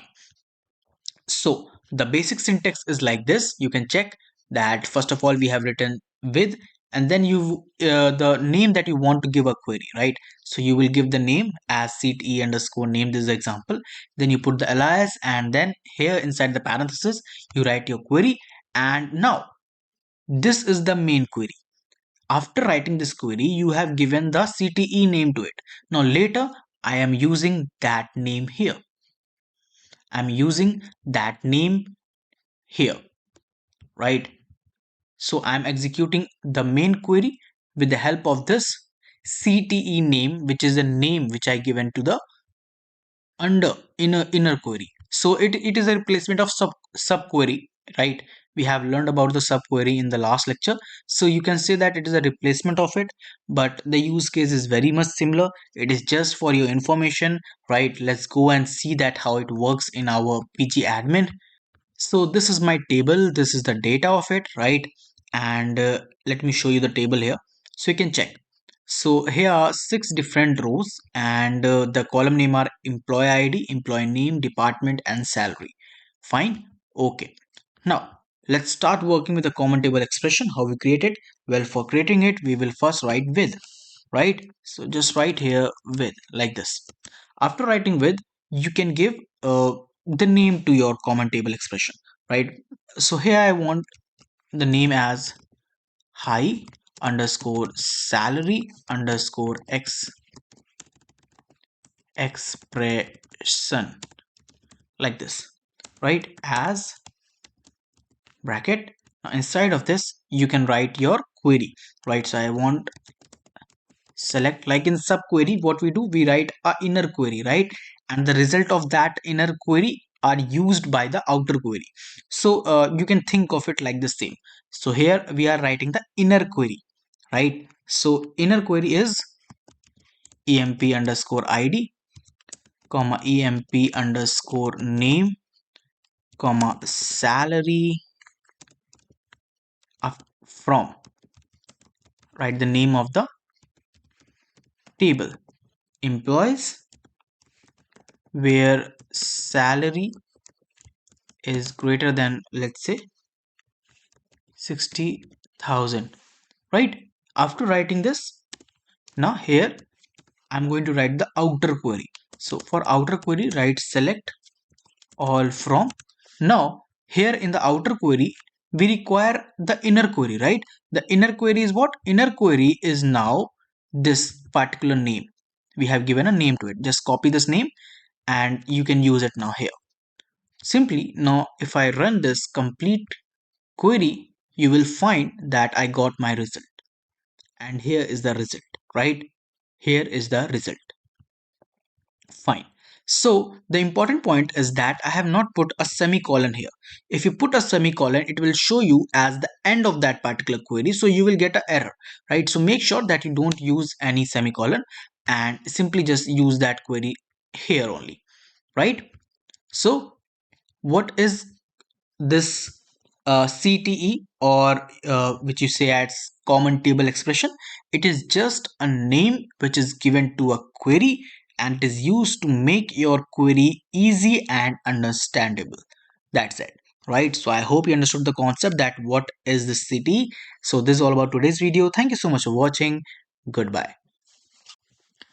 Hi everyone, in this particular lecture we are going to learn about that what is row number in PostgreSQL. So your row number is used to assign a unique sequential number to each row. So you have multiple rows in your table, right? And if I want to assign a unique sequential number to every row, then I will use this row number. But the important point is that no duplicate number will be there, right? That means even equal values will get the different number. So let's say that we are making the sequential numbers, right, based on some particular row, and that particular row is having number, right? And now uh, when we are working with those numbers, and if two different number are same of different row, so will it assign a same number to that? No, every single row will have a unique number, means there will be no duplicate number. Even the equal values will get the different number, right? And it will require a over clause there, right? We will understand that what is over clause, how we use it, right? So this is basic understanding that what this row number is. It is just assigning unique sequential number to every row, right? Okay, now the basic syntax is that you write row number like this. That means when you are writing your select statement, right? So let's say that we have written the select name salary like this, and after that I want the row number there, right? So for that we mention it like this: row number, then bracket, and then over.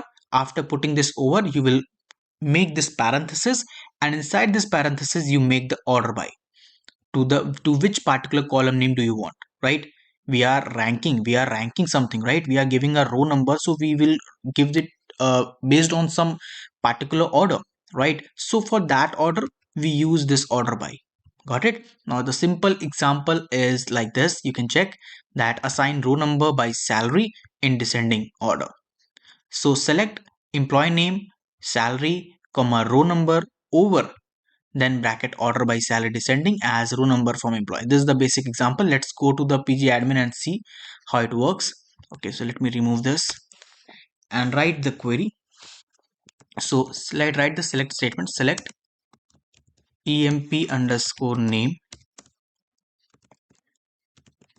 salary, comma, then row underscore number, like this, right? And writing row number, you will write here over clause, and after over clause put a parenthesis.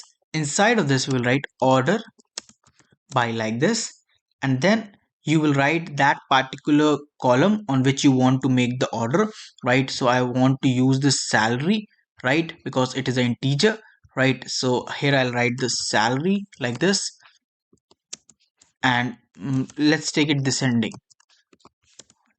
and then put alias as row underscore num, like this.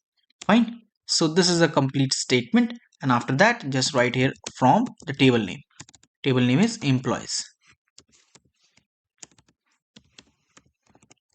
like this. Got it? Now let's just select it and run it.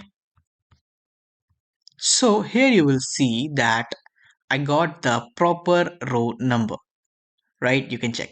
So first of all, our order is being on the basis of this salary in the descending order: 80,000, 70,000, 60,000, 55,000, right? And a number is assigned to every row: 1, 2, 3, 4, and 5 and 6, right? So this is how your row number is being used, right? So you have seen this output there, right? Okay, fine. Now let's talk about the execution order. So execution is order is like this: from, where, group by, you know already about this, then having, then select, and after that, after select, it checks for row number. Means first it will see the select statement, then after that it will give you the row number, and then there will be a order by. So this is the basic execution order. Row number is evaluated after row selection. Fine.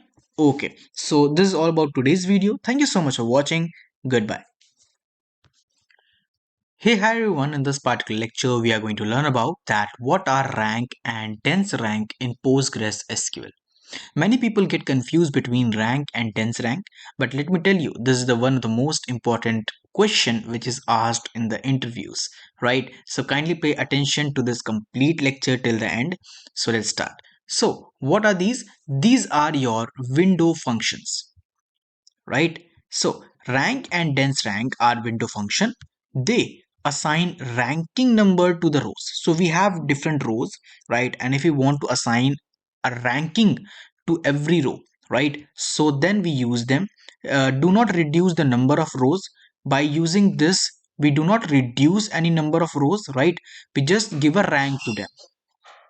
So require the over clause. Your rank and dense rank require over clause, and it depends on order by, right? Order by is used to like on which particular column you want to assign the order, and then you want to give the rank, right? So it depends on the order by.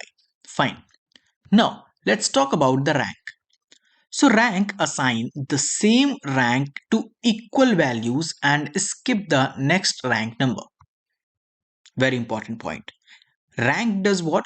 That it assigns ranking value. Okay, but when two different numbers comes which are same, at that time what will happen? At that time what happens that it assigns the same rank to them, right? Let's say we are having 1000, 1000, right? And the rank to the 1000 is 4, then the other 1000 will also get the same rank of 4. Fine. Okay, but the problem is that when it is going in the sequential 1, 2, 3, 4, 4, right? After that, it should give rank 5th to the next number, right? But what it does that it skip the next number, right? It skip the next number and it directly goes to the 6. It directly goes to the 6. Okay, I'll let you know. I'll show you in the table, right? Don't worry. So the syntax is rank and then over, then you put a parenthesis and then order by and then the column name like this, right? So let's go to the example and see. So here you can see that this is our table structure and this is our table, right? This is a data of it. So here are different 6 rows, right? 6 rows are present and the column name are employee ID, employee name, department and salary like this. Fine. Okay, now let's move forward and let's see that how we create the rank based on this column salary. So here you can see that there is the column number 2, row number 2 and row number 3. They both have the same salary, 60,000 and 60,000, right? So okay, so this is a point to observe. Fine. So let's start. Let's write the query for it. So here I'll write select emp underscore name comma salary, and now I want rank. So I will simply write rank here, rank like this, put a parenthesis, after that over clause, over like this, and after that put a bracket. Now after putting the bracket you need to mention order by. So order by. Now mention the table, or sorry, mention the column on which you want to create the rank. So I want it on the basis of salary. So I have written salary and let's take the order as descending and then give a alias to it. So that is rank. Okay, fine. After that, just write the table name from employees,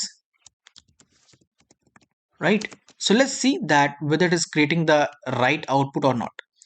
So if you see, we have got our result table. Here we are having the employee name, salary and the rank. Fine. Now the thing which is very important to focus is that Amit got first rank, Rohit 70,000 got second rank, Rahul 60,000 got third rank, and Neha, which is having the same salary, has also got the third rank. But the point is that next Karan should get 4 rank, right? But when you use rank, when you use this rank here, at that time what happens, that it skips the next value, because that the place of that value has now acquired by this 3, so it skips that value and comes directly to the 5. You can check 1 2 3 3 5 6, 4 is missing, right? So it works like this. So this is your rank. Now let's come to the dense rank, right? I hope you understood the concept of rank, how we create the rank, right? So dense rank does what?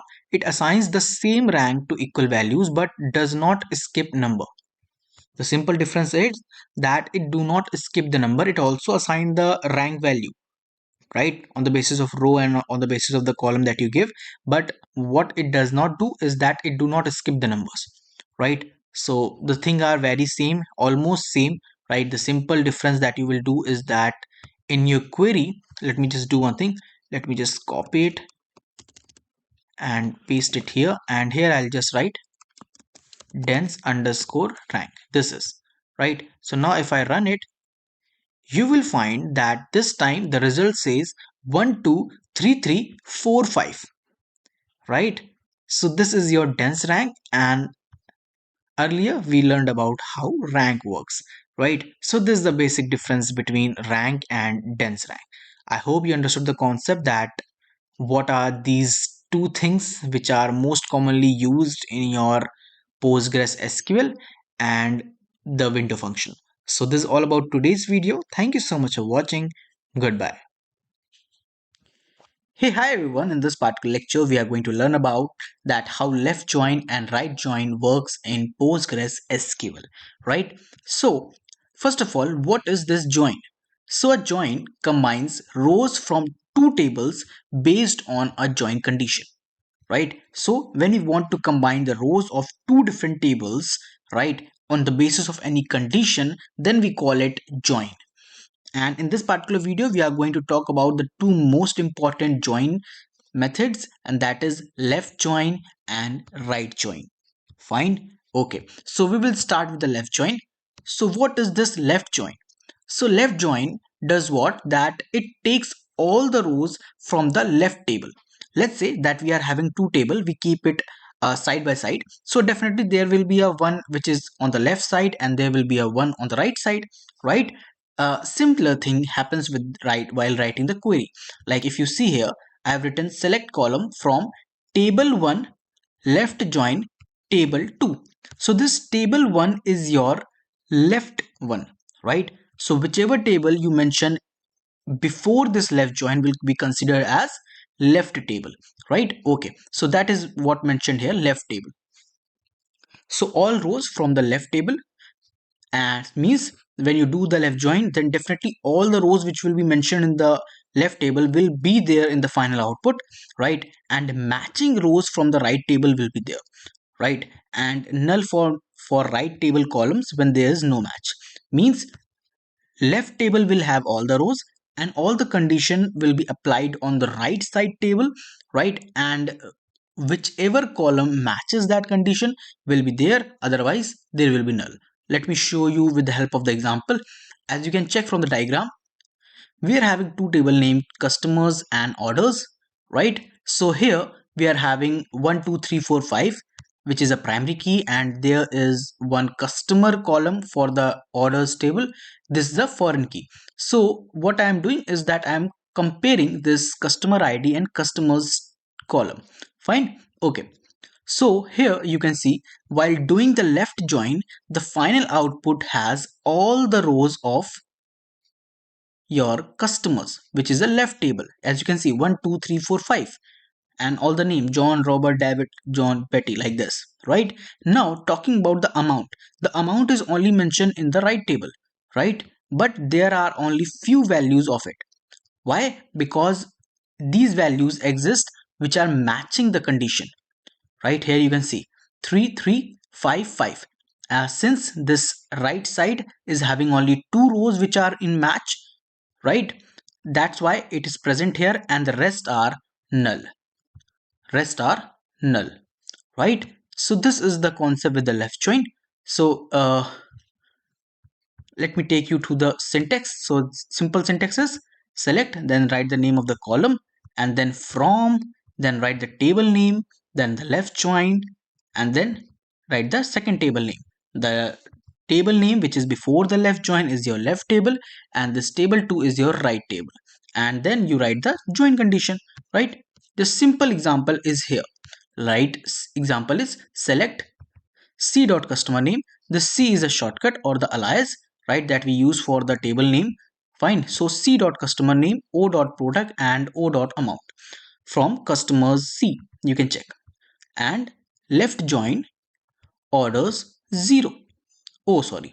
Right. So this customers is your left table and orders is your right table, and we are doing the left join, so we will give some priority to the left table, right? And that's why we will get the result in the favor of the left table.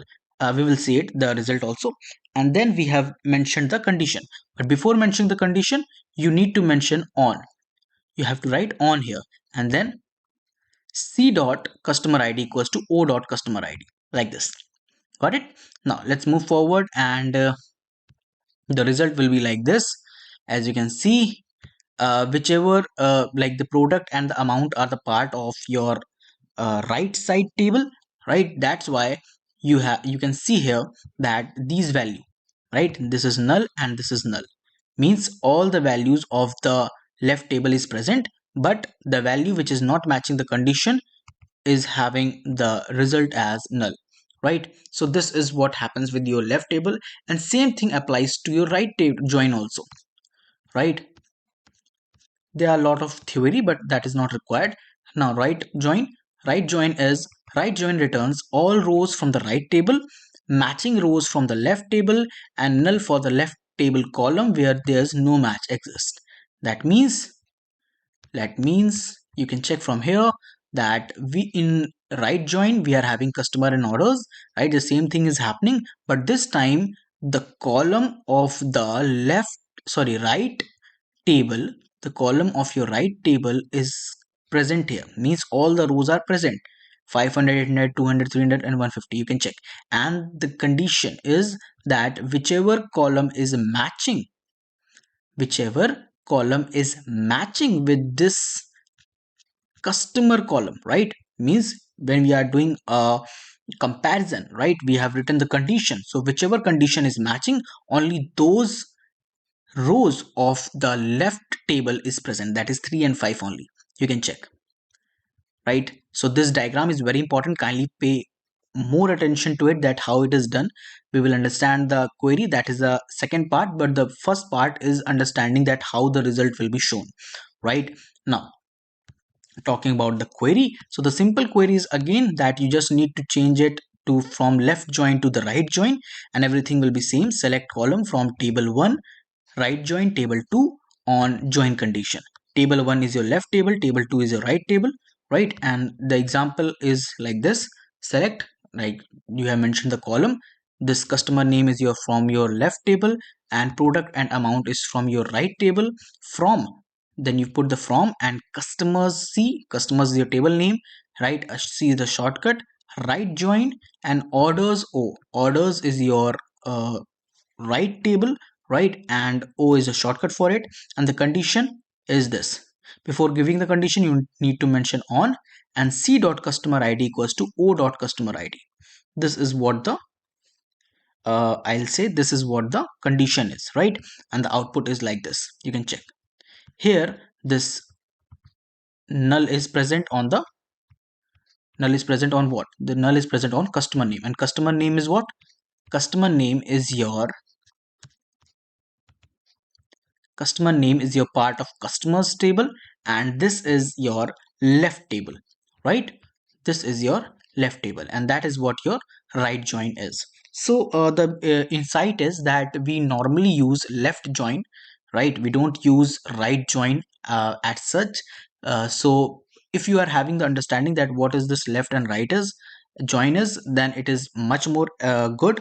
You just need to have the understanding that how it looks in the result, right? This is what happens with your right join, and this is what happens with your left join. So this is all about today's video. Thank you so much for watching. Goodbye. Hey, hi everyone. In this particular lecture, we are going to learn about that how full outer join works in PostgreSQL. So earlier we have learned that what is left join and right join, and this time we will understand that what is full outer join. So full outer join includes all the matching rows from both the table, right? The rows which are matching in both the table, it will include all those rows, right? Also it will include all the unmatched rows from the left table and all the unmatched rows from the right table. So unmatched columns are filled with null, right? So let me show you with the help of diagram. So you can check here that here we are having a table named customer and the other table named orders, and this customer ID, first name, order ID, amount, and customer. Now this is the primary key and this customer is a foreign key. We are comparing them, and here 3 and 5 is matching.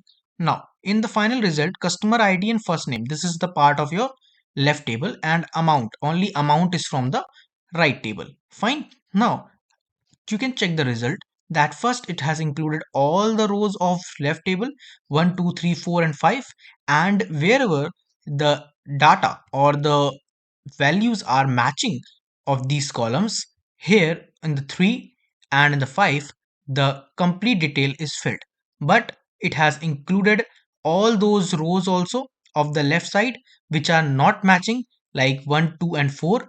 You can check John, Robert, and John, and for them, the right value, that is the amount column, is null. Null, null, and null.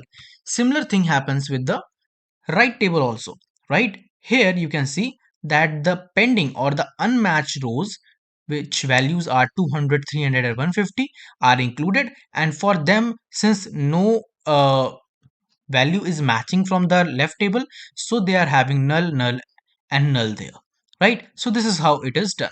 Now what is the basic syntax of writing this full outer join? So here you simply write select column name from table 1 and then full outer join, and then you will write table 2, and after that you need to put the on, and then you will write the join condition. Fine. Now let's go to the PG admin and see how it works. So here you can see this is our customers table, right? Here we are having customer ID, customer name, and city, and this data inside of it. And then we are having this orders table. It is having order ID, customer ID, product, and amount, and this is the data inside of it, right? Okay, fine. Now after that, what we will do? We will do the full outer join. So here we will write select c dot customer. Customer underscore name, comma o dot product, comma o dot amount from, and then you will mention the first left table, that is customers, right? Customers, and give it a alias as C.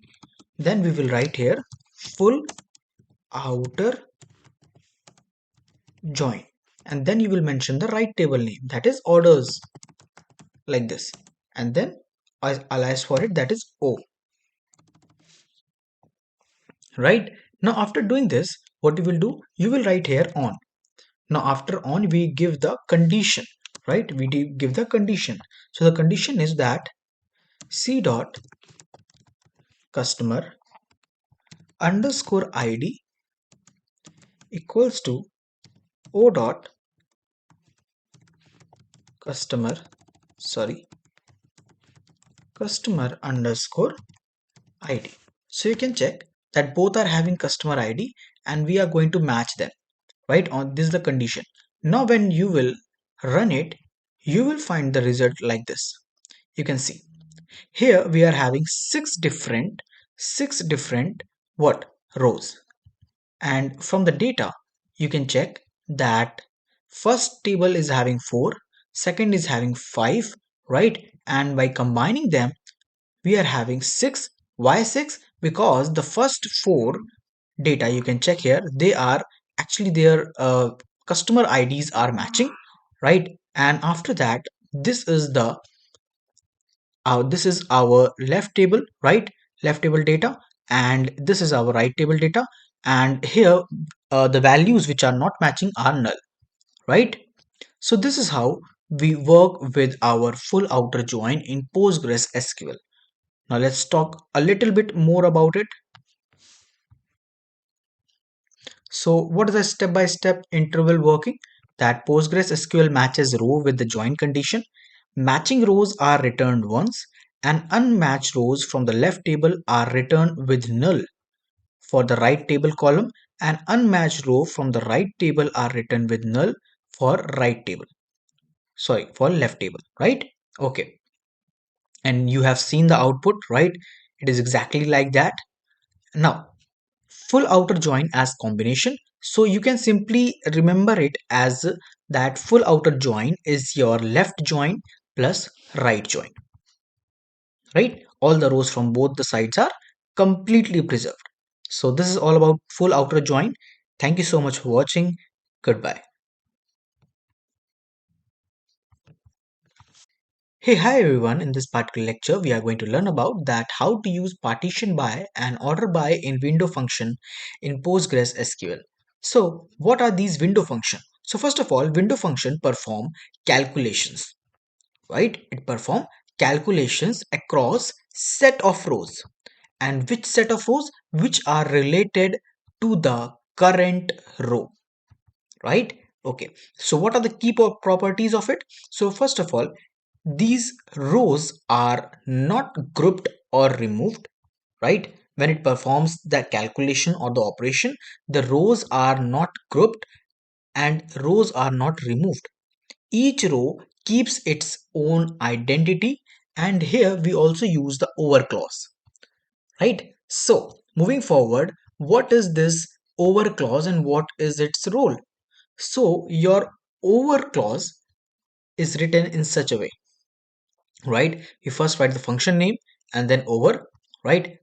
Now over clause defines the window of rows and how rows are partitioned or grouped using partition by, and how the rows are ordered, right? And we order it with the help of order by. We know that, right? Okay. So moving forward to partition by, let's talk mainly about the partition by. So partition by divide rows into independent partitions. That means we are going to create the partition among the rows, right? The set of rows we are having, and we want different partitions, right? You can think of it like the group by. The way group by groups all those similar data, right? Based on similar data, it groups the rows. Same thing happens here, that it partitions the rows and into independent partitions. So it does not reduce the row. Window calculation restart for each partition, right? For every partition which is created, the window calculation is performed independently on that. Fine. Okay. Now let's take an example. So this is our table. We are having 7 rows here. You can check the employee ID, employee name, department, salary, and the joining date, right? Now here, let's write select emp underscore name, comma, sorry, department, comma, salary, and then now we want the row number, right? We want row number here. I'll explain you that how partition by is used. So we, with the help of row number, we create the unique rows, right? We give you unique row number to every row, right? Okay, so let's write here row underscore number and put a bracket, right? So this is what, this is a function, row number is a function. After that we have put the over clause like this. Now inside this parenthesis, what we will do, we will use partition by. So now we are going to divide our rows, right? We are going to create the partitions. So let's write there partition by, and then on which particular column you want the partition. So I want the partition on this department, right? Here IT, HR, and sales means there will be three partition. Okay, fine. So partition by, sorry, department, right? Partition by department, and then order by salary. You do what? Make it order by salary and in the descending order, right? So after that, you give the alias to complete a query which is written here, right? So here you will write as, it is very important to give it, right? As row underscore num, right? We are giving a row number, right? That's why. And then just write here from employees the table name. That's it. Now here when you run it, you will find that, okay, fine, just a second. Yeah, okay. So here you will find that now we are having these row number here. So what has happened here, that first of all we have call for row number function, we applied it by partitioning the department, right? And then we made the order by with the help of salary. So here you can check the order of salary, right? So here in every department, like in the HR, in the IT and the sales, you can check the order. First, it is having the greater salary and then the lesser salary. Then coming up to the second partition for the IT department, here we are having the order in the form of salary, right? So 80, 60 and 60, and in the sales 70, 70. And we are having the row number accordingly, 1, 2, 1, 2, 3 and 1, 2. So in every particular partition, we are having the independent rows 1, 2. And then when it comes to the next partition, which is IT, again our what we say window function calculation again restarts. So 1, 2 and 3, and again here 1 and 2. So this is how we work with the partition by, right? Okay. So now what is order by? So order by is normally used to create the order of rows, right? Order of rows in ascending or the descending order. So it is very simple that it is mandatory for ranking the functions, and means you have to put it after doing the partition by, you have to put the order by also, and it controls the calculation sequence for cumulative functions, right? Okay, so it is a basic example given here, the same thing I have explained you there also. So you can try it at your own. As you can see here, by this particular example, all the rows are treated as the single one partition. So earlier we have used the partition by, right? So by that what was happening, that it has created the partition based on the department. But here in this particular example, you can see I have not used the partition anywhere. We are directly going with the order by, right? So it is doing what, it is taking all the rows as one single partition.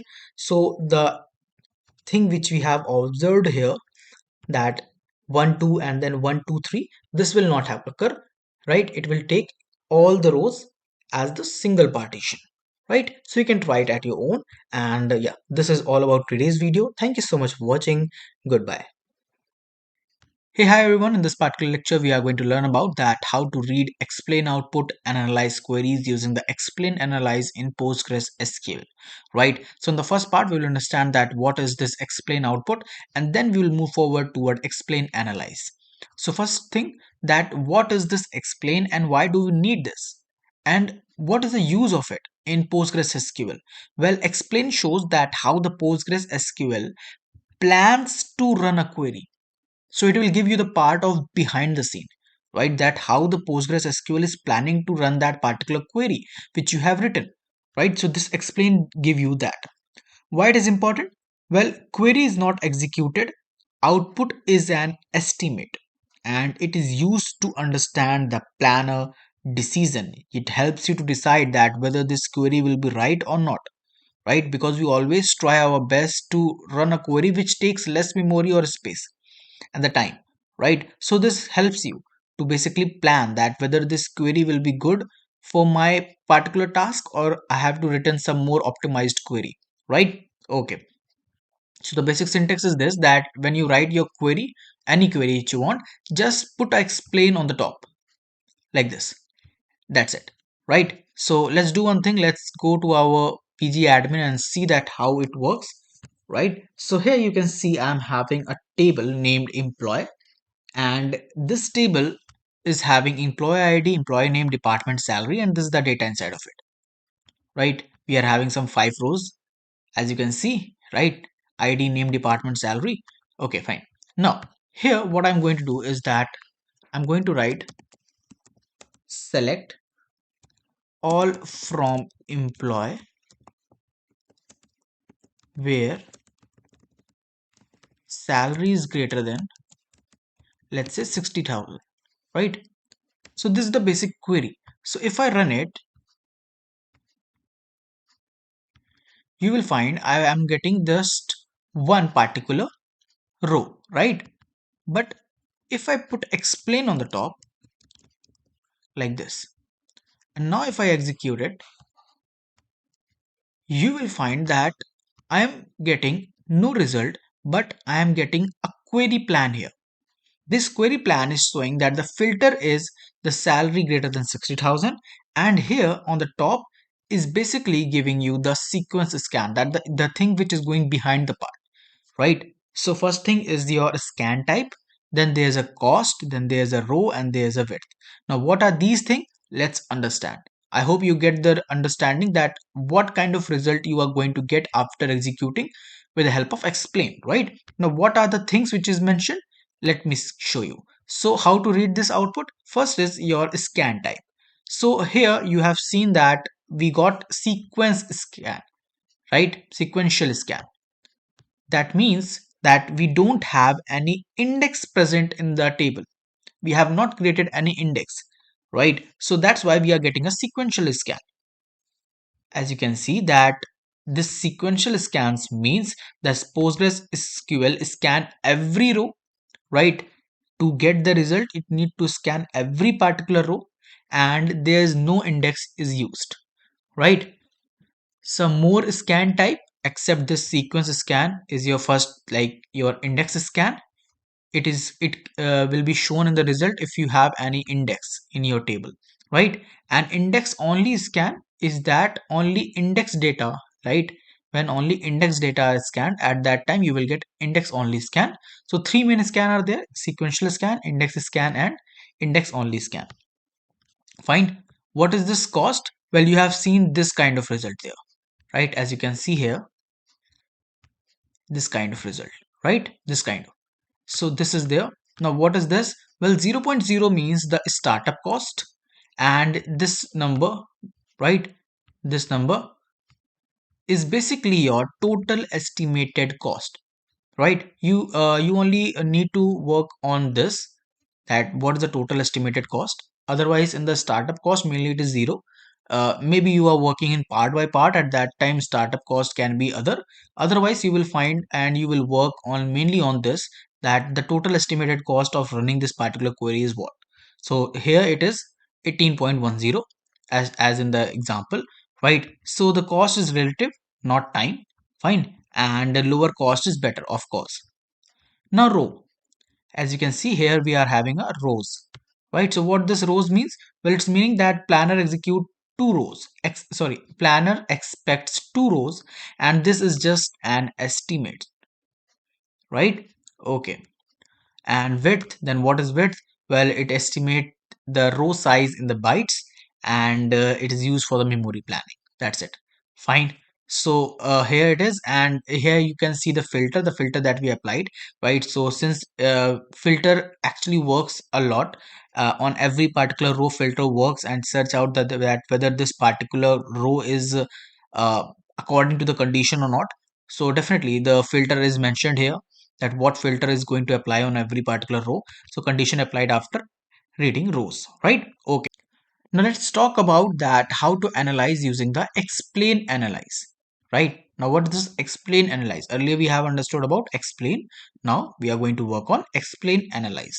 Okay, what it does, that it executes the query.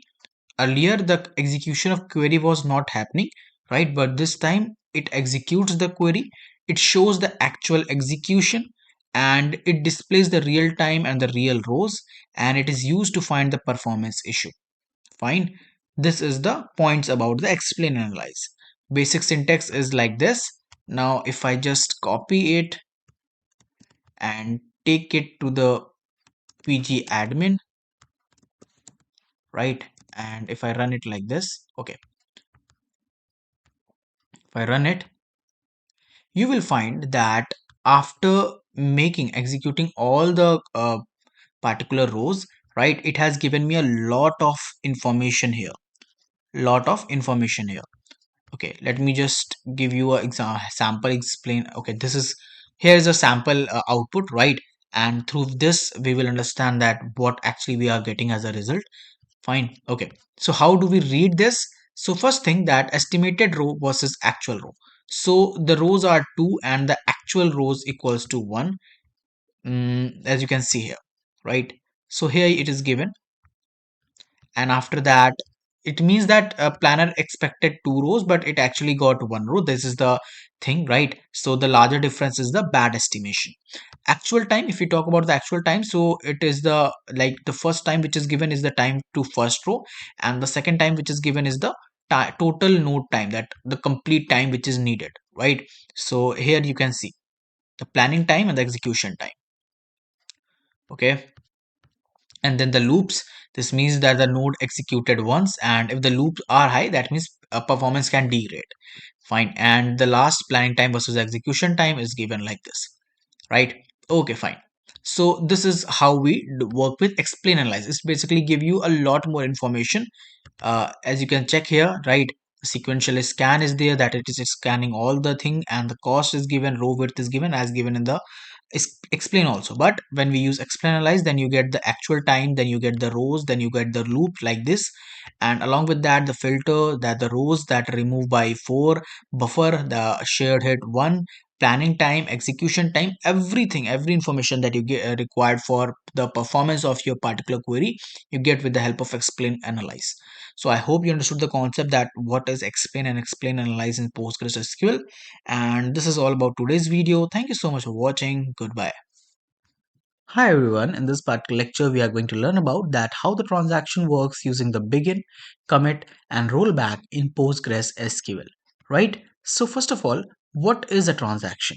So a transaction is a group of SQL statement, right? So earlier we have learned that how we write a single statement. Now combining all those multiple statements, it makes a group of SQL statements, right? And the important line is that all must succeed together. This is your transaction. So the simple rule is that when we have lots of statement, right, and if all the statements succeed, only then the changes will be saved in your database or the table, right? And if any of the statement fail, that means it will cancel everything. Like, let's say we are having 4 statement, 3 are working fine but one is getting failed. So if that one get failed, then it will not let other 3 to update the table or the data, right? That's it. So this prevent the partial updates. Fine. Now what is the default behavior? That is auto commit. PostgreSQL run each SQL statement as its own transaction by default. So the example is like, this is the example, right? Let's say this is the update, right? Okay, so this change is saved immediately. Immediately, why? Because this is a single statement, and PostgreSQL is treating this single statement also as a transaction with one statement, right? It is, SQL is taking this particular statement as a independent transaction which is having one statement, right? So that's why this particular query will execute immediately or saved immediately. Why? Because if it is correct, then it will be automatically get saved. If error, then definitely you will get an error. There's nothing to get partially stop, right? Partial prevention is not there. Okay, so no begin, no control. So since you have not put anything on the top or end, so that's why it is getting saved immediately. Now what is the role of begin, commit and rollback? We will understand from here only. So what is this begin? What is this begin? So begin is used in the start of a transaction. Begin is used to start a transaction. So begin tells the PostgreSQL that do not save anything yet. That means that there are multiple SQL statements, and on the top of that you have mentioned begin. When you mention begin, it is telling PostgreSQL to perform the query. Okay, but do not save anything. Do not save anything. Just run it and see that whether it is working fine or not. That's it. Do not apply or save anything, right? So after putting the begin, right, changes are temporary and you decide whether to save or cancel.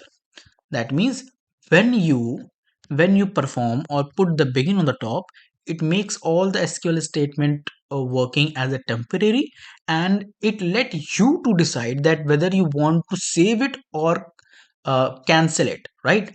After executing the statements, now you got a chance to save or cancel with the help of commit and rollback, right? So what this commit does, that after putting begin on the top, in the end if you put commit, or afterwards if you write commit, then it will make all the changes as saved, right? So commit makes all the changes permanent.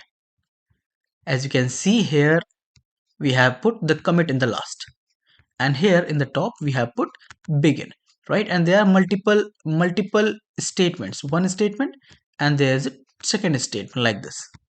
Got it? Yeah.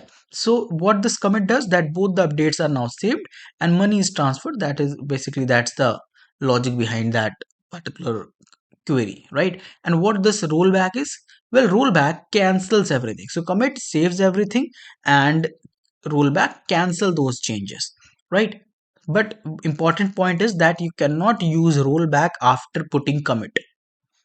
If you have done the commit, then you cannot do the rollback. Only rollback can be done before the commit, right? So make sure that you don't try these things, right? Rollback cancels everything after begin. Example is like this, right? You put the rollback. Now this is doing what, know the balance changes are now done and database returns to its original state, right? So let's go to the PG admin and see with the help of the example.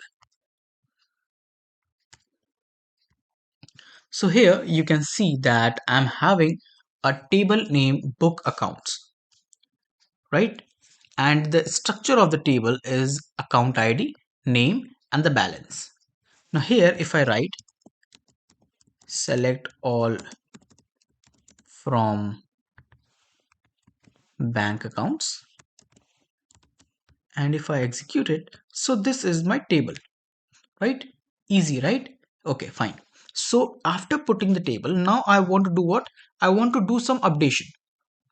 I want to do certain updation. So basically I'm going to write multiple SQL statements, right? So for that purpose, what we will do, we will first write the begin. Begin is used in the start of the transaction, right? So begin like this. Now after that, you can write multiple SQL statement. So let's write one SQL statement. Let me just do one thing. Let's copy it from here, right? Let's copy it from here. I'm not going to waste much time of yours. So this is the first statement, that is to update the bank accounts. Bank accounts in my table, and I want to set the balance as balance minus 200, where the account ID is 1. As you can see, the account ID 1 is for Amit here, right? Now one more statement is like this, right? Like this. Done. Now if I run it, okay, what happened? Oh, sorry. You need to put a semicolon here, right? After begin, right? So you can see that update is done. Now if I just call my table, select all from bank accounts. So you can check that the values, right? The values are now updated. But the important thing is that this particular change is not permanent. It is temporary. What is the mean by temporary? Well, you can roll it back. You can roll it back. Let's say I have written here rollback like this. Right now, if I just run it, you will find that it is now rolled back. Now, if I run it again, you will find that the values are now changed. Right? Amit is having 10,000, Rahul is having 8,000. Did you get it? Let me just run it again. Here we have done this, and you can check that Amit is now having less than 10,000. Why? Because we have actually done a updation work with the help of query till here, right? We have not done the rollback. So by this, we have actually made certain changes on the table, but these changes are temporary. Why? Because we can roll it back with the help of rollback. Now, if you just do the rollback and run it again, you will find that the amount is again back to the previous state, right? As you can see, 10,000 and 10,000. Got it? Yeah. So this is what I was saying. So how you can save it now? Well, you can save it with the help of commit, right? So what you need to do is that first you execute this statement. Okay, it is done. Now just do the commit. Just do the commit. After doing the commit, it is now committed, right? So now if you simply just open it, you will find the changes are now permanent, right? It is done now, right? So if I try to roll it back, so you can see that there's no transaction in progress. That means the transaction which was going on is now committed, and here's nothing to roll it back. Fine. So this is all about begin, rollback, and commit that you do in your PostgreSQL transaction. So I hope you understood the lecture very clearly, and this is all about today's video. Thank you so much for watching. Goodbye. Hey, hi everyone. In this particular lecture, we will understand that what are the stored procedures, right? So a stored procedure is a block of SQL query which is stored in the database, and it is used to perform action like updation, modification, right? Retrieving any data like this. And it can modify the data. That means with the help of the stored procedure, whatever the data that we are having inside our table, we can modify that, and it can control the transactions like commit and rollback, and it may or may not return value. Earlier we have learned in the function, right? We also stored some queries in the function also, but what is the difference? Well, in the function it is used to return a value, but stored procedure is mainly used to make certain modification into the data, right? Your function cannot modify the actual data, real data. It can only use those data to create a final value and return it, right? But stored procedure is used for the modification of your table, right? Okay, so what are the key difference from function? As I told you, procedure do not return value, but function does, and procedures can control transaction, but your function cannot control the transaction. It is very important to understand the difference between these two, right?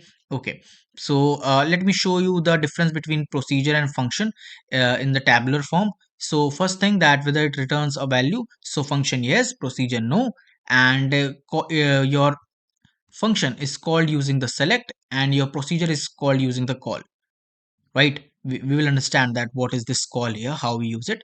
And transaction control in function not allowed, in procedure it is allowed, and the main use is calculation in your function, and in your procedure the main use is business logic. Fine. So this is the basic structure of it. So let's go to our pg admin and understand that how we use it. Let's go. So as you can see here, this is the table structure, right? And this is the data we have inserted, just two rows.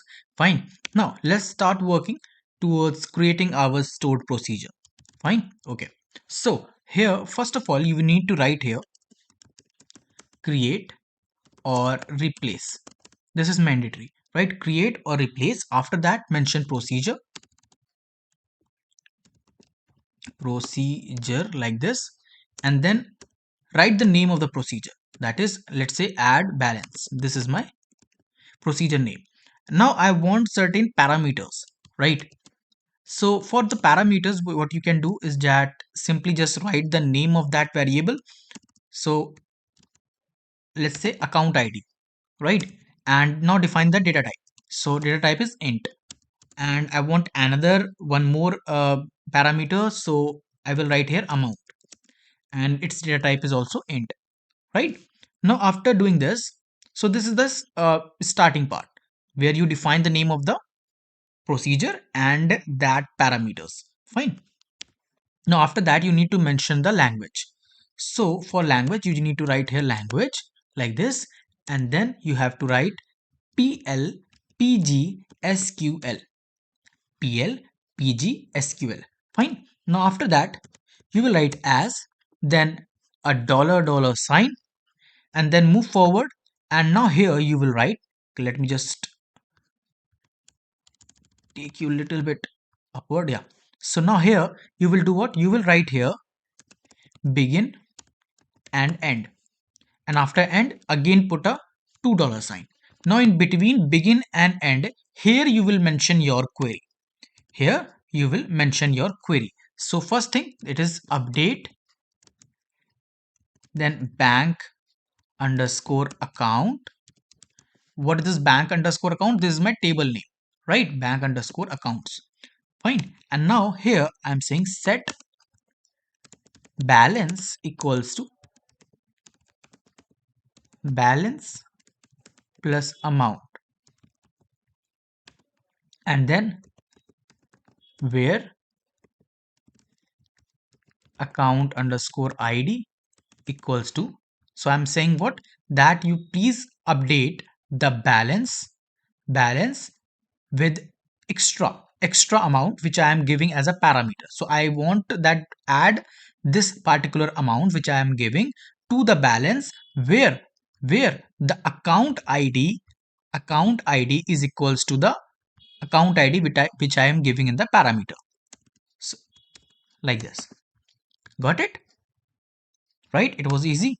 Now after that just simply put semicolon everywhere, and that's it.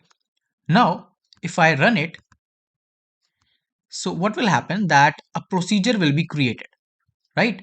A procedure is successfully now created. Now when I want to call this particular procedure, right, when I want to call this particular procedure, at that time you will see I have to write here call, and then the name of the procedure, that is add balance, right? So I'll just write here call add balance, put a bracket. Now inside of this, first of all we will give the account id. So account id is 1, and the amount that I want to add in the balance is, let's say, 2000, right? Now if I run it, okay, let me just show you before doing this. Select all from what's the name of this table, is bank accounts, right? Select all from bank accounts. Now if I run it, you will find the in the table, right, the balance of Amit is 10,000. Now when I will call this particular procedure, then what will happen is that the procedure is not successfully called. Now when I run for the table, and again if I check, you will find that Amit is now having 12,000 rupees. Amit is now having 12,000 rupees, and after running the procedure, that particular row will come downward. That's the property of update, basically, that when you update it, that particular row come to the like last, like that particular row come to the last.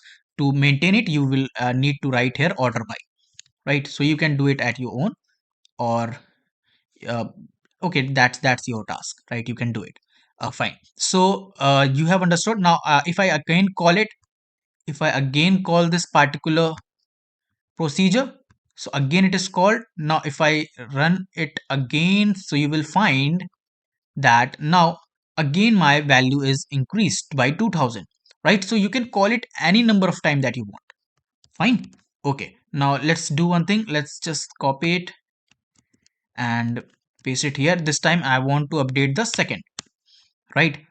Where the account id is second, and I want to update it with, let's say, 8000. So you can check here that this account ID second is for Rahul, and the balance is 8000. I want to add 8000 again to it, right? So it is called now. Now if I run it, you will find that it is now 16,000, right? So simply you can perform or call for the modification of your table with the help of this stored procedure. And this is how we create it, right? This is how we create it, and this is how we call it, right? So this is all about today's video. Thank you so much for watching. Goodbye. Hey, hi everyone. In this particular lecture, we are going to learn about that what is function in PostgreSQL and how we create and use the function, right? So first of all, what is a function? So function is a reusable database object, right? It is a reusable database object. That means once we create it, we can use it multiple times. Fine. It accepts the input parameters, like if you want to give any value to the function, right? So you can give that with the help of the input parameters and execute logic using the SQL and PostgreSQL and returns a value or a result set, right? So function run inside the database engine. And what is the syntax of it? So the syntax of your function is quite typical, right? But don't worry, I'll explain you everything in depth, right? Fine. So let's go to our PG admin and understand. So this is our employee table, and let's do one thing. Let's call our table select all from employees, right? So you can see here, this is our table with 5 rows, right? The employee ID, name, department, and the salary. Got it? Right. Now let's move forward and create a function. So for creating a function, what we need to do, we first need to write here create or replace. Create or replace. After that, you mention a function. Create or replace function, right? This is a mandatory line. Simply write this, and after that give the name of your function. So let's say my function name is get employee count, right? This is my function name. So simply write the name of the function and put a parenthesis up afterwards. Now let's go to the next line. Here you will write return, and you will write the return type, like after execution of this function, what type of data will be come out of the function as a result, right? So the data type will be int, right? Let's make it capital int like this. Fine. After that, you need to mention the language. So simply just write here PL PG SQL, right? PL PG SQL. After that, you will write here as, and then you have to mention double dollar. You have to mention double dollar, and then you will write here declare. Declare. After writing declare, you can mention any of the variable that you want, right? Let's say that when we work with any of the programming language and we create a function, so at that time when we need any variable, what we used to do, we simply write int variable name, right? Int or boolean or string like this. So simply you can create your own variable here also. So here I want to create a variable named let's say total, right? Total, and I want to give the data type of it. So let's give the data type of it as int. So like the way you give it to the programming language, like int or boolean or a string, then the variable name. Here the thing is reverse. First you mention the variable name, and then you will give the what, then you will give your uh, data type, right? Now after that, after defining this, now what we will do is that we will write here begin, begin and end, like this. And in between of that, we will write our query, the query which we want all the time to get executed, right? Whenever we want. So I want here select count all, right? Select count all, and I want to give this count all value into this total, right? So you can give it like this, select then your query into total. So this value, whatever the value will come, will get stored inside this total variable, right? And then from, write the name of your table, right? Select count all into total from employees. And after that, what this particular function will return, it will return that total, right? The value which is stored inside this total variable, I want to return that. So simply I will write here return total like this. Yes. Now the one important thing is, like after writing this, you need to mention here double dollar, right? So same thing as you did in the as, right? After as, now here you will write after end. Got it? So this is the basic syntax of it. I know it is quite typical, but it is important to know everything about the PostgreSQL, whether you use it or not, right? You can simply take out this syntax from the internet whenever you want to use, or you can remember it. It's depend on you, right? But having the understanding that what this function, how the function is written, it is important. That's why we are making this lecture for you, right? Okay. Now if I simply execute it, okay, so the language is something wrong here. Syntax error at or near language. Okay,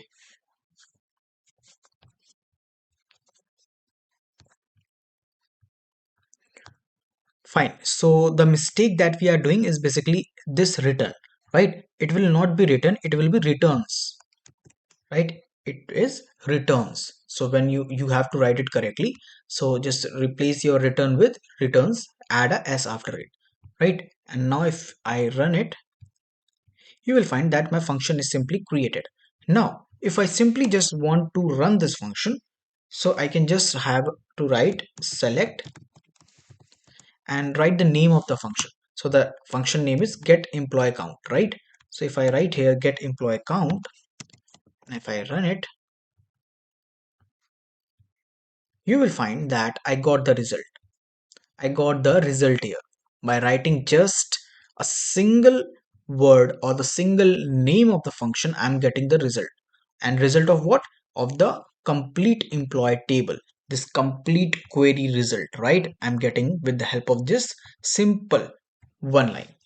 And if I want to write, use it again and again, just copy it, paste it again.